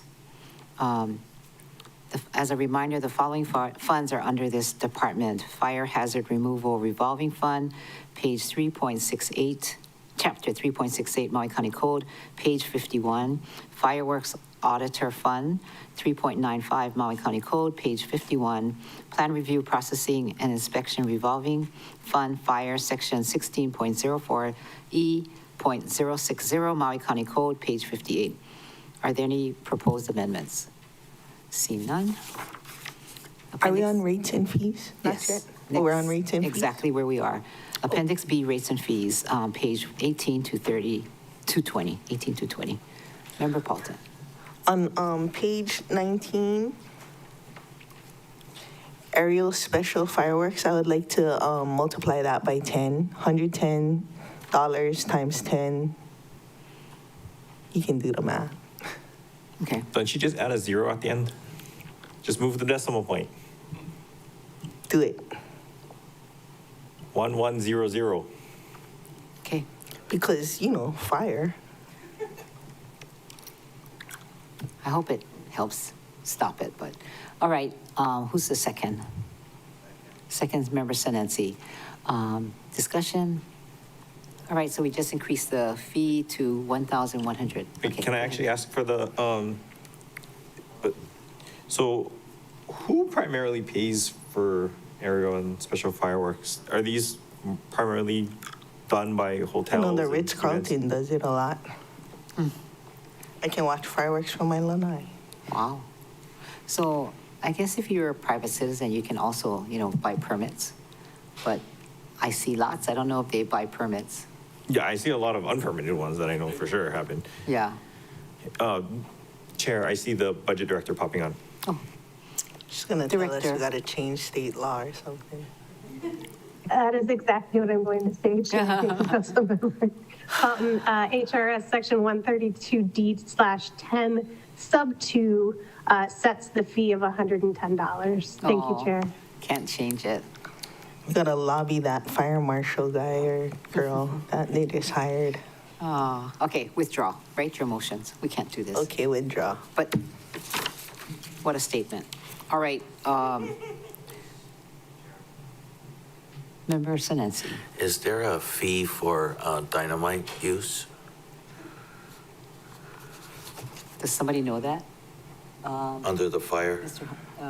Peter Hanano or Corp Counsel? I'm not sure if there's a fee, but. Don't blow us up. He probably needs some kind of permit, special permit or something to do that. Special permits? I'll look for it. Thank you. Okay. So you're fine, Member Senensi, with that question or answer? Okay. Training program, budget bill, page 9. Are there any amendments to category A or B? See none. Sorry, Chair, where are we now? Training program, page 9. We did it already?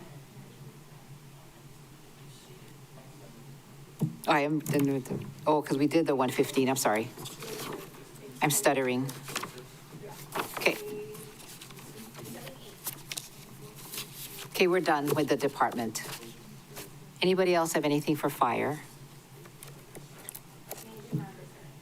Oh, Member Senensi.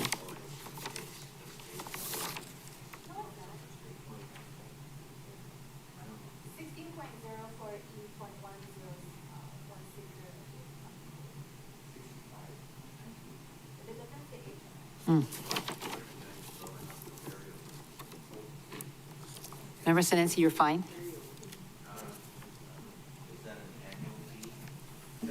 So, next is the Department of Housing. Oh, Member Senensi has more on fire.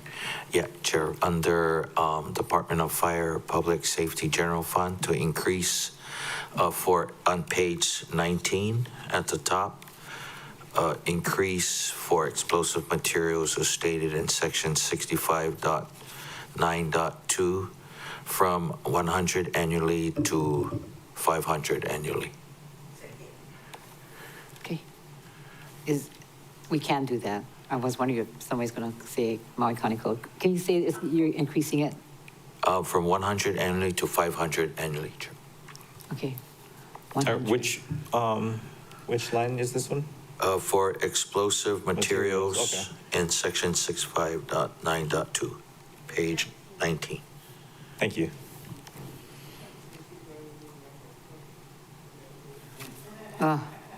Okay, any more? We're ready to pull. Motion made by Member Senency, second by, I heard some enthusiasm here. Tamar Paulton? Okay, Member Paulton. Okay, 100 to 500 increase. Member Member Hodgins. Can I have or unless Member Senency has it in front of him, where it says as described in section 65-9.2, what does that include? I'm okay to support, but I just want to know what we're raising it on.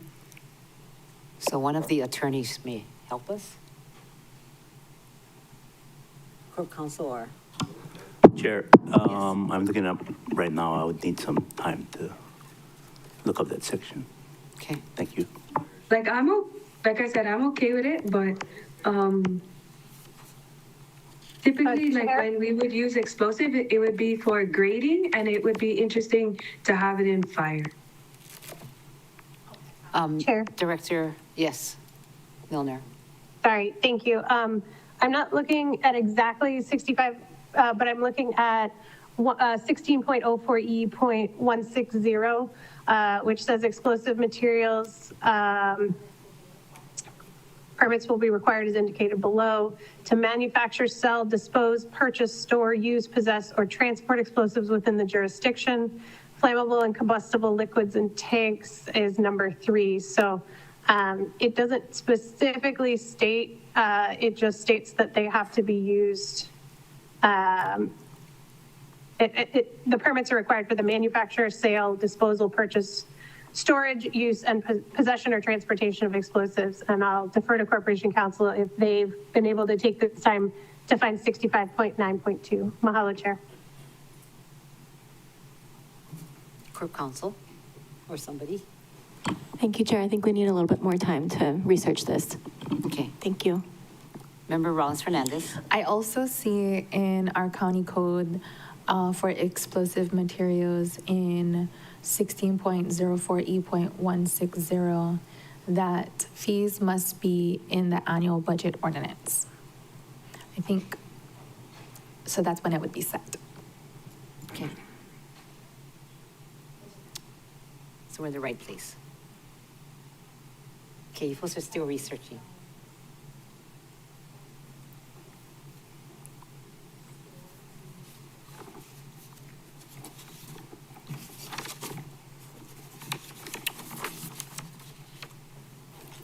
And Chair, just to add to the discussion, and I understand that we normally use that for grading and grubbing for explosive material, but times these, we just considered the Kaho'olawe resolution where explosives, cracked their water table. And so I just want to be, as we move forward in the county and trying to keep as much water resources, specifically our aquifers that we're not using, we want to monitor this use so that we're not cracking our water table and the water lands. Thank you, Chair. That's a concern. Member Hodgins. I agree, which is why I'm just trying to make sure we're going to address it in the right place. That's really why I'm asking. Mm-hmm. Remember, but I can't find it, but I know everybody else has found something similar. Thank you. Member Rollins Fernandez. Mahalo, Chair. Well, I mean, being that it's in Title 16, that it's probably involving public works and public infrastructure and et cetera. So I know that on Molokai, we have a lot of Blue Rock.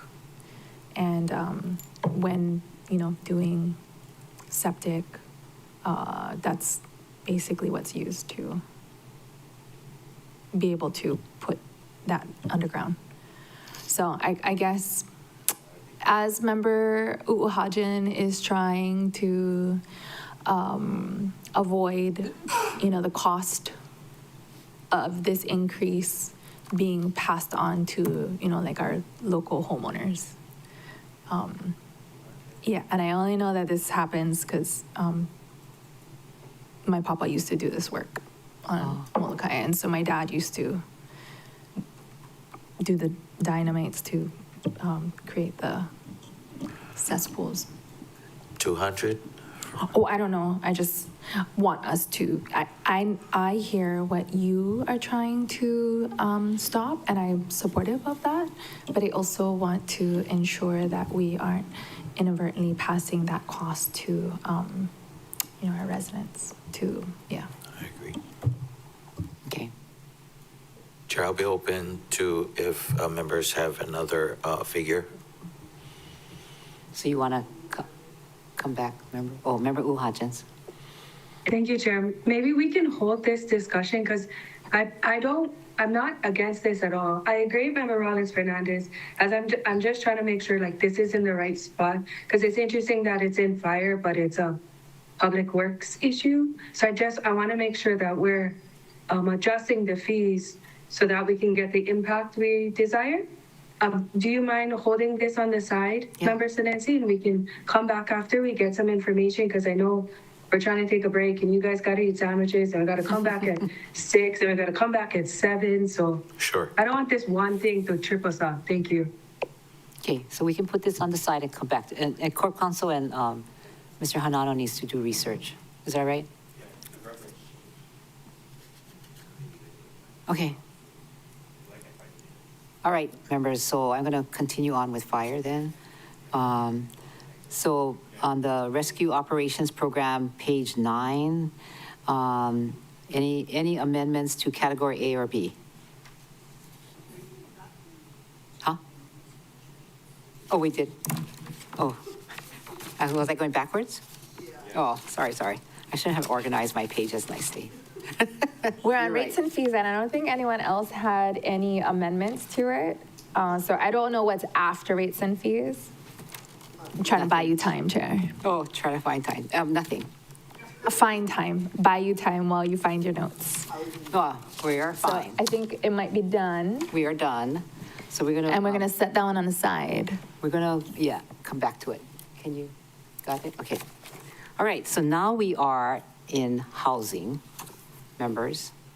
And there are 3 priorities for Department of Housing, and they are for Member Paulton, your residency area 1, and Chair Lee, who is getting our dinner together, Halima Ha'olu, as well as Councilmember Johnson. So we will take Member Rollins Fernandez. Mahalo, Chair. I also have one. It was separated, so it's under this department, but it's put into the revolving fund. So is the plan to just take up all the revolving fund one time, or do we take it under the department? Because if so, then I have one under here too, under this department. Okay, so when you say revolving fund, you meant affordable housing fund? No, a different housing, a different revolving different fund. fund, okay. Yeah, but it's So- under housing. Good. Yeah, voluntary deed restriction. So we're in priority, so we'll find what your priority is and we'll add it to this section. It is a priority. Yeah, so we'll add it. Member Paulton first. I move to insert a new line item, grant to Lahaina Community Land Trust in the amount of $6 million. Second. Okay, Member Paulton, and second by Member Rollins Fernandez. So, fortunately or unfortunately, the wildfire settlement is about to occur. And at that point, many homeowners will know whether or not that they have the monies to rebuild. We want to help the people that have a gap in the rebuilding, and that's their only home that they live in. And we hope to pick up other homes of potential non-owner occupied off-island owners to put more Lahaina residents into those homes. I'm not sure if everyone had an opportunity to read the annual report they submitted and hear the testimony in Lahaina. And just from the closing of their annual report to April 4th this year, the numbers have already grown in many of the categories, and I'm super impressed with all their hard work. They give community members hope. The Yadao Ohana was there. They were one of the first to the finish line in the insurance gap money partnership between Hawaii Community Lending, Ho'ola, Maui Akama Long-Term Recovery Group, and Lahaina Community Land Trust. And they provide an inspiration for the rest of the homeowners trying to return home. Thank you. Thank you. So any more? Member Rollins-Fernandez. Mahalo, Chair. I speak in strong support of this motion. Mahalo, Member Paulton, for making this one of your priority items. I, too, am very impressed with the program and how quickly they're able to secure housing and lots and provide support families with the GAP funding so that they can complete the construction of their homes. We heard a testifier that day or that night in Lahaina, at the Lahaina hearing, talk about how more than funding for mental health, we need funding for housing, because so much of the stress is financial stress and stress coming from housing insecurity and the cost of having to rent while folks are just trying to get home, and just the peace of mind, and this is an investment in our community. So at the very least, I am supportive of $6 million, of this additional $6 million to the budget. Mahalo, Chair. Thank you. Any other discussion? Member Senensi. Just wondering, I know they asked for an additional $2 million. It's already in affordable okay, housing. so this would be addition. Okay. This is the additional. Thank you. And I think Member Paulton, she's been doing all her deletions and trying to get to the $6 million. Is that your offset? I think that's what it looked like. Yeah, second and final is just that, this $6 million isn't just $6 million with the way this group is able to leverage county funding. I think in their annual report, they raised over $9.5 million with the initial $6 million that the county leveraged. And then from the Kalua Ehu program, which is small businesses in the community, in the first however many months, they leveraged $50,000. And there's so many partnerships within the community where if you buy their products, they donate a portion. Like Merriman's Caesar salad, you get $1 to the Land Trust. Ku'ia milkshakes gives $1 to the Land Trust, and so many more. It's all in the annual report. Thank you. Thank you. Okay, members, any other discussion? If not, all in favor, raise your hand, say aye. Aye. Member Cook's back. Okay, 9 ayes, motion carries. Next, so we have Chair Lee here. Are you ready to talk about your priority? Countywide. Not yet. I'm still getting organized. Okay. Can you skip over me, please? Okay, next is Member Johnson. Countywide 3. Yep. This is in regards to transitional housing for victims of domestic violence. So I moved to, let's see here. I moved $4.5 million for the acquisition of dwelling units to be leased as housing for victims of domestic violence. Member Johnson, second by Member Senensi. Proposing that this be a county CIP using general bonds now, since units will be owned by the county, and that's on page 23 of the budget ordinance. My office has been working with Sanoi Kaihui, Executive Director of Women Helping Women, for the last month or two trying to locate housing. And speaking with the administration, there is maybe an opportunity to work with the state and use property in Kula. That leaves direct needs in South Maui, West Maui, Molokai, and Central. Hana and Lanai will also need transitional housing in the future. So Women Helping Women's domestic violence hotline doubled in calls after the fires, while rents are also skyrocketing. Housing inventory became extremely limited. Transitional housing allows victims, especially those who are financially vulnerable, to the opportunity to stabilize their lives, rebuild, stay safe, and if they're mothers too, protect and take care of their children. Department of Housing already has a similar model with the Nahale Kapuna and are in full support of acquiring housing units to lease to Women Helping Women for transitional housing. Housing needed is single family and apartments. And with the TVR phasing out and units potentially entering the market, this is an opportunity to ensure transitional housing for those who have dire need. Working with the departments and Sonoe has been kind of very, it's good to see us all trying to solve this problem, especially when the demand is so great. And again, members, this is bond, so I ask for your support of my motion. Okay. Anybody else have comments? Member Rollins Fernandez. Mahalo, Chair. I'm supportive of the proposal. I guess my concern is like how limited would using bond funds be? Because I would support general fund too.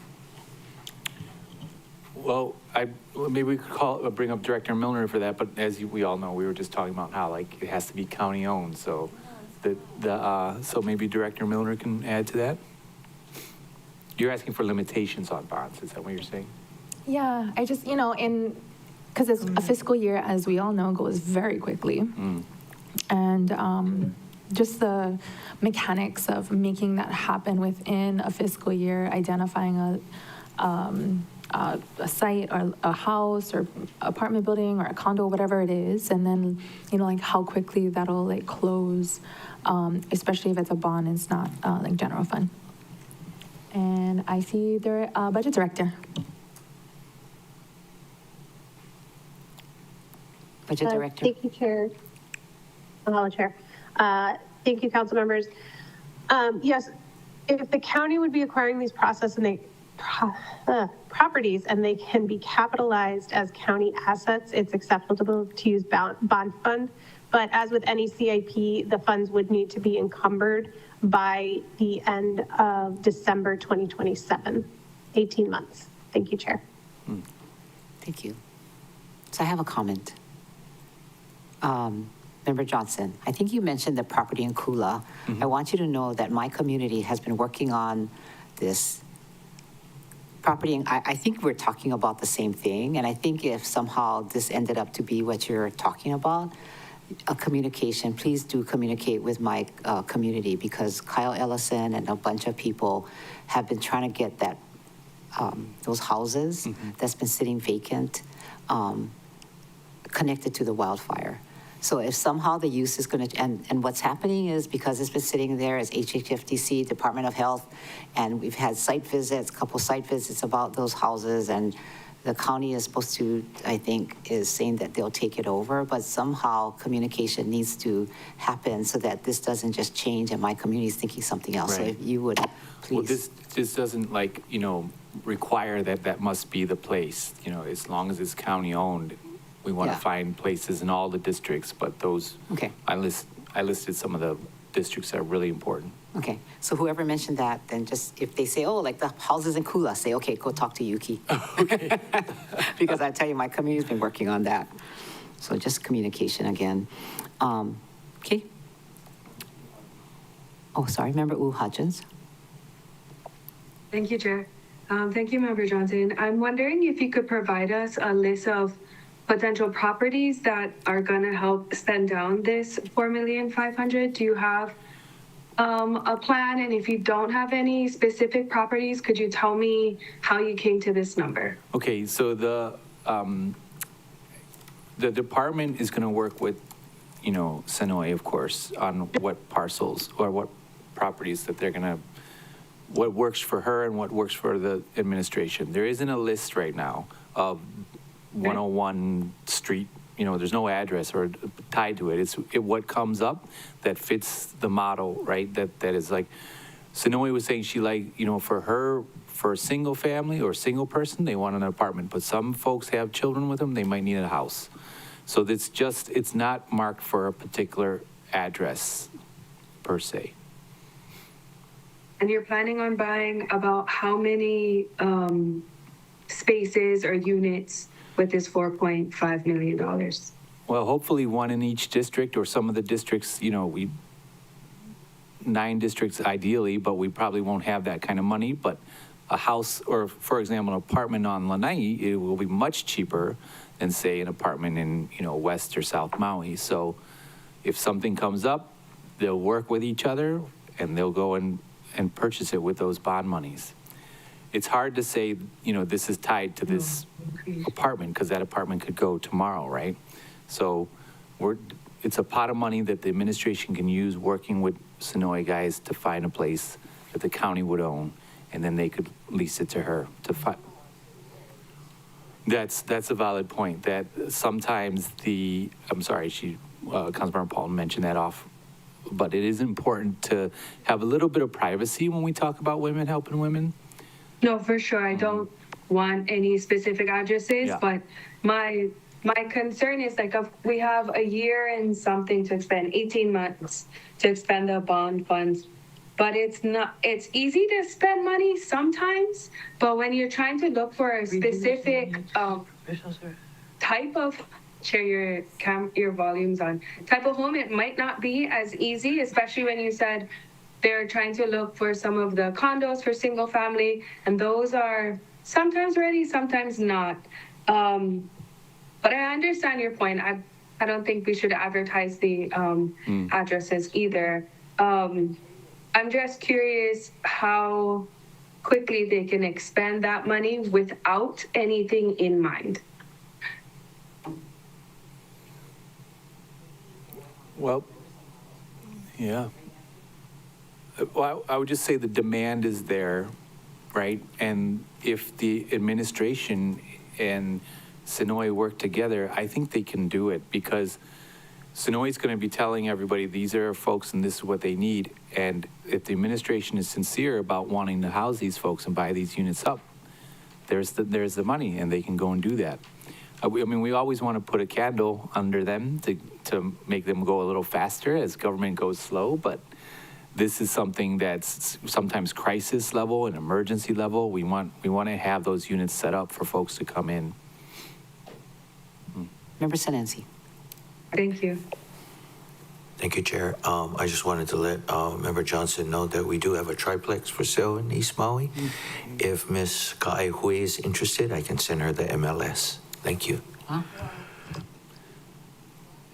Needs. Member Rollins-Fernandez. Mahalo, Chair. Again, I'm supportive of this effort. Since it's going to be county-owned, I think we would need to approve it. Right, Budget Director?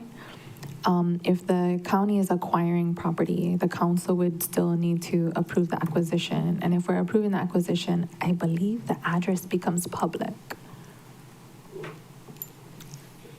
Ms. Milner. Oh, you're muted.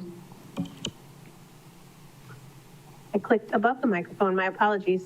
Thank you, Chair. Thank you, Councilmember Rollins-Fernandez. Yes, there would need to be a resolution for the acquisition of the properties, which would involve the address of the property being posted on a council agenda. Thank you, Chair. Mahalo, Budget Director. I'm not saying I don't support it. I'm just flagging that for our awareness. Okay. Any other questions? Oh, Member Hodgins. Thank you. And to make it very clear, I'm supportive. I just want to understand how this works. So if we buy with bond funding, primarily the homes in this county are on an average of 50 years old at best.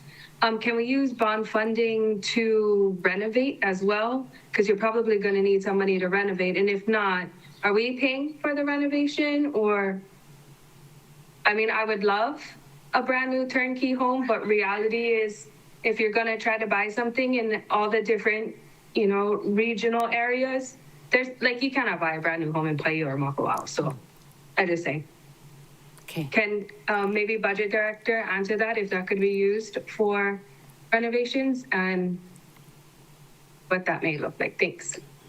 Budget Director. Thank you, Chair. Yes, bond funds can be used for renovation of county assets. There are some requirements that need to be met, but I think we can definitely have that conversation. There's no prohibition on using it for renovations. As you've seen, we've used it for renovations of different buildings that the county's acquired over the last several years. An alternative, if there are concerns about the addresses being posted publicly on resolutions, it wouldn't be able to be bond funded, but you could do this as a grant to Women Helping Women for the acquisition of properties. And I just wanted to throw that out there because you've been talking about concerns about the addresses, but I defer to the body on how they'd like to proceed. Thank you, Chair. Okay. Good point. All right, members, any more discussion on this? Let's take a vote. All in favor, raise your hand, say aye. Aye. Aye, is this, okay. So we have, everybody's here, 9 ayes, motion carries. Thank you. Mahalo, members. Thank you. Member, now, Chair Lee, your proposal. Not yet. Not yet. Okay. Yeah, she's here. Okay, then we're going to move on to the operating budget, which is, yes. Oh, wait, you have. We have revolving funds. You have one too? Yeah. You So have- are you going to take up the revolving funds under Yeah, the so department we'll- that manages the revolving fund, or when we do all the revolving There's funds? another one. So we're taking up your priority. Yeah, I guess part of the confusion we're having is that the matrix that was created had a separate section for the revolving funds. Yeah. But the table that you had distributed for the order in which think departments would come up didn't have a special line item for revolving funds. So I guess we're just trying to figure out. We're doing it now, just like we did Agriculture Humane Society revolving fund. Thank you. You're welcome. Yeah, so I guess. Just personnel stuff we're doing later, right? Is what we're doing. I know the fringe ones we're doing later, and then the county one we're doing later. But Yeah, okay, I that's guess correct. we had questions because I have one in the affordable housing fund, and then, well, potentially, because apparently it's no good for me to try to make an appropriation there. But Member Rollins Fernandez has had one, and I believe she was waiting first. Okay, Member Rollins Fernandez. I move to condition $2 million to be used for the voluntary deed restriction program under revolving fund P, homeowner programs revolving fund, chapter 3.34, Maui County Code. Okay, second by Member Senenci. Member Rollins Fernandez, second by Member Senenci. Any discussion? Mahalo, Chair. Expanding the pilot program that we have for Molokai. Okay. How's it going? We had to do a code amendment, remember? The bill just passed on Friday. So they should be announcing the launch of it soon. Very good. Steps forward is the main thing, right? Yes. So once we get it going, I want to keep the momentum going so that there will be funding, more funding for it. Because there's been a lot of interest. Very good. Okay, members, all in favor, raise your hand, say aye. Aye. Aye. 9 ayes, motion carries. Okay. Next, Member Batangan. Thank you, Chair. And this one I might need some help with. This is the Paris program that came up earlier. I had wanted to condition $3 million for the program in the Affordable Housing Fund. I don't know exactly how to navigate this now that we've heard from the director about it being about use of the Affordable Housing Fund. Is on a revolving fund. Can somebody mute the chair? Chair Lee, your mic is on. You have the GPT. Yeah, I guess if the body's open, I'll make a motion to add $3 million, a $3 million appropriation in the Affordable Housing Fund for the Paris program. And then through discussion, I may have to amend that to move it somewhere else. But I would like a motion on the floor so we can have discussion, and Okay, then is I will there- ask for help. Is there a second? No, okay. Is there a second for, second for Second. discussion? Member Cook, Major, is there a second? Cool. Thank you, Member Cook, for the second. So the Paris program, is with the Homestead Community Development Corporation. This was co-founded by Councilmember Kama. It's one of her big legacy projects. The request is for $3 million, $100 million or $1 million for property improvements to existing parish properties located in Kihei, Wailuku, and Lahaina. And then $2 million for acquisition of up to 3 additional residential units that will be permanently dedicated to affordable workplace housing within Maui County, serving households up to 140 AMI. I had tried to appropriate money from the Affordable Housing Fund and proposed cuts. I don't think I quite know how to propose this now that we've gotten pushback from the department. I will say that, reflecting on what the director had shared earlier, I do support the administration's efforts to go through RFP to have a more rigorous vetting of the projects to ensure that they're all shovel ready. I just don't think that the applicant or my office had understood that the entire Affordable Housing Fund would be appropriated, and that this body would not have any opportunity to appropriate affordable housing funds. And I guess I'm struggling with that because I don't know what that means for priorities like this or for, the $8 million acquisition along the Cove. And so I'm going to ask my colleagues for some help on how to advance this request. If it meant getting like the rating sheets from the administration so that we could see which projects, were most shovel ready and most worthy. And then we could make our own determinations if we wanted to swap something out. I don't know what the answer is, but I don't think that I guess I'll end it there and ask my colleagues for help because I do see a hand. Hopefully it's not a question and more of a helpful suggestion on how to navigate this. Paulson, then Senensi after. Oh, shucks, it was a question. Okay. But I can help if I understand more, I guess. So remember, Kama normally works with this organization to submit RFPs. And, unfortunately, she was in the hospital at the time when that round happened. There was no opportunity. Well, I think the applicant and the office had thought that this budget session would be an opportunity for them to then be able to seek the funding that they were asking for if they missed that one. I don't think that. But why wouldn't they put in an application?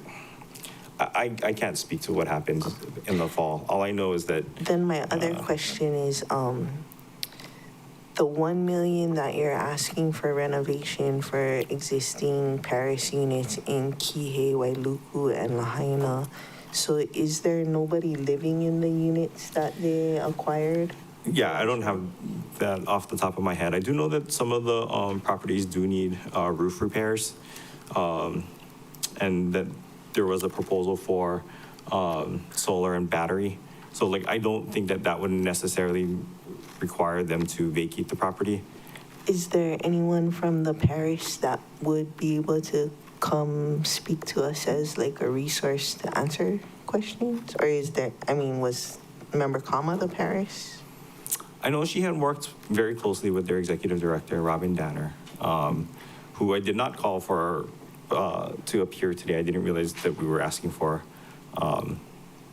resources during our deliberations. And so I told them at any time during this whole budget process, at any time.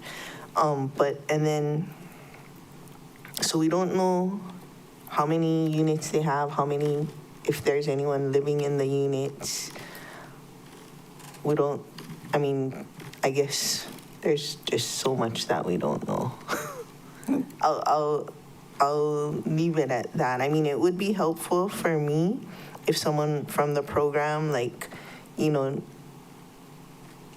gave us some information about what happened to the last over $4 million we gave them. And then the other question I have is, I know this is what you said, can anybody rent the unit or is it restricted? It's not restricted. So there was I would have to amend the proposal that was submitted and has been distributed. It is not only for people who are Hawaiian Homes beneficiaries, it would be open.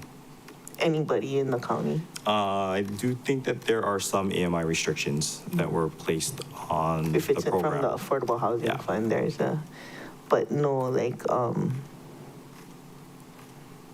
background, no other like what you're born as restrictions. Not to my knowledge, but I guess if you have these questions, I can reach out to representatives and ask that they make themselves available for this body. Yeah, I guess, I mean, I'm not ready to vote on it. I have so many questions. It would be what I have to say. Okay. Member Sinensi. Thank you. I think Member Paulton asked my question about they didn't apply, so they wouldn't be on the list with the department, the panel that went through all the projects that submitted their application. Yes, that is correct. Okay. And then this would be a DHHL project. It's not. No. The organization is the Homestead Community Development Corporation. Robin Danner is the person who Member Kama had worked with. She is very well known within the Homestead community, and that's how Member Kama had first made contact with her. But this is not a DHHL project. Oh, so it wouldn't qualify for any of the DHHL fundings or even the percentage that we put aside for DHHL? Correct. Okay. Thank you. Thank you, Chair. Do you want to hold this on the side until we can get some of these things answered? Sure. Thank you, Chair. Provided you're willing to revisit the item. Yeah. Thank you. Okay, so we'll revisit this.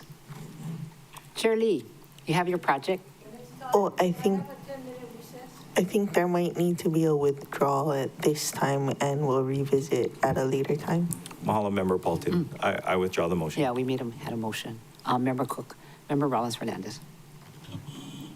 Mahalo, Chair. So the question that I had earlier is, well, there's less than 3 million in funds that's not appropriated from the Affordable Housing Fund. And so, I mean, I guess it's just something to flag, because if we are going to approve both a 3 million and a 4 million condition under the Affordable Housing Fund without removing anything else, then we would need to put more money back in there. That's all. Mahalo, Chair.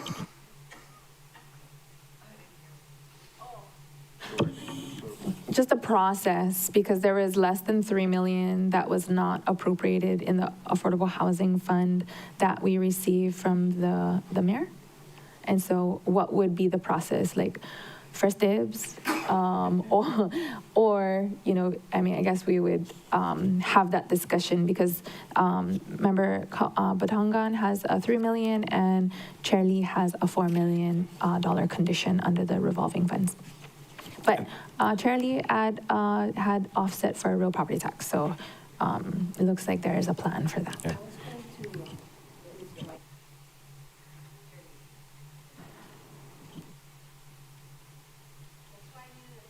Okay. I guess I would also, since she's collecting herself, I would also like to add that there has been a new proposal that the department supports for $8 million, right? Or to $12 million or whatever. So they're, you know, even the department themselves are asking that we appropriate more from the funds. I think Member Sugimura has something up her sleeve. Chair Sugimura has something up her sleeve for that one. Well, Recess? We can do a recess. And Okay. when does Chair Lee want us to break? 5 o'clock? She's talking about for the sandwiches. Yeah. Oh, Okay. So we can take a break so you can organize whatever and come back at what, 4:21? It's okay? 4:21.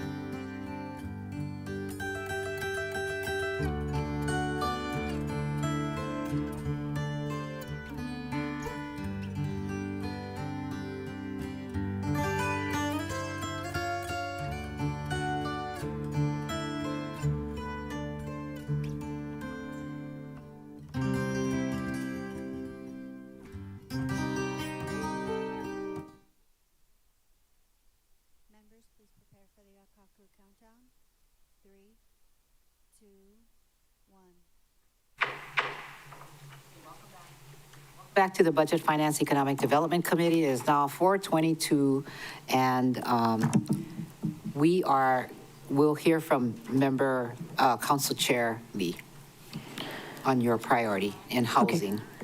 All right, on page 9, my 55.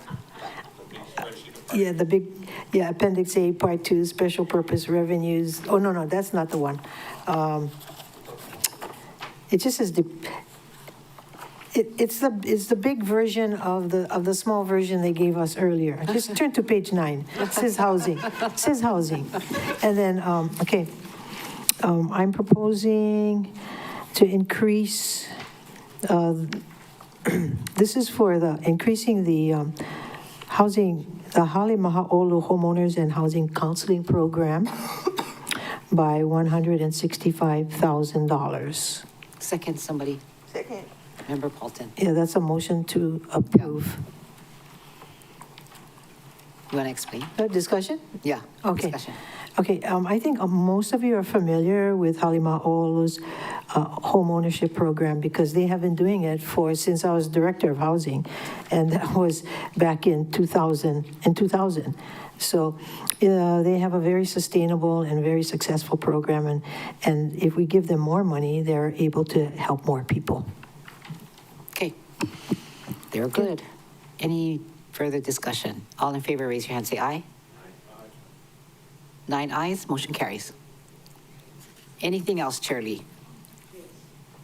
Yes. Okay, I was very, very impressed with the group that came before us in Lahaina. That was Holo, what was that? Ho'ola ya Maui Kama long-term recovery. Yeah, that's the one. Anyway, I would have loved to support them more substantially, but my neighbor right over here is proposing $1 million, so I'm going to withdraw my proposal of $4 million. Okay. Okay? Good. Thank you. Very good. Okay. We will revisit Member Batangan's at a later time. Got to figure out how to do that. Anything else? Member Batangan. Thank you, Chair.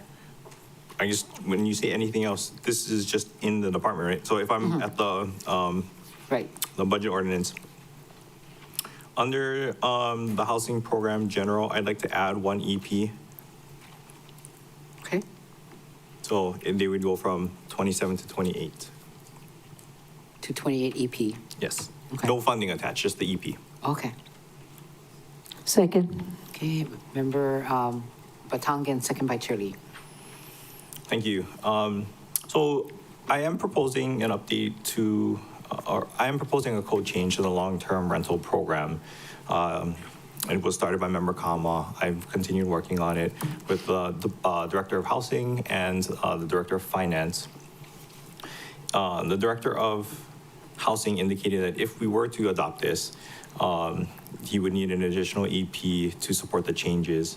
So I'm asking for 1 EP to the department in their housing program to support this work should the council adopt my proposal at a later date. If we don't, then we just leave it unfunded.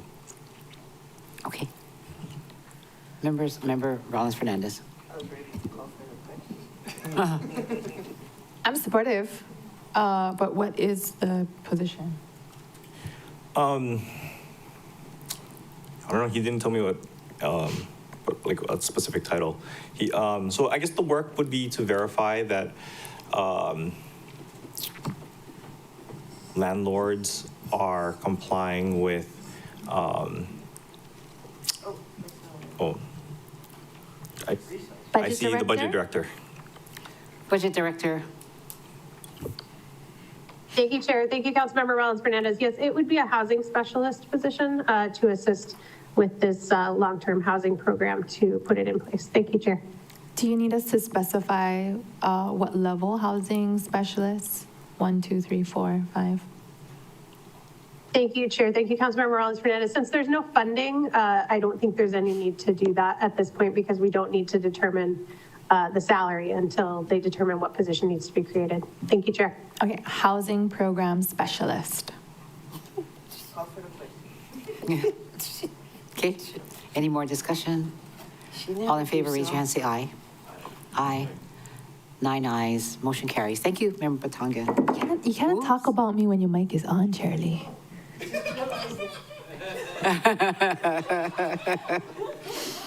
Unless you wanted me to hear. Okay, so anybody else have any additions? I have conditional language on, in the Department of Housing. Okay. Under the revolving fund.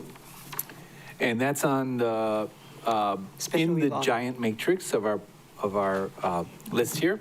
It's on the penultimate page of the matrix, What page is it? the second to the last page. Oh, you don't have the numbered one? Yeah, I don't have it numbered, so the second to last page of our matrix. Okay, that's page 35. So I move to amend the first condition. Wait. I move to amend the condition. Let me get here. Amend the condition for first-time home buyers fund. Home Buyers Program Revolving Fund, Chapter 3.34, Maui County Code, condition to read as, well, should I wait for the motion or wait for a second before? Yeah, I- a second. Okay. Here- Condition to amend to read, number 1, must be disbursement of grants for qualified Maui County residents participating in the first-time home buyers program. So what that means is I'm removing that 30, oh, yeah, I'm sorry, go ahead. Moved by Member Johnson, second by Member Okay, that's the motion. Go ahead. Okay, moved by Member Johnson, second by Member Rollins Fernandez. Ditto. So the Department of Housing indicated they're working on the rules for the first-time home buyers program. And the program has been underutilized and has not been kept up with the rising costs of houses. And changing this condition gives them more flexibility. It used to be saying, up to $30,000. The cost of homes, this $30,000 is just not cutting it. It allows them, it takes that number off the table and allows them to come up with the number that they would feel would fit for that first-time home buyer. We can go back and forth, should it be 60,000, should we keep it at there? But I just remove it and let the department decide so that they can work with the folks on those individual basis. So that is the reasoning and that is the explanation. Okay. Any other comments? Sorry, Discussion. can I just make sure I'm looking at, it's page 54 of Appendix A, is that correct? Appendix A, Part That's where 2. you're adding the language? Yeah, Appendix A, Part 2. Under P, Homeowner Program Revolving Fund. thank you. One is mine. Okay, all in favor, raise your hand, say aye. Aye. 9 ayes, motion carries. Member Hodgins there. Okay, next. Anybody else? No?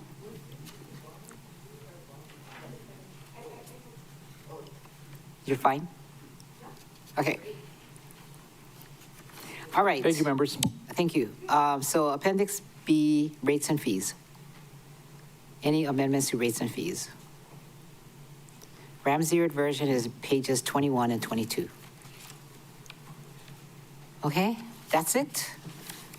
Then we are done with housing, right? Oh, I had a question for Ms. Milner.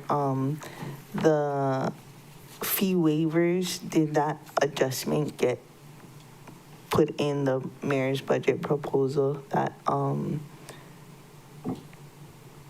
legislation that we passed just prior to going to budget? Ms. Milner, I got to do my housing, yeah? Thank you, Chair. If that's the ordinance that just passed, no, it was not incorporated, as it didn't, it was not included in our changes for fiscal year 27. Thank you, Chair. Oh, no. You probably got to do that then. I was not prepared to do that. Okay, so while you're looking, can I do my housing project? Yeah, do it. Yeah, then you can do research. Okay, members, so we all heard Cove Beach Village yesterday, and then director and deputy came and spoke to us, or maybe more director. So this will be new. It's an alternative, as I did not do Kahumanu Church. So it is on budget bill, page 23. How do you read this? New appropriation for Cove Beach Village to include land entitlements, permit, water, and meter, and proposed add a new appropriation for up to $8.62 million for Cove Beach Village land entitlement program and water meter in South Maui, to read as follows. D, Department of Housing, I, South Maui, Community Plan Area, small a, other projects, 1, bond fund, 3, Cove Park Village, and it is for $8,620,000. And as you know, it's a 82 Kanani Road is the address, sorry, 82 Kanani Road, Kihei, TMK 2-3-9-0160 064, I'm sorry, 004, 32 units. Apartment building with elevator, 66 parking stalls, and 13 storage areas. And the offset of this is Kihei Community Plan Area, Bond Fund, South Maui Community Park. Remove funds from the South Maui Community Park, $25 million from the Bond Fund appropriation for $8,620,000 from the bond fund, and the total addition or reduction is $16,380,000, which is the excess, and reduction of that's what I just told you, 25 million, addition of the purchase of the land is a net, and the results is 16,383,000 unused. Second. Bond, thank you. Any questions? Ready to call for the question? Oh, already? Okay. Okay, go ahead. Any questions? Go ahead, Member Johnson, Member Robles Fernandez. Oh, this parcel I have not done a site visit to, so maybe I'll rely on the district rep, but does that area flood, and will it get flood insurance if we do? It's not in the flood zone. It's Malka from the Cove, probably Beach 400 yards. Yeah, it's far. Up from the Cove and South Maui, South Kihei Road. It does have a swale next to it. It has the new, I should know the name of it, but the new senior housing that Mayor V opened about 6 years ago. Mm-hmm. It's a great spot. If I may ask, Chair, did you have up to that amount? Yeah, that's my only question. Thank you. Because go on. It basically says on it too, it's subject to appraisal and review. So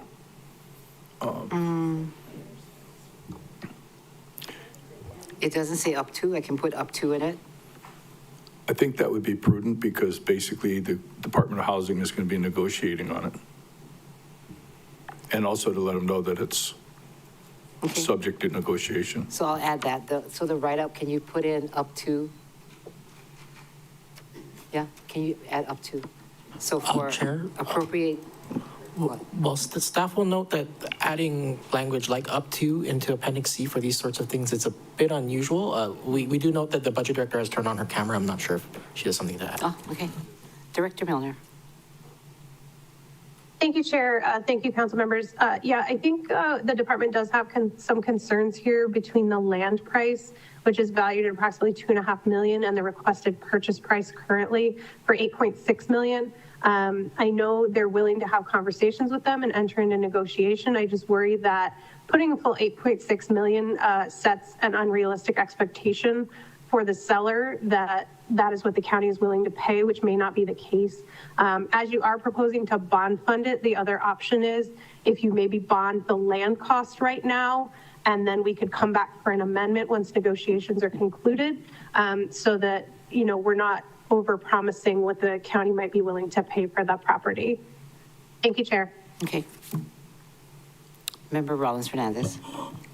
Okay, mahalo. So the county would own this? Yes. Okay. And the county asked us to do this? I mean, the admin was asking us to do this? I think that Mitchell, Director Mitchell came and said that he was. Okay, Yeah. and then we have an appraisal? Yes. Where? Where is that appraisal? They just read it during testimony, what Okay. the number was. Okay, We so they didn't- never we gave didn't it provide to us. Okay. All right, so we usually get an appraisal. Okay, I am supportive of the Budget Director Milner's recommendation of only putting the land appraised value and not mislead the buyer into thinking that we're gonna spend excess amount of taxpayer dollars when we don't have that projected amount. So if you're only putting, my proposal is for the 8,620,000. It's not 2 million, whatever the appraised value. Is that what you just said? Yeah, I understand what you said in your motion, and I'm saying I don't support that. Okay. I support what the budget director is recommending. Because it's bond, it can be changed at any time. Like, it's not like it's not a cash, it's not general fund, so we wouldn't need to adjust the rates. We would just make the amendment because it's like a loan. So I don't, it doesn't make sense to overcommit. Okay. And pay a higher price than it's like actually valued at. I think what the representative said The yesterday. developer representative? Yeah, said Yeah, yesterday. because of course, they want the most money they can get. I mean, of course they're So gonna this ask is for not the only the land, highest. right? It's with the permits and it's the plans and infrastructure, everything is ready to go. Again, I support it, just not at 8 million. It's a bond, so we can change it at any time. The admin supports it, they can change it at any time. Okay. So. Member Cook. I'm supportive of it. I just wanted basically it to be clear that up to, and the county can negotiate it. Because basically, that price is for the land and entitled drawings and plans, et cetera. So the Department of Housing has to look at it, assess it, and make a determination of the value of that and what they're going to do with it. So I'm very supportive of us passing it like this. I just want to make it sure that there's no expectation that that's a commitment for that amount, and it's up to. Okay. And the department has the opportunity to negotiate it. Thank you. Okay. Any other thought? Member Batangan. Thank you, Chair. So I don't think I'm following this funding mechanism. So I guess my initial concern was that I don't like the way that we would be starting off a negotiation by saying, you know, what we would be willing to pay for. You know, I kind of like the model that Water has taken where we appropriate funding so that they have money in the account to show good faith, and that, you know, they then negotiate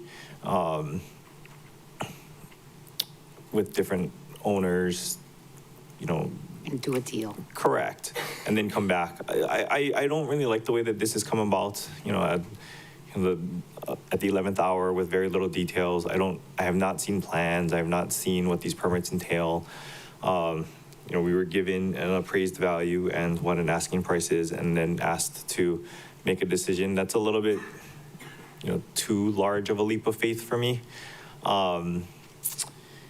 But I don't think I'm following what was discussed earlier about the bonding being able to be changed later. Do we need to bond anything at this point in order for the county to negotiate? So we have to bond at least the appraised value of the land in order for them to negotiate. Like, so is there any reason why we would need to take action now? Because I think it's because we're doing budget. Okay. Right? But there's nothing that would preclude the administration from coming to us with a budget amendment for a specific bond amount in the future, right? Because that's not going to be impacted by the amount of taxes that we would have to raise through this budget. I guess, given that feedback, I would probably vote no to both the motion on the floor and the proposal from the budget director, and just ask that the department reach out and then come to us with a more fully developed proposal. Thank you, Chair. Chair Lee. I'll be voting yes, because it's rare to have an opportunity to buy prime land that's fully entitled. The entitlement can take 10 years, you know, and with this county, maybe 20. So, and what we're doing now is not spending down anything. It's allowing the project to be negotiated, and then they're going to have to come back to us. So then at that time, we could, you know, add conditions or whatever we need to do. And the idea of a bond is better than cash. And the only thing we have to do is set aside the amount of interest payment. So I think all in all, this is a good deal, even though it's a last minute proposal. You know, that's how we roll. A lot of times, a lot of things come in at the last, you know, at the last hour. Thank you. Thank you. Anybody else? Member Johnson. I have two questions for Director Milner. First off, can you restate what the price of the land was? Appraisal, 2 point something, or? Thank you, Chair. My understanding from the department is it's approximately $2.5 million. Okay, so if we amended the proposal to 2.5 million and you guys, it passes, but then when you guys get in the negotiations, Director, and they're saying, no, we want 8 million, do you have to come before us for more bond? You just can go and do the bond, right? You don't have to come before us. Or that's what I want to clarify on. Thank you, Chair. Thank you, Councilmember Johnson. No, if the negotiated price is higher than what would be in the budget, we would come back to the body and get approval for that, both in the budget and in the bond ordinance. Thank you, Chair. Okay, so we'll let I mean, in my opinion is we'd let the department negotiate, come back and give us the number, and then we would vote on that number. But I will say this, Lanai has fully entitled land, county owned, hasn't been built for how many years? So we have to take all things in consideration. You know, I love the fact that it's fully entitled land. I love the fact that it's surrounded by infrastructure. I love the fact that it's not being flooded. But where is the political will? Like, if they're gonna really push for this, then they certainly could go and negotiate and come back with us on a number. So I'm kind of concerned about giving the full price, if you hear that from me. So I just wanted to add that. I'd be open to amendment to making it 2.5, and I would vote for that, but that's my stake. Thank you. Chair. Member Hodgins. Thank you, Chair. I agree with Member Johnson in that this is the political will right now, us attempting to fund it and us attempting to work with housing providers. And so I hear you, because what happened on Lanai shouldn't have happened. And this is why we now have a housing department, so we can do better at this. And I agree with you, it shouldn't happen. And that's why you worked so hard to get it done now. And now we are also in a scenario where we could have some fully entitled land. I was looking at the RPT, so the assessed value is about 2.25, I think. But that's only what real property tax is saying it's worth. And that's usually quite significantly below what the market value is. As we know, for better or for worse, that's what happens. And I'm happy to do the bond funding for like 2.5, so we can show good faith in that we do take this seriously, and then do some negotiations to not like alert the landowner now that, you know, this is our ceiling. But I think Chair Lee is also correct, absolutely, in where the price is going to come from is the entitlement and the time that they've been holding on to this property. I want to say for about 10 years. On RPT, you can look at the the Kiva links, or I'm sorry, it's not Kiva links anymore, it's the map links, where it shows you what has been reviewed and approved, and it shows you the building permits, well, numbers, not necessarily the plans, and the grading and all the things that come with. And I believe their SMA is done, which is quite costly and time consuming. And as Shirley was saying, this process sometimes can take upwards of 10 years, 20 years, which is why I was trying to do some council-initiated change in zoning so we can expedite that process. Again, Member Johnson, I agree with you. This is the political will. We recognize that change does need to happen. And I'm happy to support, like I said, the 2.5, let's bond that part and then have Housing Department also show their political will and negotiate, and we can go from there so that we're not just going, here you go, thank you so much. But thank you, Chair. Okay. Member Rollins Fernandez. Mahalo, Chair. My position is the same as Member Batangan's. If this is such a great deal, then why wait until we have to adopt the budget to pursue it? Go pursue it now. Go negotiate now. If the asking price is 8.6, like, you don't go to a car dealership and like pay the first thing that they say. You negotiate. So if we're gonna put 8.6, like, why? Anyway, if that's what it ends up being, then like, that's on them, the administration. But go pursue it now. Why wait until until the fiscal year starts July 1st? You don't have to wait. If it's going to be all bond funded, go now. But I'll be voting no on your motion. Yeah, Member Batangan. Thank you, Chair. So I would vote no on the motion as it stands. But I gotta say, I found the discussion from members Lee, Johnson, and Uhajan pretty compelling and would be open to an amended motion. I don't mean to just leave my colleague from Molokai hanging now that she cited agreement with me, but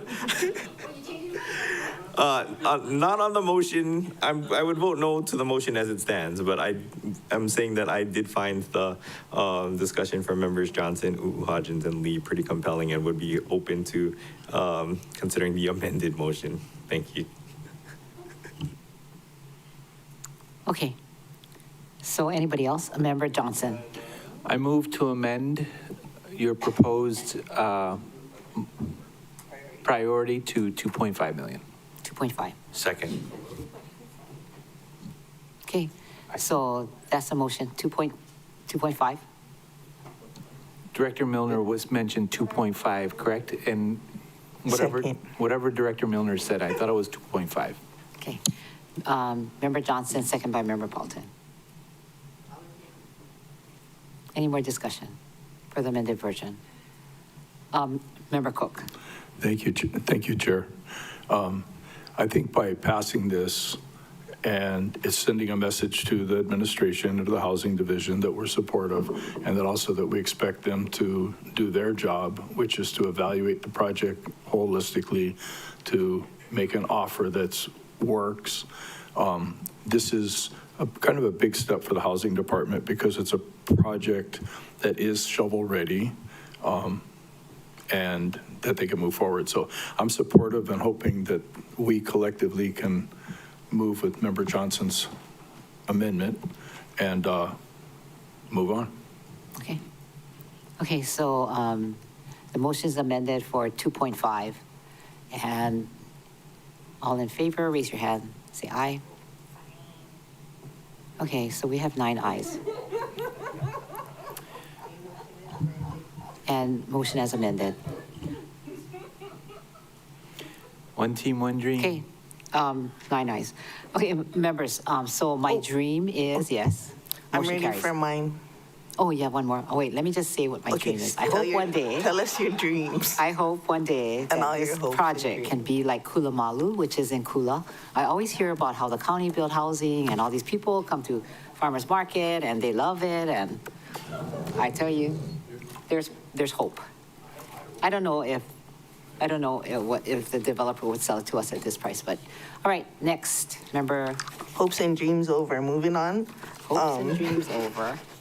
We need lots. I'm probably gonna need assistance from Corp Counsel on Corrections Day, but under page 22, Residential Workforce Housing Policy Incentives and Exemptions, I move to add 2.97.150 paren B on the right-hand side under where it says 2.97.070, and that residential workforce housing units under 100% AMI will receive a 100% fee waiver, and residential workforce housing units between, I guess, 101 or above 100 to 120% AMI will receive a 50% fee waiver to be repaid in the case that the house moves out of affordability. Second. Chair? Yes. Apologies. So it sounds like Councilmember Paulton, you're making a motion related to Ordinance 5977 related to all those fee waivers, right? That's correct. So those fee waivers affect a multitude of departments across Appendix B. I would say in accordance with 2.97.150B. So I guess staff would just wonder if the body would want to consider just, a broad amendment to amend Appendix B to incorporate the fee waivers as needed by Ordinance 5977, and with the understanding that staff will, iron out the language to make sure that it's reflected appropriately. Totally what I meant. Thank you for interpreting my pidgin to your English. Okay, so good. And Member Johnson agrees with his second. Oh, Member Hodgins. Go ahead. Thank you, Chair. I'm so sorry, Member Paulton. I didn't hear what page you were referring to. 22. In rates and fees. Appendix B. Sorry, Appendix B revenues, page 22, in the Ramsier version. 22? Oh, this is for the Restricted Workforce Housing Fast Track Development Application Fee. Right below that, on the left-hand side, it says Residential Workforce Housing Policy Incentive and Exemptions. So it would be below that. And it would be, the motion to amend would be, James, can you repeat it in English?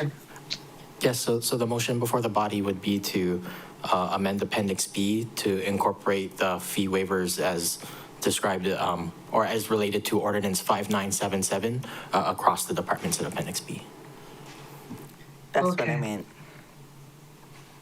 And then, are you trying to do like for all the fees when they come in, or for 2.97? Because on page 37, which is Public Works, there's an exceptions for fees for building permits.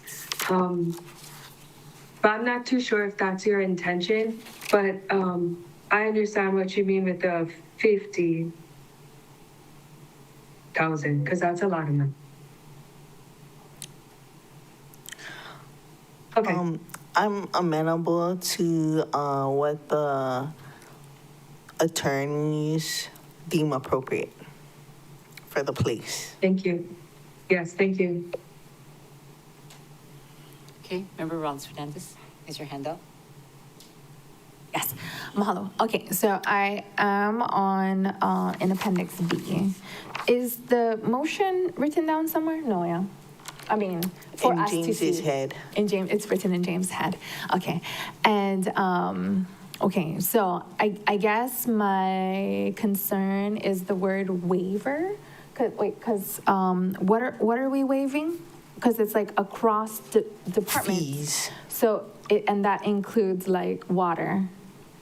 I don't think we didn't do water because water is self-funded. We did, wastewater assessment fee for facility expansion in the Kihei Regional Wastewater Treatment System, driveway permit fee, wastewater assessment for Wailuku Kahului, impact fees for traffic and roadway improvements in West Maui, as well as Kihei Makena, as well as Hana, as well as Makawao Pukalani Kula, Wailuku Kahului, Paia, Haiku, grubbing and grading permit fees, plumbing permit fees, electrical permit fees, building permit and building plan review fees, subdivision, park dedication and assessment fees, subdivision filing fees under subsection 18.24.010A, subdivision construction plan review fees under subsection 18.24.010D.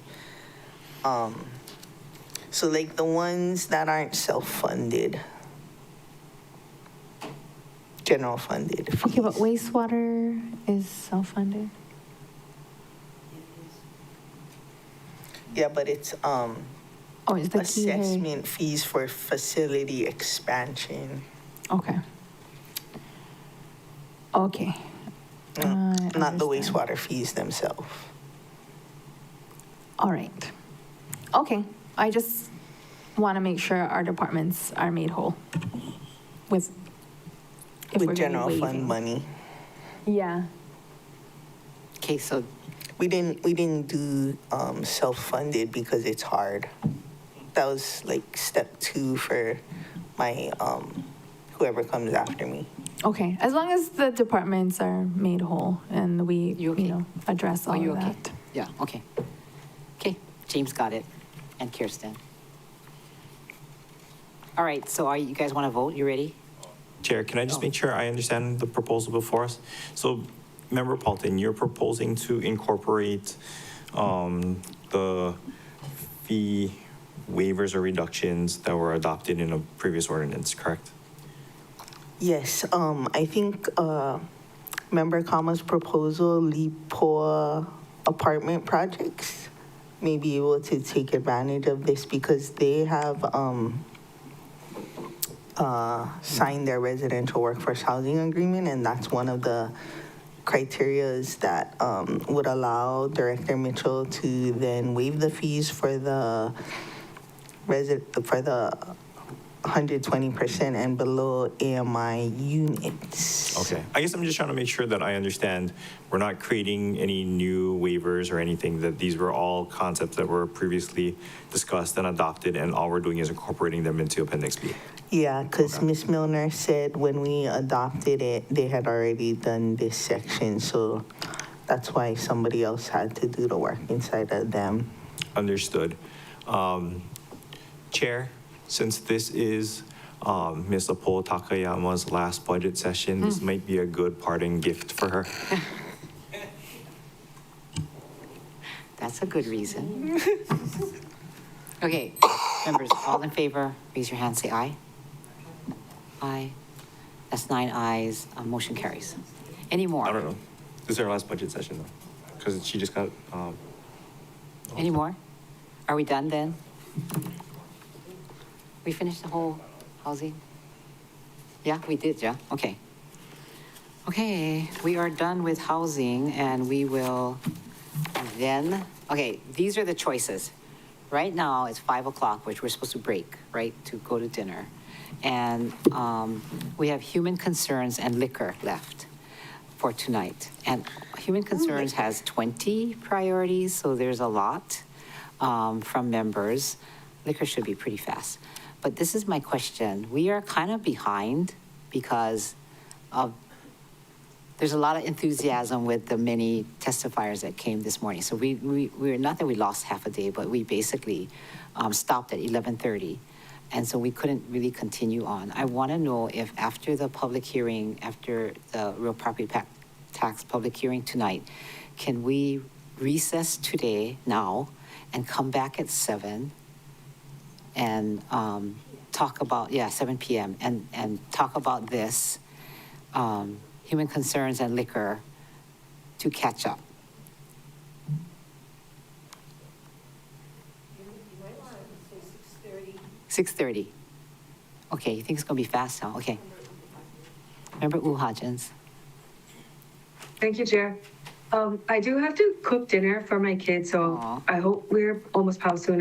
I wish I had Charlie sandwiches, but I'm not there. I'm okay to come back at 7 if we have if we try to monitor ourselves best, and hopefully end by 9 so I could say goodnight to my children. But if we could put some sort of parameters on how long our discussion's going to be with the 10 million proposals we all have, I would appreciate it. Okay.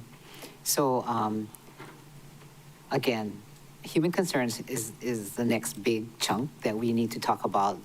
So if we can, Charlie is just suggesting now recess till 6:30, not 7. Okay, the reason why I say 6:30. Your mic.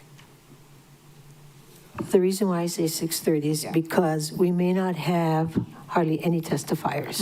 Because we're only talking about ranges, yeah? Nobody really cares that much, Crowley. except Tom Crowley and maybe 2 other people.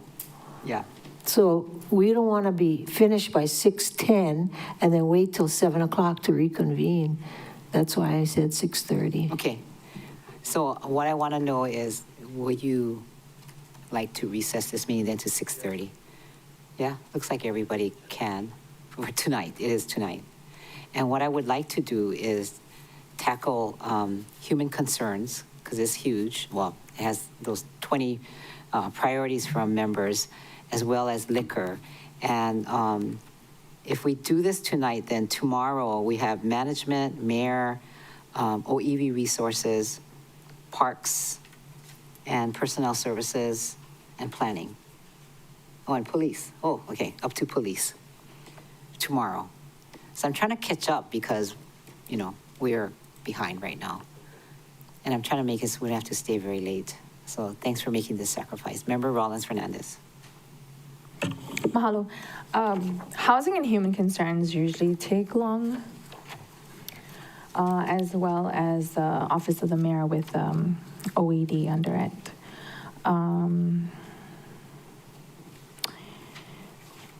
The calendar or the Decisions Week Department crosswalk goes to Thursday. So it doesn't have Friday on it.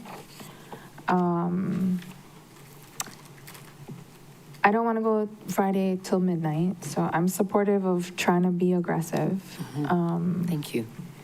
But I don't. My preference would be to take like 2 smaller departments, like liquor, OEV resources, and DPS or something, and then that way, we'll just get the small departments out of the way, and then we'll be rested and ready for Department of Human Concerns with all our many proposals.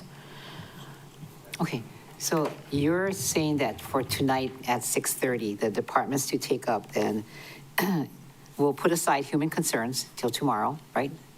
And we'll take up liquor, OEV, and DPS tonight. That would be my suggestion. And planning. Sure. The more, the better. What about water? No? Okay. And transportation. Oh, transportation should be. About transportation instead of water. Okay. Transportation. All right. So we got liquor, OEV, OEV, DPS, and transportation. Look at that. Now we're ahead. And planning. Did you say planning? Yeah, we have planning. Okay. Okay, this is good. This is good.